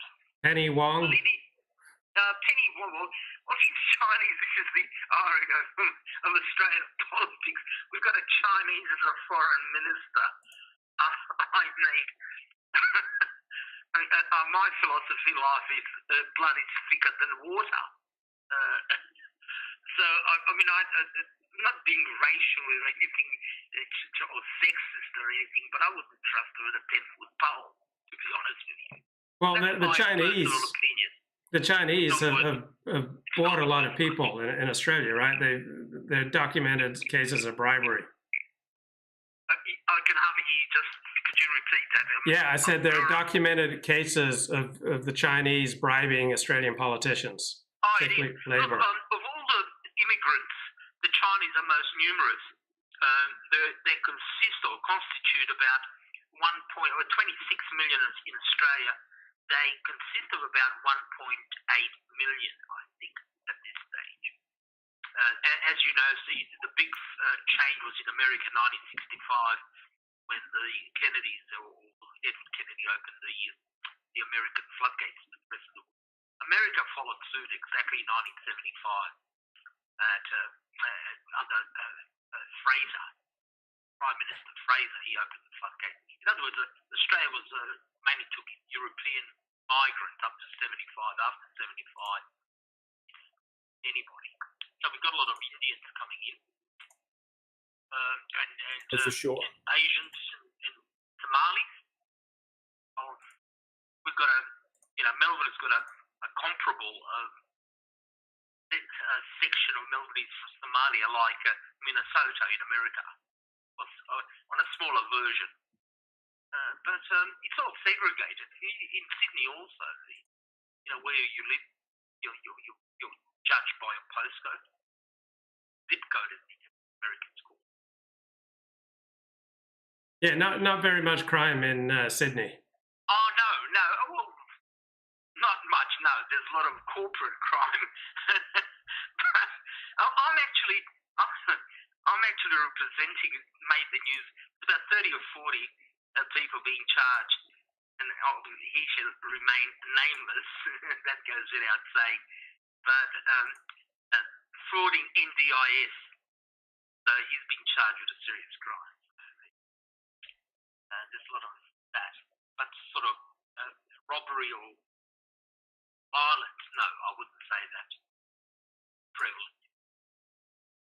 And what's going on with Sydney trads?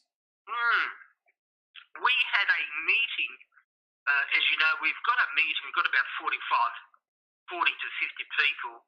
Every year we meet, we've got guest speakers. We just had one about a week ago down Central Station.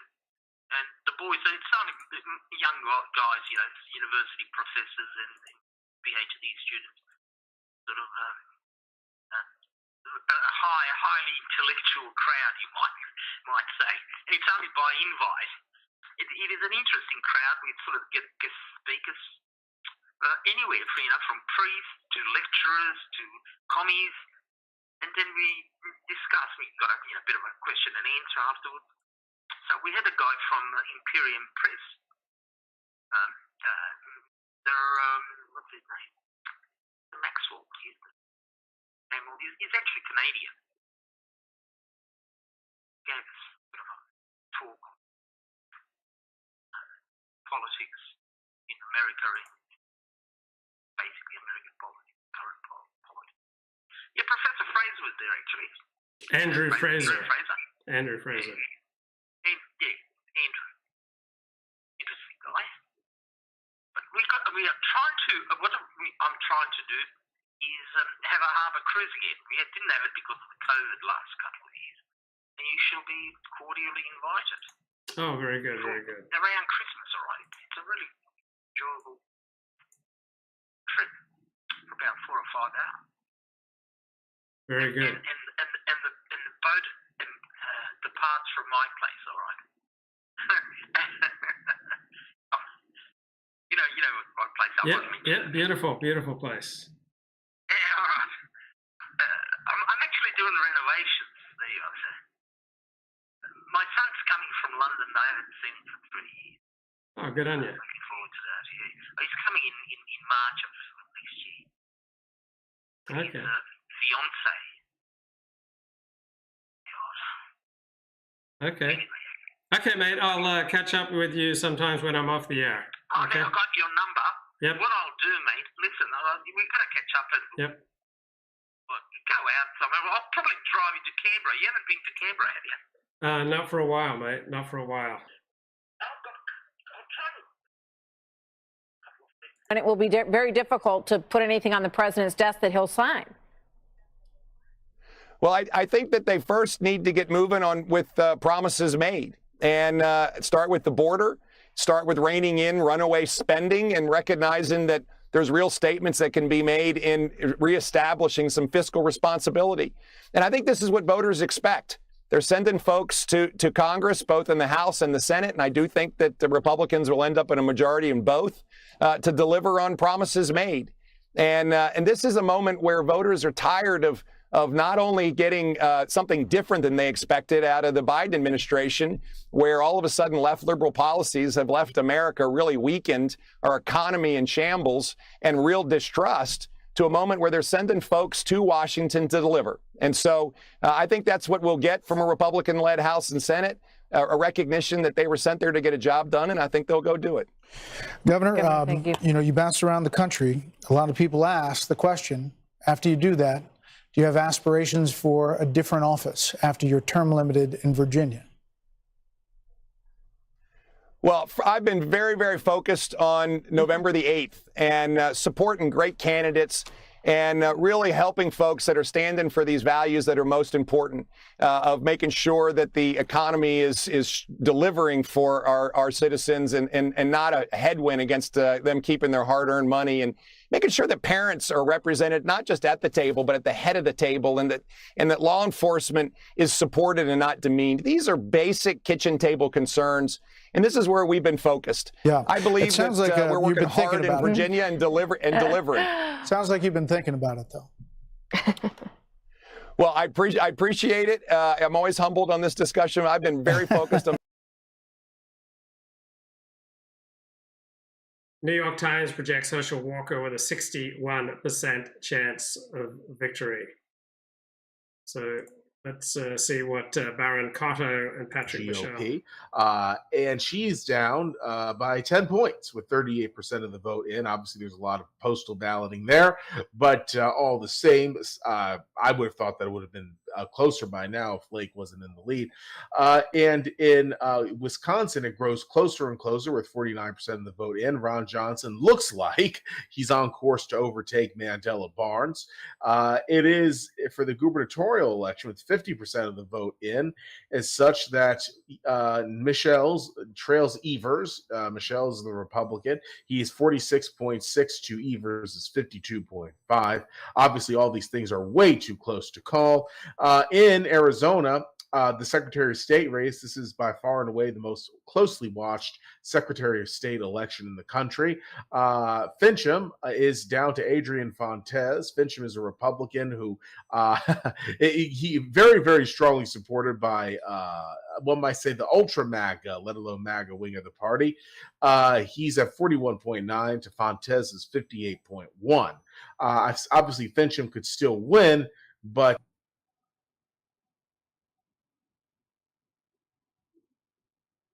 okay, let's keep our eyes out here. Newsmax. I wanted to get your take too on the Georgia, the correlation between the Georgia governor's race and the Herschel Walker, Raphael Warnock Senate race.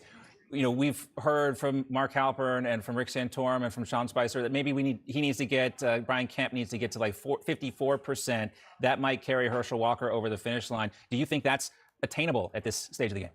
You know, that is attainable, but you've seen that the numbers close rapidly. Remember, Warnock started the night with a big lead because they counted the absentees and they counted the early in-person votes first. Then all of a sudden the election day votes start closing it and closes rapidly. So, you know, he was behind. People were saying, is he going to lose? Is he going to be able to win? Warnock was over 50%. Now they're headed for a runoff probably, but if Governor Kemp extends his lead because he's got a decisive win over Stacey Abrams in these final votes, he can win. And we're seeing that in a lot of states. You saw that in North Carolina. You saw that in Ohio. You're seeing it in other states where the polls have closed late. And like in New York, if you're waiting to see control of Congress, they counted the absentees and the early in-person votes first, and they counted New York City first. Now where the most contested and I think the country comes out of this election just as divided as it was before. And this is not going to be resolved. You know, the voters said they don't want Joe Biden or Donald Trump running for president. The country wants to move forward, and until they get to move forward, they're going to be very evenly divided, and that's what I think we're seeing. Mo? Yeah, Mo, how's that message heard at the White House? I mean, look, I'm going to agree with Mark here. We've gone are the days where we would see these major pendulum swings. We're seeing a pendulum nudge.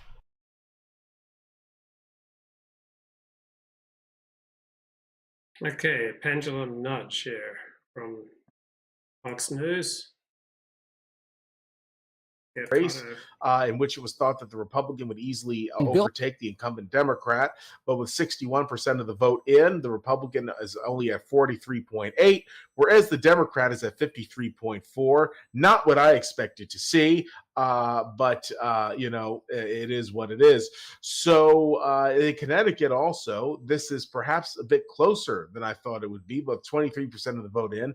Ned Lamont, the incumbent who was thought to be cruising to re-election, is at 53.6 to Stefanowski. He ran last time, 2018, his 45%. And Michigan is still only 22% of the vote in. Whitmer at 51.3, Dixon at 47.1. In Pennsylvania, with 49% of the vote in, Shapiro is at 56.4. So Republicans are only up 6 House seats at this point. We shall wait and see.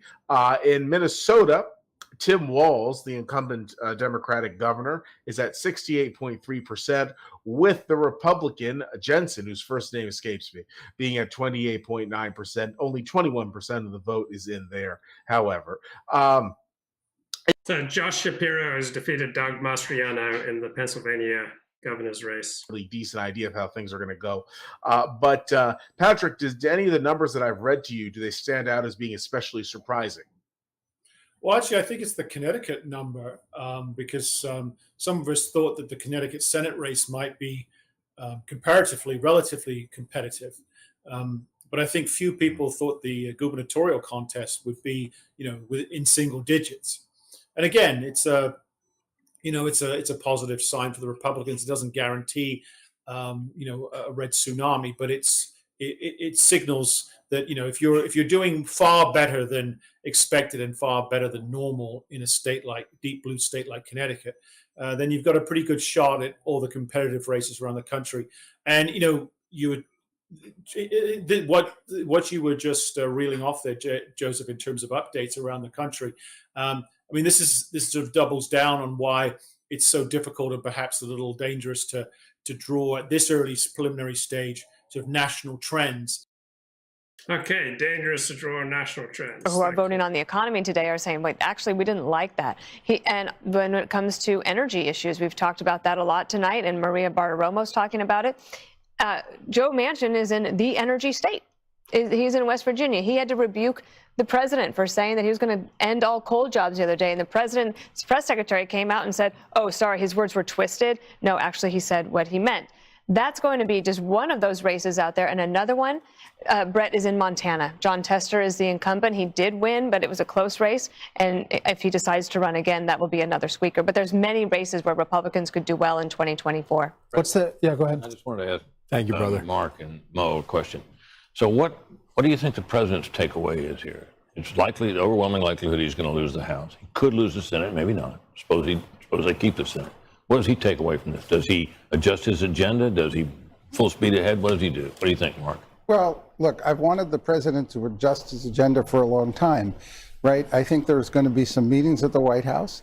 If they change the staff, then I think the president's going to change the agenda.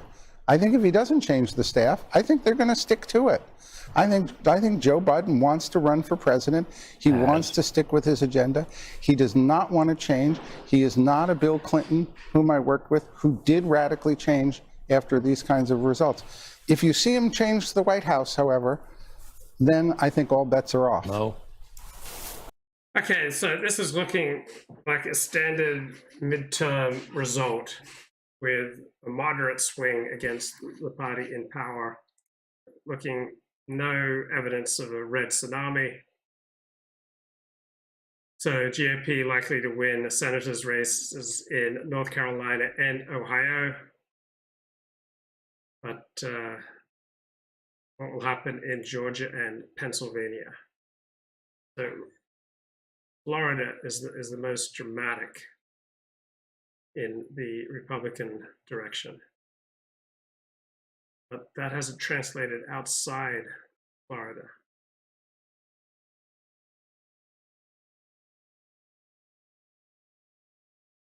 The New York Times says the Republicans have a 71% chance of winning control of the House, and that the U.S. Senate is a toss-up.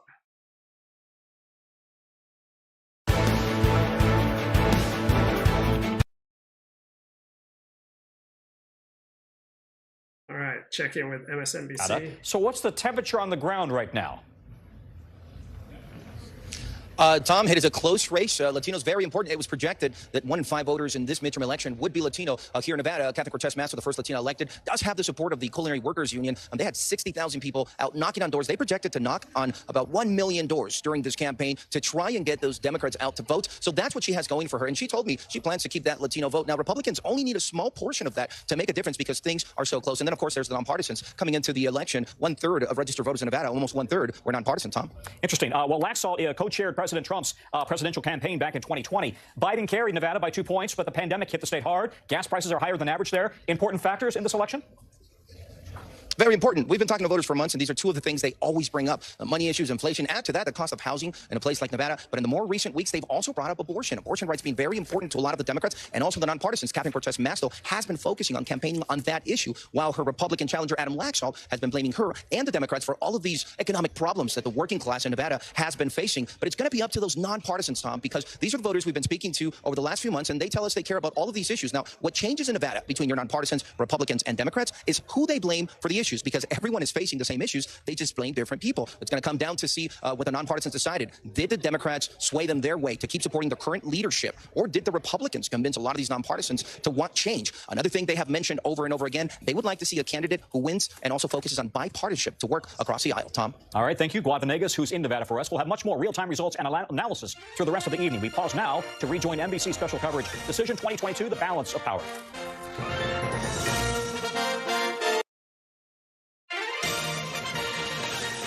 Welcome back to NBC News coverage of the 2022 midterm elections. The drama beginning to build. Yeah, we've got a result in a very closely watched race. Abigail Spanberger, the incumbent in Virginia, holds on. That was a race we were watching very, very closely. Let's go to the Texas governor's race. Greg Abbott will get another term as governor. Arizona governor's race, it is still too early in that one. Very closely watched. Michigan governor, too early. Gretchen Whitmer, the incumbent, of course, the object of a kidnapping attempt by those who oppose her COVID policies. And in the Nevada governor race, Steve Sisolak, the incumbent, versus Joe Lombardo, the Republican. The economy, a huge effort here, perhaps headwinds for Democrats. We've got a winner in Pennsylvania. Josh Shapiro, the attorney general, is the projected winner over Doug Mastriano. Let's go to Chuck on this one. Doug Mastriano, a very controversial candidate, and Josh Shapiro has been able to open up this lead that we have. Okay, let's See if we can get some other commentary in here. In this room that I've been blessed. So I'm ready. And I know you guys are ready as well. So, hey, God bless you guys. 20,000 votes ahead. God bless. Thank you guys so much. Okay, he's 20,000 votes ahead with 13% of the vote left to count. So Herschel Walker looks likely to win. Herschel Walker at 49-49 with 87% in. And if nobody hits 50, we're going to have to do this all over again. You're right. And it looks like it will likely be a runoff in Georgia. But I do say when you've seen the last, he was able to catch up. The Democrats really tried very hard to take him down with the abortion allegations. He seemed to have survived that. The economy seems to be the most important issue in Georgia. We've also seen with Warnock that he's actually lost support amongst blacks and Hispanics. So that has given an edge, I think, to Walker. But you would want to see Walker more aligned with the numbers that we've seen, obviously, with Brian Kemp. How do the right to life people reconcile voting for him? Because it's such a deep passion, you know, and I mean... So a lot of presidents in that part of the country. There's quite a few. Yeah, exactly. I think the only living presidents that didn't get there were Bill Clinton and Jimmy Carter.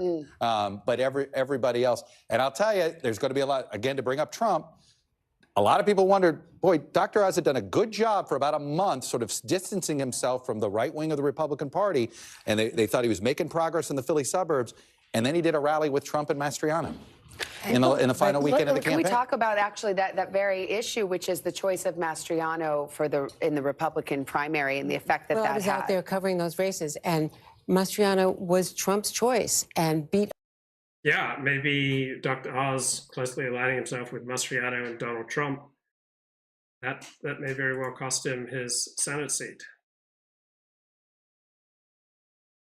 Rains about 25 days here in Las Vegas, and this happened to be one of them. But still, we've seen a pretty impressive showing at this location. Although the polls have closed now, we've counted about 200 people still inside waiting to cast their ballot, which they still can do if they were in line at the time. This weather, though, I mean, it did have a pretty significant impact. In terms of concern, at least, we don't know exactly how it's impacted turnout just yet. But while it's been rain and high winds here up to the north near Reno, heavy snow has been falling throughout the day. Now, to get into a little dynamic of this race here, it's really, really interesting. We're here in Clark County, home of Las Vegas, and this is an area where Democrats spend a whole lot of time and effort, including incumbent Senator. Come on, I'm trying to run a show here. Okay. Then the MSNBC. anti-Semitism just spread throughout the state. And that really, and Shapiro is an observant Jewish person, and he criticized Shapiro for sending his children to religious day school. So this was really, this state is where the governor controls the Electoral College and all of that count, and it's a Republican legislature and abortion. Abortion was a big issue here in the collar counties of Pittsburgh and Philadelphia, because if Doug Mastriano became the governor, then the Democratic governor, who is term limited, has been vetoing all of these abortion bans coming out of the Republican legislature. Howie, you picked up on something that some of these races we're talking about have really become nationalized, and part of the discussion. Oh yeah, which I think is fascinating too. And just to the point Andrew's making, it's really, I'm really glad that you brought up the anti-Semitic piece of this. There's also crime. Savannah, this is an issue that I know you have some interest in, and we talked about earlier. The governor-to-be, if the projection holds, really, from what Democrats. All right, Matthew Iglesias makes an interesting point. He says the red wave didn't materialize because all the Republicans moved to Florida to escape Dr. Fauci's gulag. And he says every state should follow Florida's economic model based on low taxes and large net inflows of federal transfers.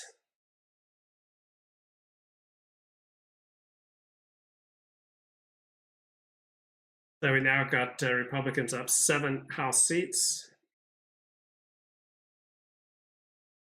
And checking the needle, 72% chance of Republicans taking the House of Representatives. Still a toss-up for the Senate. 47% said that Fetterman was not healthy enough to serve. Well, so there was that split there. I know someone who's really drilled down on all this. Dasha Burns is at Fetterman headquarters in Pittsburgh. Dasha, what are you hearing? What are you picking up on there?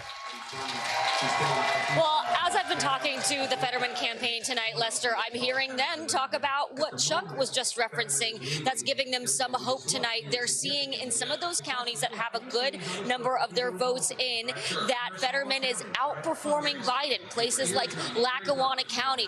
Look, we've been following this candidate since early this year, and from the beginning, this is a candidate who has been trying to win over some of those voters that Democrats lost, those voters in the Rust Belt, the working class folks, union folks, people in rural counties. He's tried to bring that outsider brand to the campaign trail, and they're seeing some encouraging signs that might be working tonight.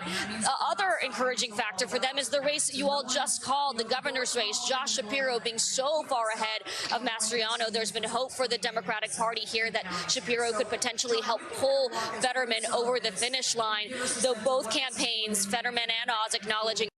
So Democrats are doing too well for this to be a red wave or even a medium wave, says Mark Halperin. Too many Democratic House seats the Republicans tried hard to take have already been won by the Democrats.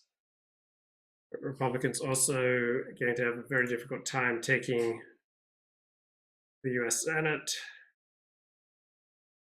So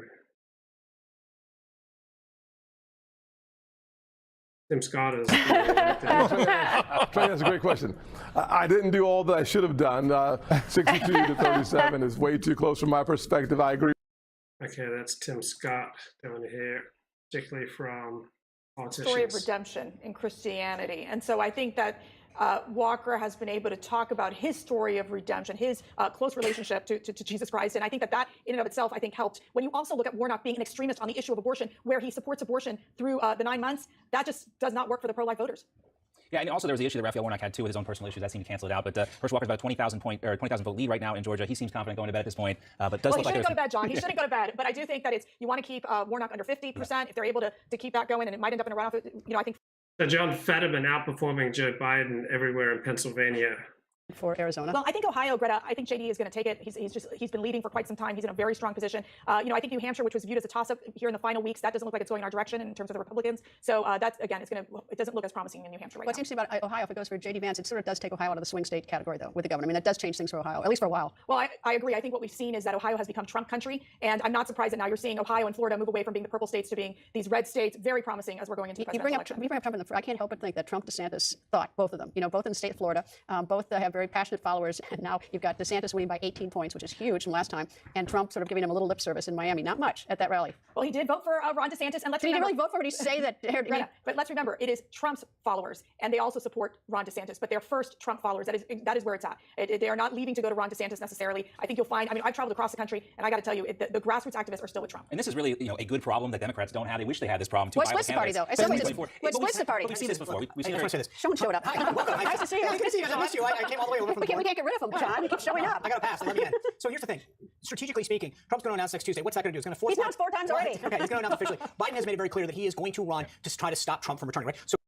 Okay, that's Newsmax. You're probably wondering, what does Glenn Beck have to say about all this? Some of us are interested in actually stopping them instead of just standing there yelling and having as your slogan an expression of political impotence. Let's see, here's the thing on that. You can't just stop them. We have to, and I don't hear the Republicans come up with this.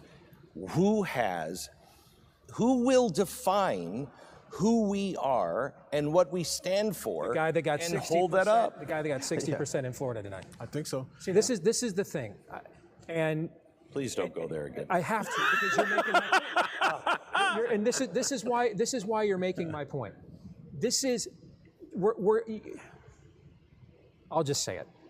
Oh God. You're asking Donald Trump to do something that, from a worldview standpoint, he's not equipped to do. No. And I believe he loves the country. He does. He talked to me for 2 years to try to get me to join his campaign. All right, the early part of his campaign, when he's losing all his ESPN deals and everything else, I talked to him during those periods. You don't do that stuff just because you're a con man grifter. You don't. There is a carnival barker, P.T. Barnum aspect to him for sure, that too often politically gets the better of him. But you also don't become a multi-billionaire and president of the United States because you're a moron, okay? So he's not a clown, and I sincerely believe that he cares. The problem is, we had Tucker Carlson in Iowa this summer. And we had him at an event in a private dinner. And we literally asked him, we were like, what changed? Where's the bow tie technocrat that you were on CNN? Right. How'd you become? Bill O'Reilly got on Fox promising to be a culture warrior and then became a technocrat.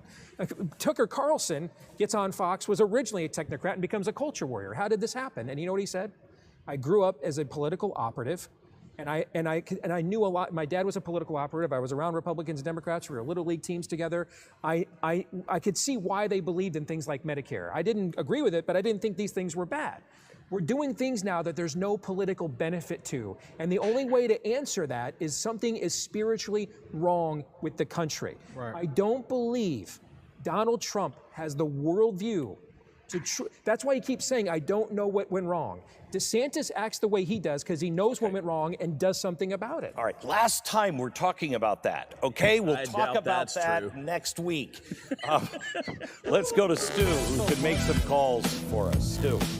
Well, one thing this is not going to be the best thing I could be saying right now. I would love to be telling you right now that Chad Prather has been elected governor of Texas. Yeah. Unfortunately, not this time. But we're going to say the second best thing, which is Beto O'Rourke lost. Yes. Thank God we do not live in a freaking state but governed by Beto O'Rourke. I don't think this idea scared enough Texans. Texas is experiencing a hostile takeover. They are doing everything they can to bring this state into the blue. And they will if Texans remain arrogant. Texas is turning blue. It's very possible, though I will say it's not going to be as close as the O'Rourke-Cruz race was. That's not going to be a huge surprise.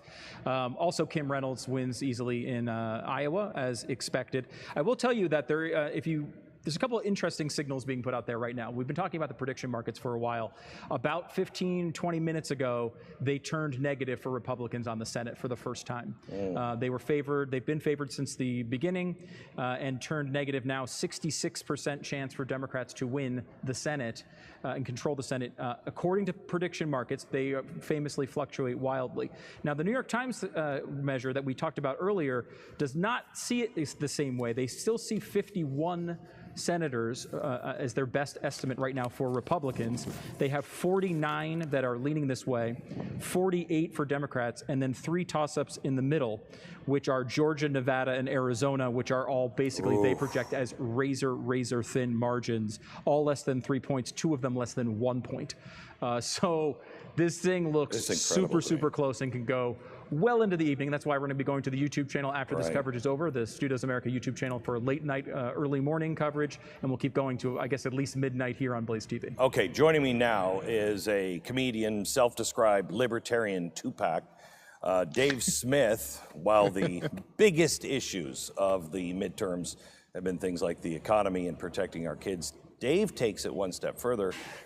He can connect our crumbling culture to today's biggest foreign policy issues, like how close we are to a war in Russia.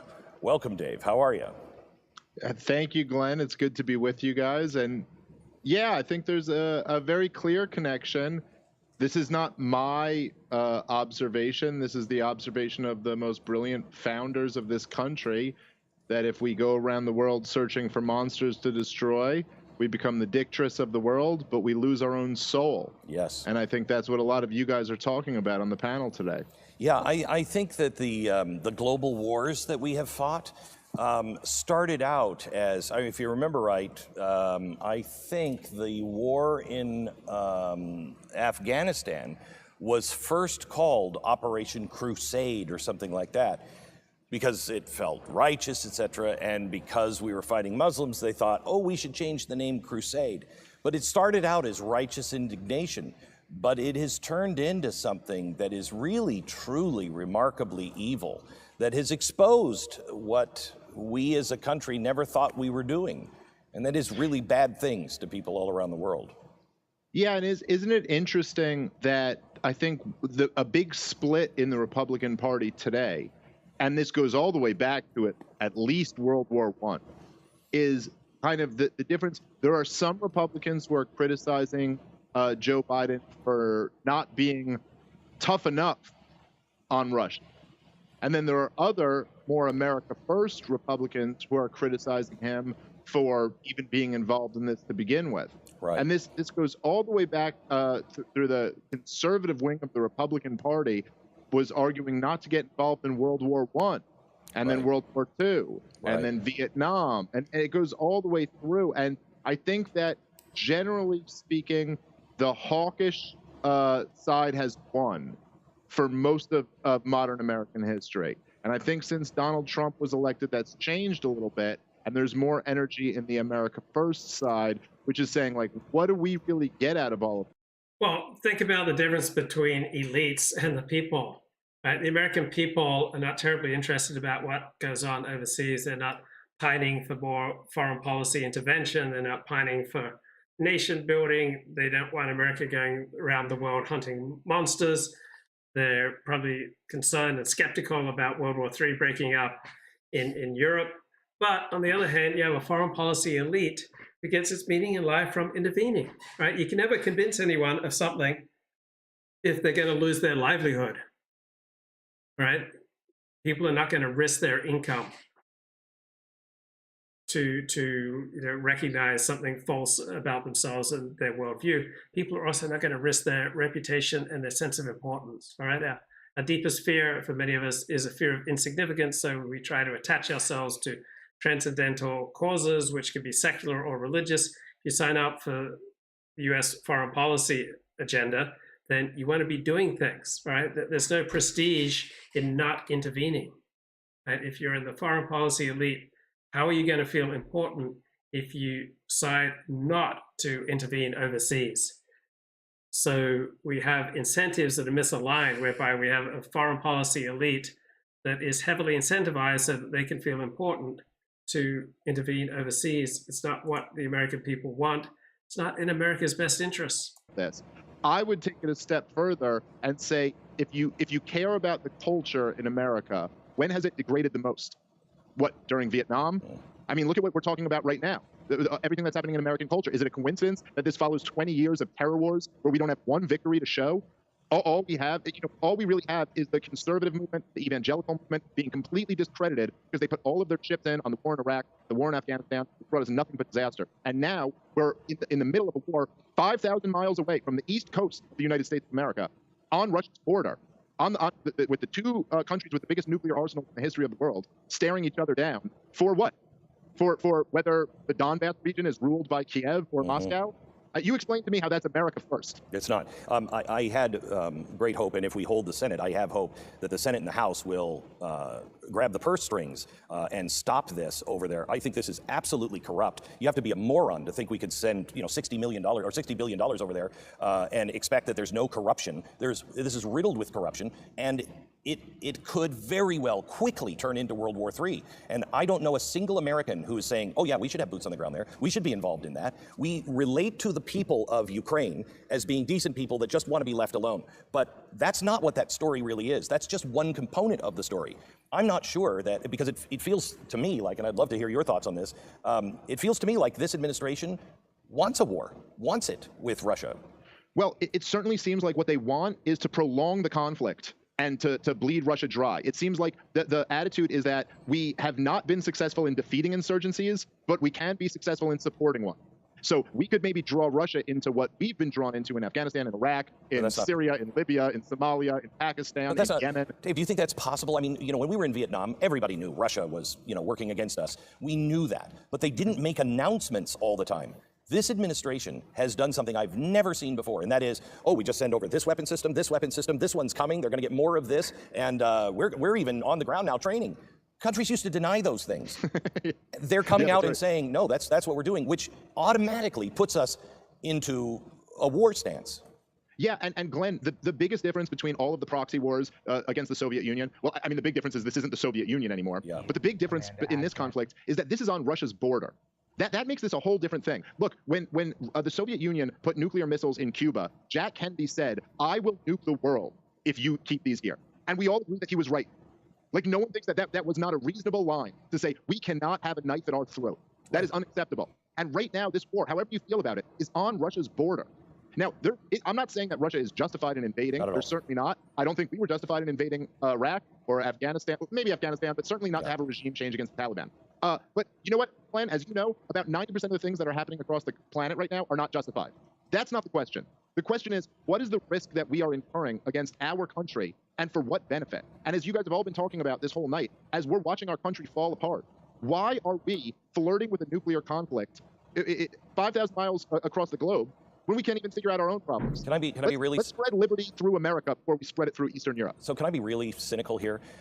You know, I've talked about for 20 years that these times were coming, and it looks very similar to what I laid out long ago. And the last thing on chalkboard that I wrote about these times coming was you're going to have an implosion of trust where no one will believe anything in the system at all. We won't know what is true and what is not, and we'll start looking at each other. Then you will start to have the banking go down, you'll have the economy go down, and you have all of these things. But what it takes to finally make that last turn and get America to forget what America was is a world war. And to me, it just seems a little too convenient that we're here, and the thing that they could grab all of the controls of speech, of the media, of anybody that is speaking out, they can grab those controls because we would be at war. Is that too cynical? It certainly benefits a lot of powerful people to have an external enemy. And this has always been the truth for authoritarian regimes, right? This is how they benefit. And I got to say, I'll point this out, and some of your audience might disagree with me on this one, but Joe Biden's just as crazy for saying that we would militarily defend Taiwan if China invaded. Look, we're not in a position to defend Taiwan militarily. We're not in a position to defend Ukraine militarily. What we need to be is what we were always supposed to be, which is a city on a hill. We're supposed to set an example for the rest of the world by being a free society. And we don't go around the world enforcing freedom on other countries who maybe want it and maybe don't. And every time we try to do that, we lose our own soul. I agree. And this is what America is suffering through right now. And you're absolutely right, Glenn, that this is the perfect distraction for powerful people. And that what we need to focus on right now is holding our own society to account, our own leaders to account, to work on our freedom here. And then the best we can hope for is that other people will look at us and go, well, look how successful they're being. Look, we spread freedom throughout the world more effectively by being more prosperous than the rest of the world than we ever did through the point of a gun. And it's not even prosperous. It is the way we ran our society. The crossing of the Delaware with George Washington, that painting was painted by a German for Germans right after the Communist Manifesto came out in the 1850s. That's not an American painting. The Statue of Liberty was built for French to be able to teach the ideas of America to their own people. Those were both for their own people. Okay, thanks, Glenn. Back there talking to Dave Smith. New York Times says John Fetterman has a 77% chance of winning in Pennsylvania.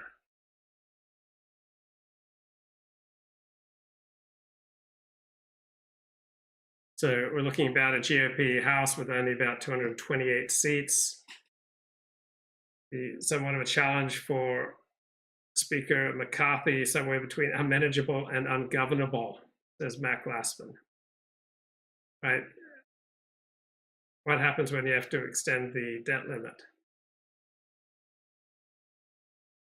Will Kevin McCarthy even become a majority leader at all?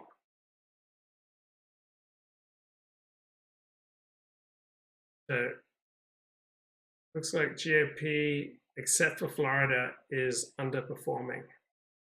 Democrats are running about a point ahead of our expectations, says the New York Times, outside of Florida. So no signs of a red wave.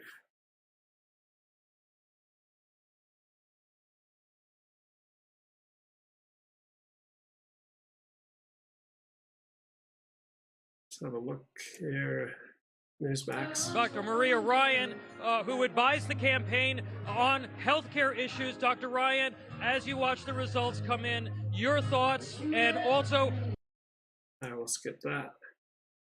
It's The opposite, the flip of that, actually, at this point. Absolutely, myself included.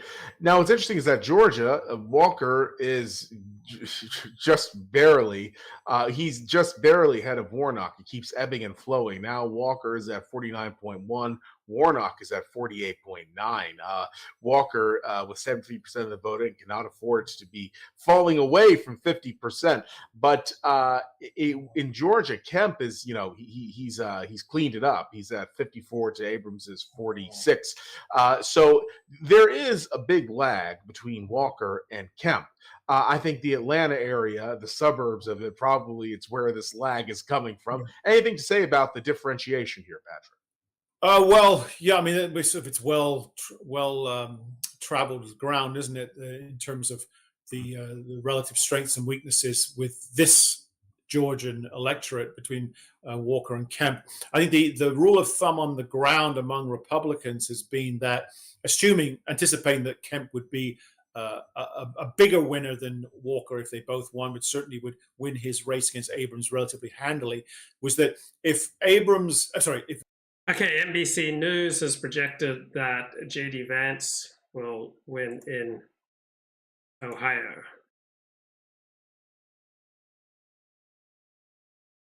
This is Newsmax. General Bolduc, he came on strong. All of D.C. said this guy can't win. McConnell and his forces supported his primary opponent. He ends up winning this late primary, but he needed to raise too much money in too short a period of time. And so, he just couldn't defy gravity. I mean, it's a heck of a close race, and he only had a couple $1 million, and he got on TV at the very end, but it was too little too late.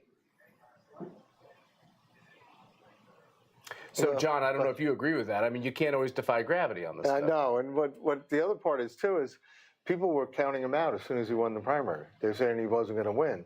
And so you got a close race. And a lot of these races, again, the Republicans have started out losing by bad margins, and then they come back and they recover, like you're seeing Oz close the gap but do in Pennsylvania. you agree in these races that, like in Arizona, we got Blake Masters, we got the same phenomenon, he's way down. Right. But he couldn't get enough support throughout the whole race. He went through periods of time when he was dark because people were arguing over whether he had a chance. He always had a chance. Yes, and the other part is, too, is those candidates had to win tough primaries. Yeah. Like Arizona, I was working for, we both were, yeah. Jim Lehman. So, he was a very good candidate, but Masters had to survive that primary. When you survive the primary, you're out of money, and all of a sudden, the Democrats are sitting there with a boatload of money, and they're attacking you during the primary. So, so that's what was going on with Hassan with her resources. That was going on with Kelly having the Democrat Senate Committee attack Masters. But we'll see about Arizona, and Nevada hasn't reported yet, so we'll see what happens there. So there's still opportunities for the Republicans, and we're still going to keep closing the gap and passing the Democrats as Election Day vote comes in, because Republicans vote on Election Day. And this idea that the Senate races have been very helped by strong governor performances, as Mark Halperin keeps bringing up, that really does seem to be true. And Pennsylvania, that could be the one thing that's tough for Oz, as Mastriano seems to be lagging a bit. Yeah, and also the same in Wisconsin, where the Democrat may be leading. But we'll see what happens when more of the votes get counted. And so Kemp absolutely probably helped Herschel, so he's coming ahead now. And then you'll see that in other states, where as the Republican vote materializes on Election Day, as they're counting those precincts, then the Republicans do well. So there's still a lot of votes to be counted, and we'll see. So some of these races are going to take a while. The Nevada race is particularly interesting because you have this question about what will they get done counting tonight, and then you have in Arizona this question about the people that went to go vote, and their ballots couldn't be processed. That's already gone to court. Right. I imagine Nevada's going to be in court too. Yeah, and the bad part is the Democrats in Nevada control the process. Completely. And in Arizona, Katie Hobbs, who's running for governor against Carrie Lake, controls the process. She's the Secretary of State. And in Pennsylvania, the Democrats control the process with Wolf, who appoints the Secretary of State. So we've just got to be vigilant and make sure that every vote's counted and honest and fair, and see what happens. Yeah, if there is a red wave, it hasn't materialized yet. Okay.